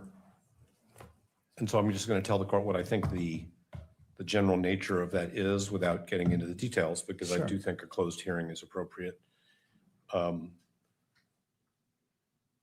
There are, okay, setting aside the 1102 issue and objections, there are statements in this video by Mr. Twiggs attributed to Mr. Robinson. Okay, Mr. Robinson said. There are two other exhibits, which I've said before, I'm confident the state will offer, which Mr. Twiggs says in this video, those are statements by Mr. Robinson. Okay, I will acknowledge that separate and apart from 1102, the statements of a party opponent are admissible if relevant. In fact, they're not even hearsay, right? They're excluded from the hearsay rule. But the question is whether statements of Mr. Robinson of the nature that I'm referring to can be published, not considered by the court, but published without violating Mr. Robinson's 14th Amendment due process rights. And it is our view, as we have said in our earlier papers, that the answer is no. Publication, especially on in the way this proceeding is being published, would violate Mr. Robinson's due process rights under the 14th Amendment.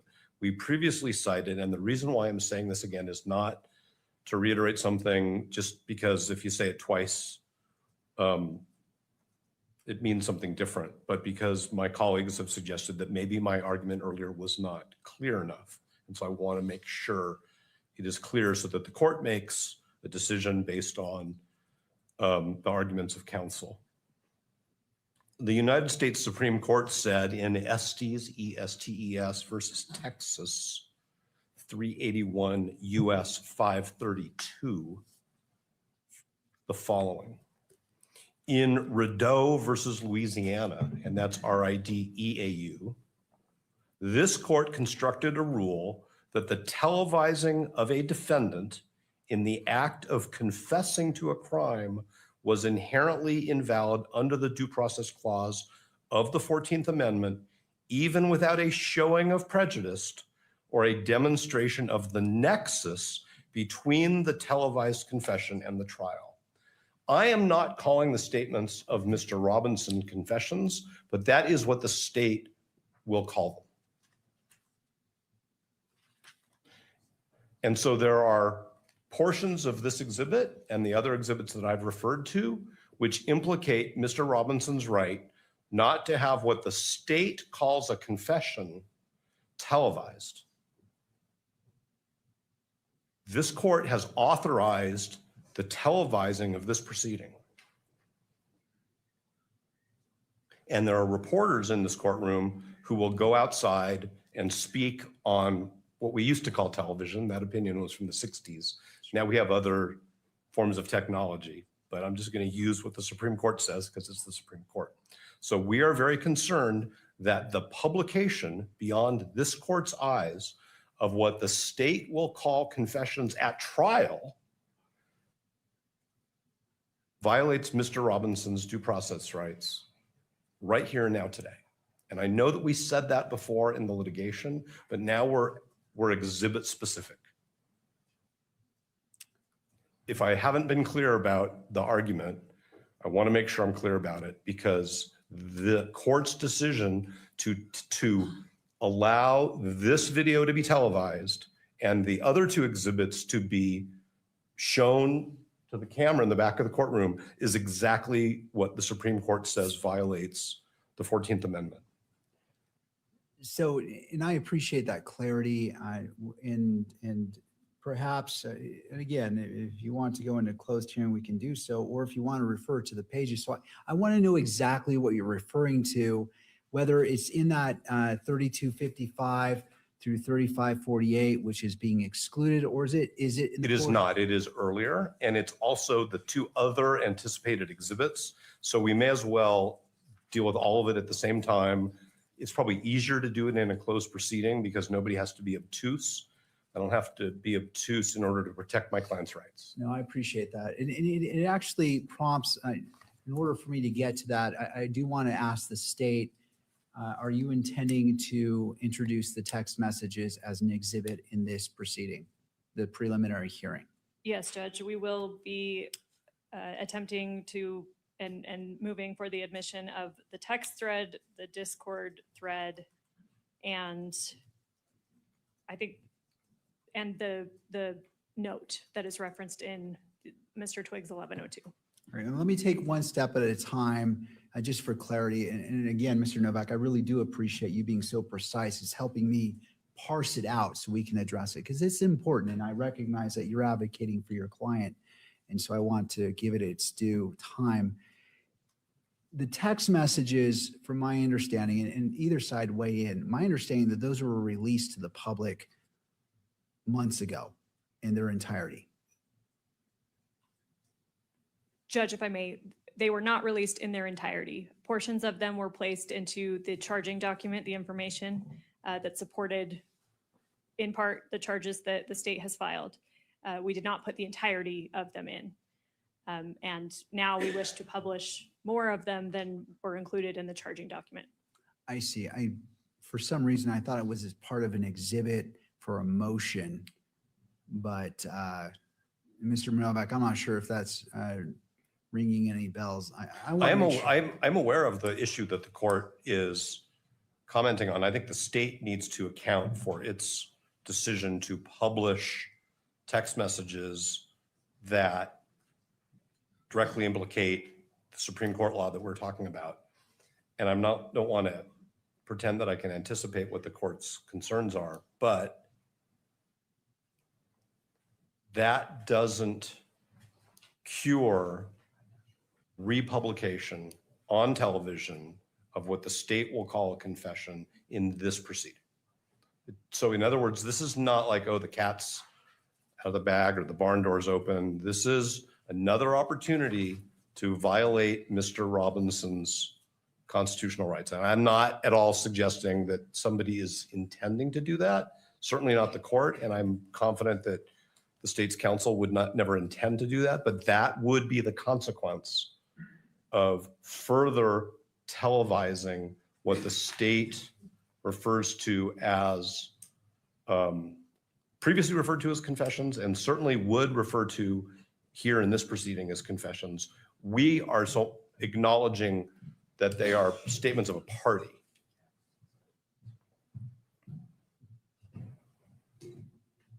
We have not filed anything in this case that publicizes the text messages, the Discord chat, the note which Ms. Hunt is mentioning, and now that Ms. Hunt has said that, yes, we want this note to be presented into evidence, and the court knows what this note is because the court's now watched the video.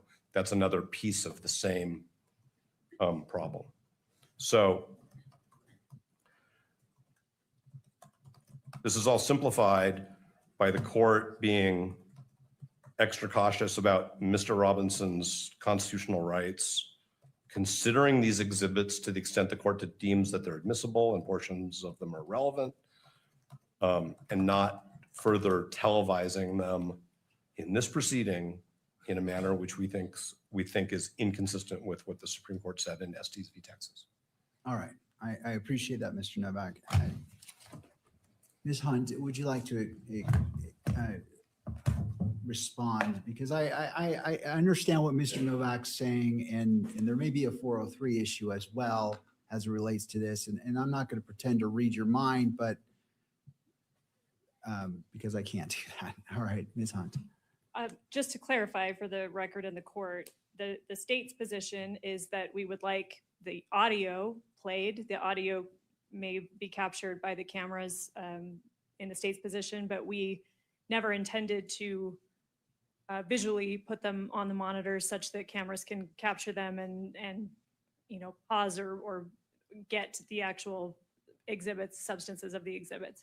I believe that was the media's position, if I remember correctly, is that they want everything audio and visually displayed, but the state's position is we just want the audio played. Right, but what's it?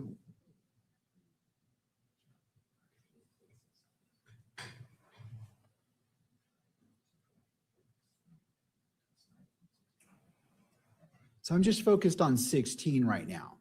Okay, yes, and that's the state's position with regards to Exhibit 16.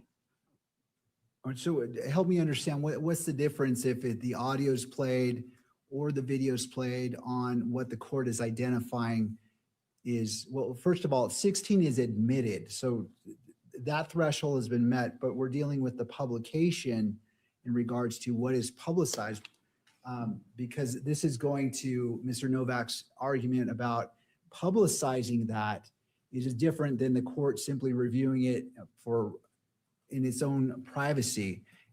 I don't want to misstate your argument, but I believe that was one of the distinctions you made. The distinction that Ms. Hunt is drawing is, I think, what people call a distinction without a difference. It doesn't matter whether it's audio or video, and it doesn't matter whether it's on a television or on the internet or on the radio. It's going to be broadcast. And so it doesn't really matter whether it's audio or video. And it's actually not Mr. Robinson's video, it's Mr. Twiggs' video. And when the court mentioned 403, yes, I think the court did accurately read my mind, which is fine with me, but it's unfair prejudice of a constitutional dimension, and 403 is a rule of evidence. All right, so Ms. Hunt, as it relates to that publication, help me understand whether it's audio or video. What's the difference there? Help me understand that. I disagree that it's a distinction without a difference. As we've discussed prior in this hearing, UCJA Rule 4-202.02 sub 2 sub J states that exhibits are presumed to be public court records, and it does give the court discretion to regulate access when necessary to protect the integrity of the exhibit or ensure a fair trial. So I do want to recognize that. But that discretion should be exercised narrowly, as we've talked about before with publication regarding this case. What the state is proposing, we believe, is a narrowly tailored accommodation. We don't want to display the full exhibits. Obviously, within State's Exhibit 16, the video of Lance Twiggs, he is shown, and it can be seen, exhibits that the state will then in the future move to admit 16.1, 16.2, the text threads, the Discord threads. So we're thinking that if it's displayed visually, what the cameras will be able to do is pause that, duplicate them, replicate them, essentially have access to those exhibits. What we're trying to do, and maybe they can do the same thing with I'm sure Mr. Novak will say they'll do the same thing with the audio, but hearing the tone, the context, all of that. That's why the state chose to do, we could have done a written 1102 statement from Mr. Twiggs. We chose to do, as is allowed by 1102, we chose to do a recording because that's how the state is choosing to present this evidence. We believe that the appearance or the tone, the context, hearing Mr. Twiggs actually talk and talk through these exhibits, talk through his experience is a meaningful way of presenting our evidence. And so that's the difference we're seeing. I see. Obviously it's up to the court's discretion on how publication is to be made here. We've made our arguments generally about that issue, and we'll submit it to the court. Our prime issue is that the exhibits be admitted into the record, that the court consider them as part of the preliminary hearing standard and bind over, but we'll submit it to the court on publication, but that's the state's position. All right, Mr. Novak. I learned a long time ago that when the opposing party says, Your Honor, we're submitting on it, there's a suggestion that maybe the court is going to make a ruling which doesn't require more evidence, more argument from me. But I am going to say that it is fair for Ms. Hunt to say, Your Honor, we wanted the court to see the witness and hear the witness so that the court could make reliability determinations. Because as Your Honor has said, that's really up to you. That's a different issue from the constitutional consequences of electronically publishing what the state will call a confession. Now I've changed the word from television to electronically publishing because I'm trying to be in the 21st century, and the Supreme Court used that word in 1963. Sure.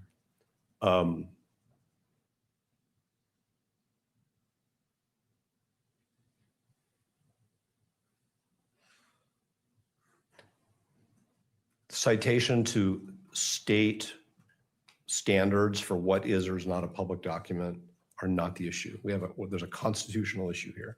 And I think that the court has already heard from me at least 3 times about what we think the court should do here. It's a preliminary hearing. It's not a jury trial. There may be a jury trial in the future at which we have to voir dire on yet another issue, which is whether potential jurors were exposed to media replaying of what the state called a confession. That's exactly what was structural error. There was no prejudice question in Rideau versus Louisiana. And that's why in Estes v. Texas, the Supreme Court said, we have a rule. You can't televise what a prosecutor calls a confession before trial. Thank you. All right. Thank you. I appreciate both parties advocating and arguing. It's helpful for the court.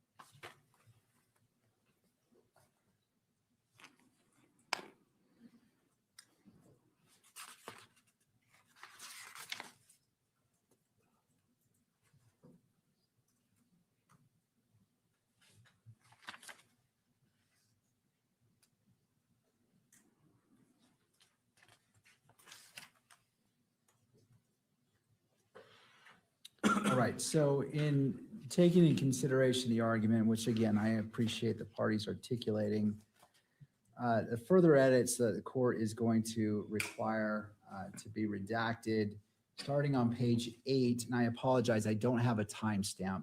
Starting on page 8,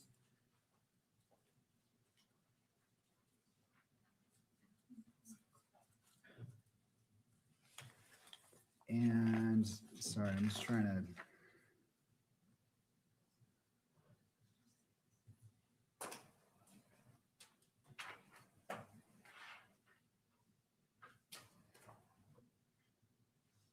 Sorry, it's starting on page 7, right after 8, it's at 8.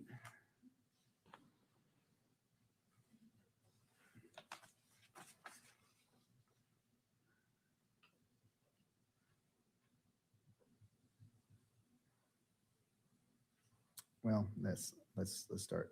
Starting on page 6.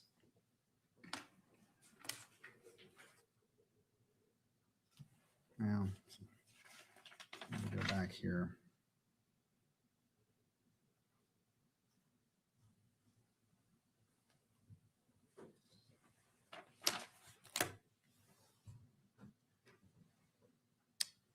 Starting on page 6, after 6 minutes and 56 seconds.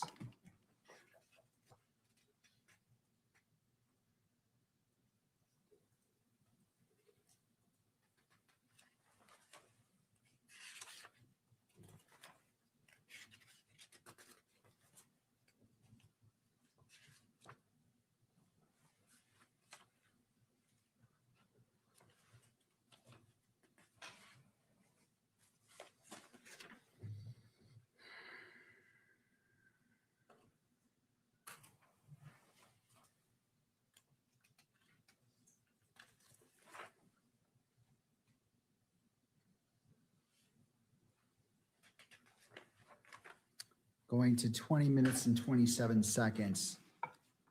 For reasons such as 403, under Rule 403. And again, this is simply for publication. This is not taking out what the court will consider. The court is considering the entirety of State's Exhibit 16, but the court is trying to take a narrow approach in recognizing and balancing transparency with constitutional rights, and doing so in such a manner that it is meaningful and doesn't diminish the court's duty as a magistrate under the probable cause determination. All right. Restate those times again, Your Honor. 6:56 until right the line before 2027 or 2027, just so until 2027. Is that? And then and then what the court indicated previously from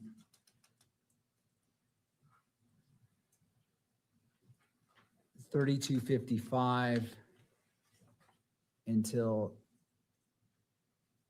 35:48. And I apologize, Judge, just to clarify, these timestamps that you just gave, the 32:55 to 35:48 and 6:56 to 20:27, those are just not being published, but they have been admitted for your honor's consideration. Right. So kind of going through my three-step process. Exhibit 16 is an entirety, not the transcript, but because the exhibit is not the transcript. The exhibit is the video.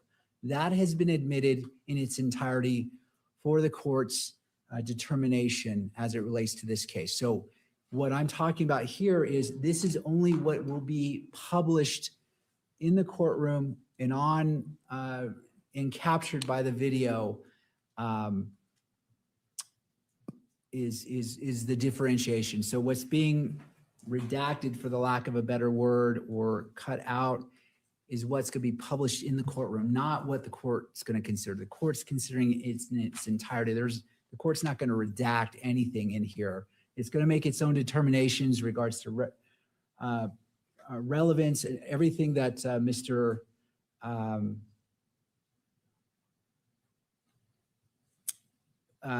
everything that Mr. Novak noted. I'm taking that in consideration and making those determinations, which the court will do again, because this is not something you do watch once and then make your decision. This requires analysis, and the court is committed to doing that. But hopefully that gives you an idea of where, as it relates to publication. Yes, thank you. All right, to the media.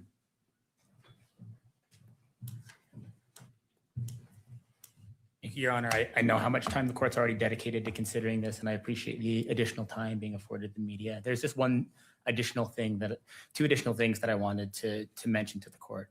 I do want to reiterate the point that I made before about the fact that if this is, in fact, a key consideration that the court is entering into when trying to make the determination that it is going to make at the conclusion of this hearing, Utah case law, including the Archuleta case that the defense has referred to over and over again, stresses that the same considerations that urge for access to a preliminary hearing itself, allowing the proceedings to be televised, allowing people to be in the courtroom, also advocate for access to documents on which the court bases its ruling. Disclosing documents used, this is from Archuleta on page 238 to 239. Disclosing documents used by courts in reaching a decision in a preliminary hearing will discourage decisions based on improper means and will promote conscientious performance by all officials involved in the criminal justice system. Therefore, providing a presumptive right of access to documents filed in connection with preliminary hearings can play a significant positive role in the functioning of that process. I want to reiterate the belief that providing access to the documents on which the court bases its decision in this proceeding is critical. Second thing that I do want to mention, because the court referred to it before, is the fact that without going into the content of the interview itself, I understand from the arguments being made today that many of these references are to text messages. Again, the public doesn't yet have access to that. But I do believe that the documents filed in this case, including the information that was filed days after this, contain many, if not all, of the text messages that are now at issue that are going to be kept from the public in this proceeding. I know the court in previous occasions has said, if this information is in the public already, I shouldn't be in the business of trying to now keep that from the public for two reasons. One, it's already out there.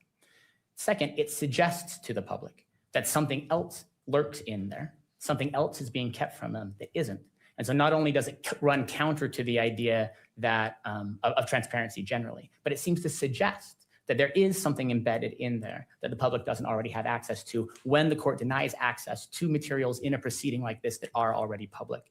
And so I again, recognizing how much time the court has already invested in this, I believe it's wise, and I believe it would help avoid potentially making a mistake that the court later on then thought, oh, I wish someone had brought that to my attention, to check whether or not any of the materials that are now under consideration to be withheld from the public are actually already in the public's domain because they are part of the information and probable cause statements that were filed at the outset of this case. That's all I had, Your Honor. Thank you. And all right, counsel, if you would like to state your name. Your Honor, Jeffrey Nyman on behalf of the Kirk family. I've been very hesitant to speak up at these proceedings. We understand it's the state, the defense, and the judge. You're all doing your job. But I feel as if we need to. I want to be clear as to what the Kirk's family's position is on all of this. The Kirk family believes strongly that if the evidence is being admitted in this preliminary hearing, it should be made public for the world to see. No redactions. This court has tools at its tools at its disposal to make sure the defendant receives a fair trial. You'll use them if you find that you need to. That's it, Your Honor. To not be transparent here, to not be open, to not let the world see what happened will create doubt and distrust in the judicial system. And that's not what anybody wants. That's not what any of us believe should happen here. And we'd ask the court to consider the position of the family in making its ultimate decision. Thank you. Anything further before I issue my final ruling to clarify what's been stated, just so it's clear to all parties? Mr. Novak, your mic's muted. Yes, we just want to say that we totally respect Ms. Kirk's position in this situation, as well stated by her counsel.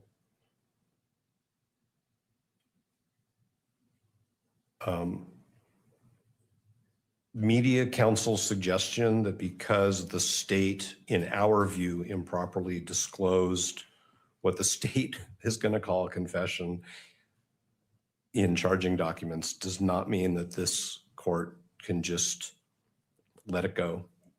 This has been the most transparent criminal proceeding I've ever been involved in, and I am sure it will continue to be transparent.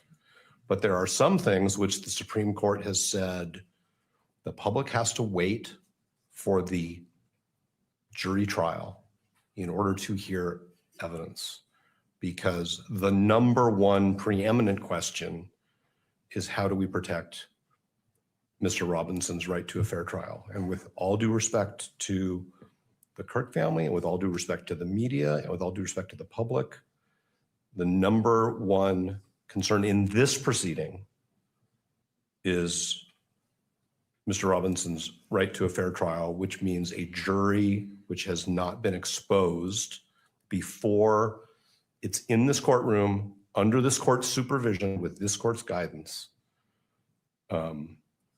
to pretrial information of this nature. All right, I do have a follow-up question for you, Mr. Novak, returning to the Estes case. It's an important point. I want to make sure I fully understand it before I issue my final ruling. My understanding is Estes cited to a dissenting opinion in Rideau. Yes. Rideau, my French is bad. Mine too. That constructed a rule that publicizing a confession runs afoul of the 14th Amendment. But that didn't appear to be the holding. It was, the opinion talked about coerced confessions being put out to the public. Could you cite to Estes that supports? The portion that the court is looking at is exactly what I would read to the court. It says, we constructed a rule. Now, I understand there's a parentheses there where it refers to a dissenting opinion in Rideau, because I think that was a case where there were multiple opinions. And we all understand how complicated it is to figure out what comes out of a Supreme Court opinion when there are multiple concurring and dissenting opinions. Mm-hmm. But what the court says in Estes is that televising, I'm going to paraphrase a little bit, televising what the prosecution calls a confession de facto violates a defendant's 14th Amendment right to due process without a prejudice analysis, without even looking at what happened in the trial vis-a-vis that earlier televised analysis.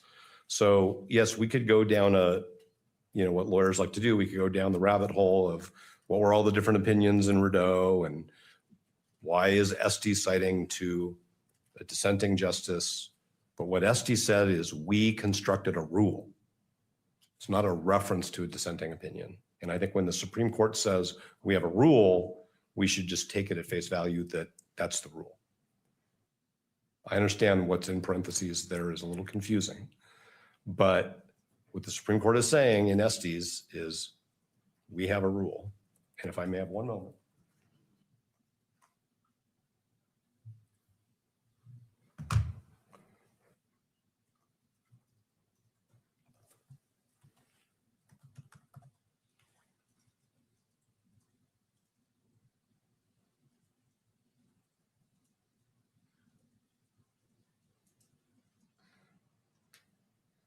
The Estes opinion was written by Justice Clark.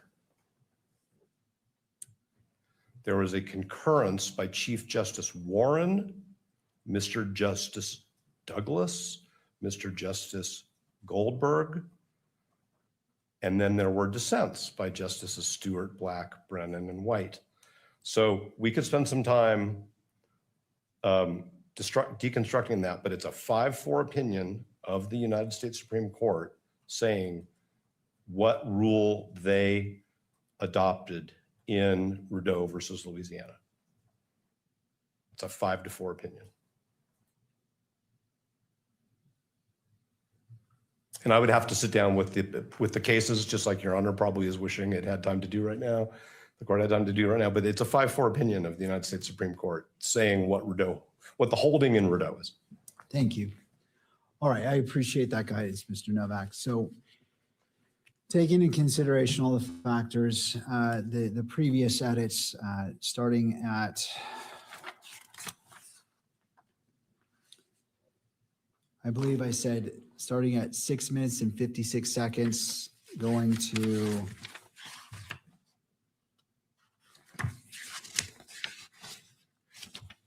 (20 minutes and 27 seconds. Does that comport what I previously said? Yes.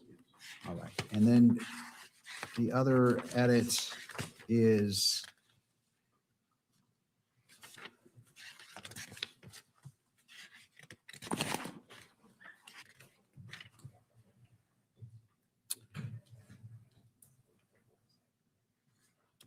from 32:55 until 35:48. Does that comport with what I previously said? Yes. All right.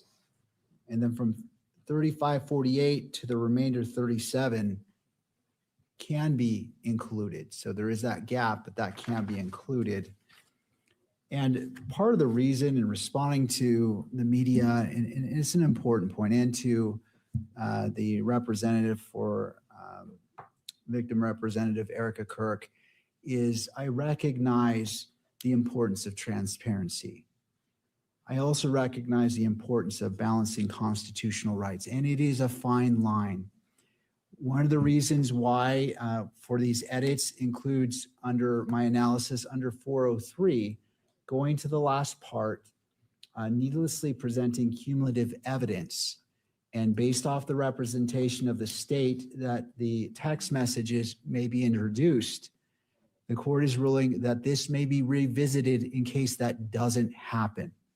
But to throw back the curtain, much of this is the text messages, to be clear.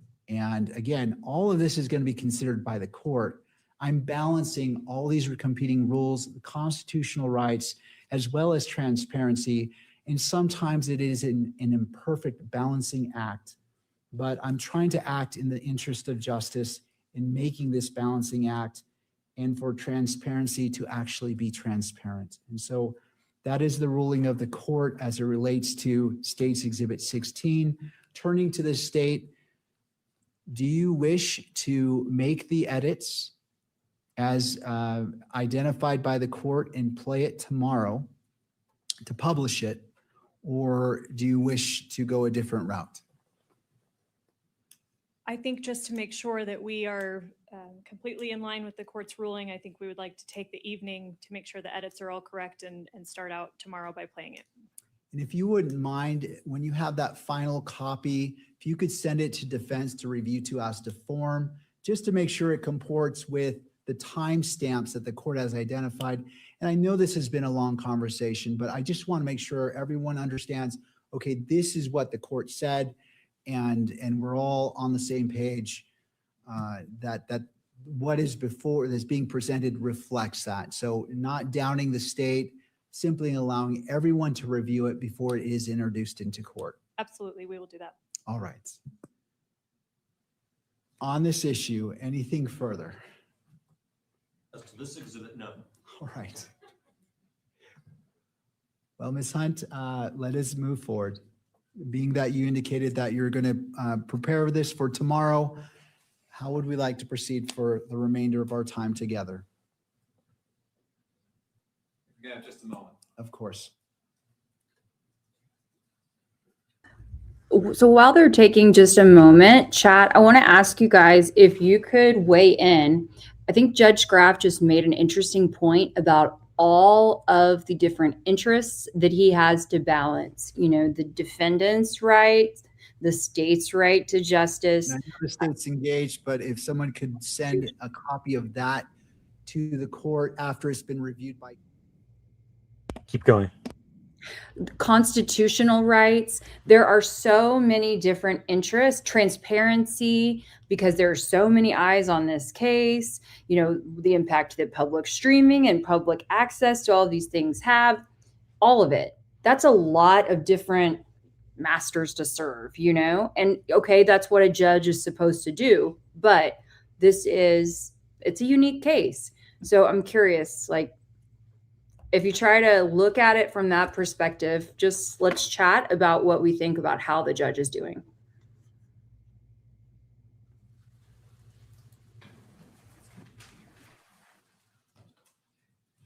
Judge, it's the state's position that we close for today, come back once those edits have been made.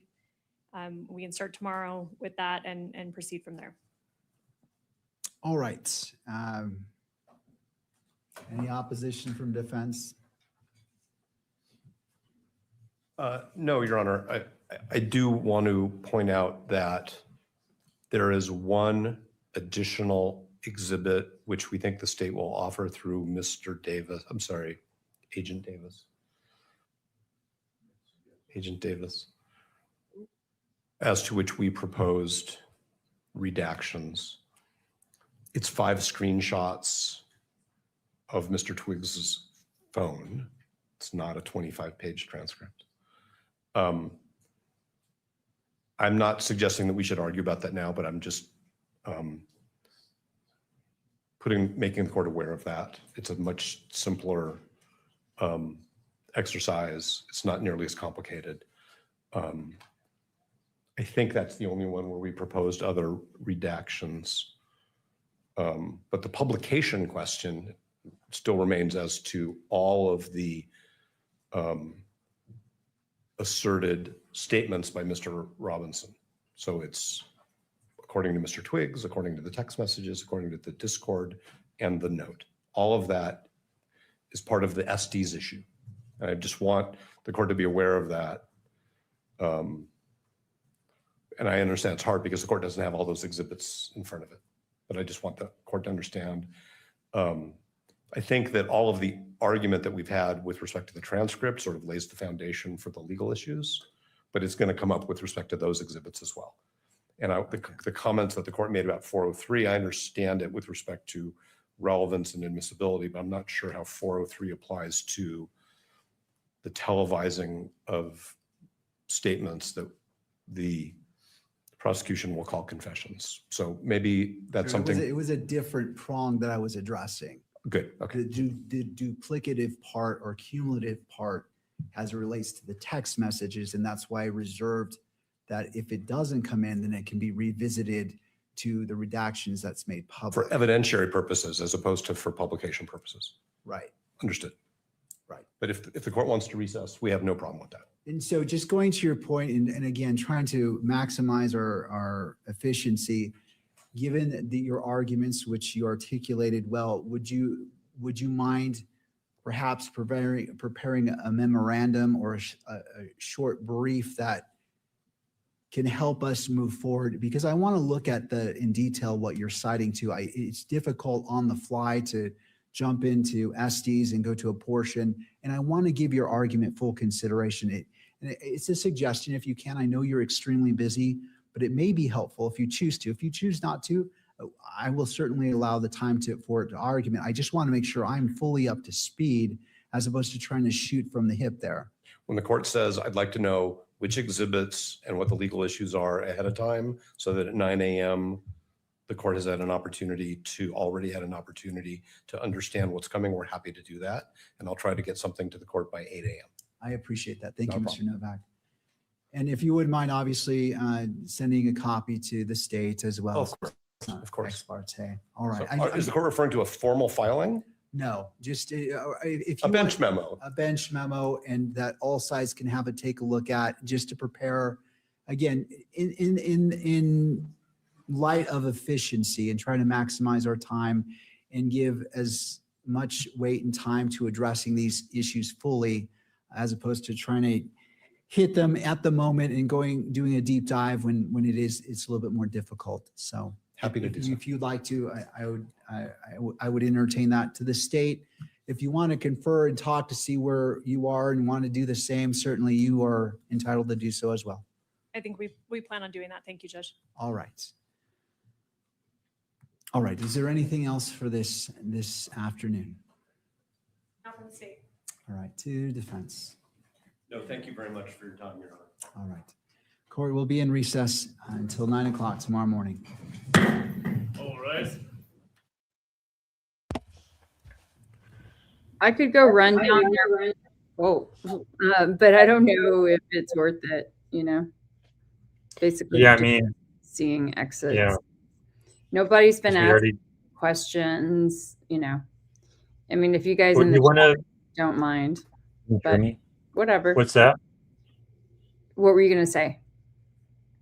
Am I coming through? I think I'm coming through. Yeah. Do you want to try to interview some people? Well, it's Or not during the really that interview? vibe. I mean, I can go try to talk to people who were in the courthouse today, but I mean, there was kind of a whole lot of nothing that really happened, right? I mean, not nothing, Yeah. but It was a pretty slow day.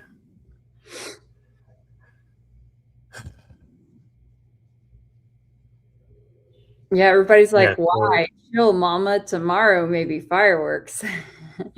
Kelly needs to Yeah. rest. So, yeah, it was a long day of nothing. Yeah. Yeah. So that was the hearing for today. The officer, the agent of, what is it called? The agent of SBI testified in the morning about basically what he wrote in the probable cause, or not on the charging document, and he didn't provide much of anything new, unfortunately. We did get the one video, but that was pretty much it, and that video wasn't terribly interesting. And then they just argued about the admissibility of the Lance video, but we're not going to see the Lance video today. So not a lot to talk about today. Yeah, I will definitely take a look at some of the highlights. Let's see what, I think I don't know if the Tribune is doing a sort of court blog, but I know there are some media outlets that do sort of like a real-time blog, and I'll make a run through that and make sure that I didn't miss anything in particular. I'm sure that Brandy, Billy, Teresa, I think Elizabeth Lane as well, they all went in today. Billy had called me this morning at like 6 a.m. Oh, thank you so much to Wayhomer. Really, thank you for the $20 super. Really appreciate it. And yes, we will be back again. Assuming that Jordan will come back again tomorrow. He may be in a long, deep sleep. look so exhausted, Jordan. Like, I really hope you can get some rest.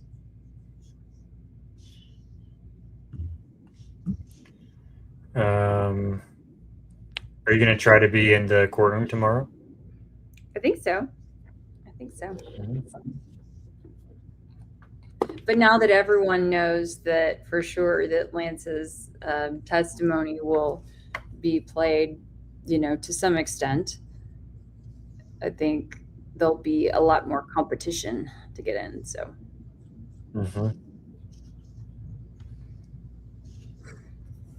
Am I going to go back to campus? Perhaps. I'm doing a lot of things. And I wanted to just mention too, I was thinking, with the Discord chats and all of that, I just find it hard to believe that, and it's not for sure, but it just seems like if someone was really planning something so nefarious that they would be, or communicating about it after the fact or anything like that, like that they would use a platform that is more private than Discord. There are plenty of apps out there that have erasing messages, and I don't know. It just that's always seemed strange to me. Like, why would you want that kind of when you go to all this trouble, then you leave that kind of a digital paper trail? And there's one more question that I want to sort of float. And I haven't looked into this aspect much. I saw someone earlier mention LARPing, and like, I didn't know what that was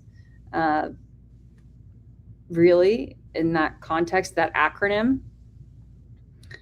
So anyway, do you think that this could have been, if they were gamers, and I think that I have seen some things to indicate that, Tyler, Lance, whatever, that they were gamers, right? Like, do you think that there could have been sort of a fantasy of someone acting out like a live action situation? Live action role play. Oh, I can't hear you. LARPing stands for live action role play, yeah. Yes. Have you considered, Jordan, if you think, someone is acting out this sort of fantasy?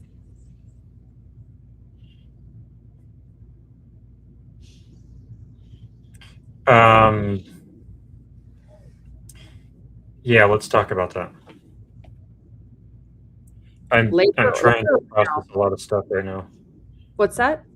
I'm trying to process a lot of stuff right now. My brain's like working really fast, but really slow at the same time. It's not really working right now. Okay. Okay. Why don't we go ahead and wrap up the stream?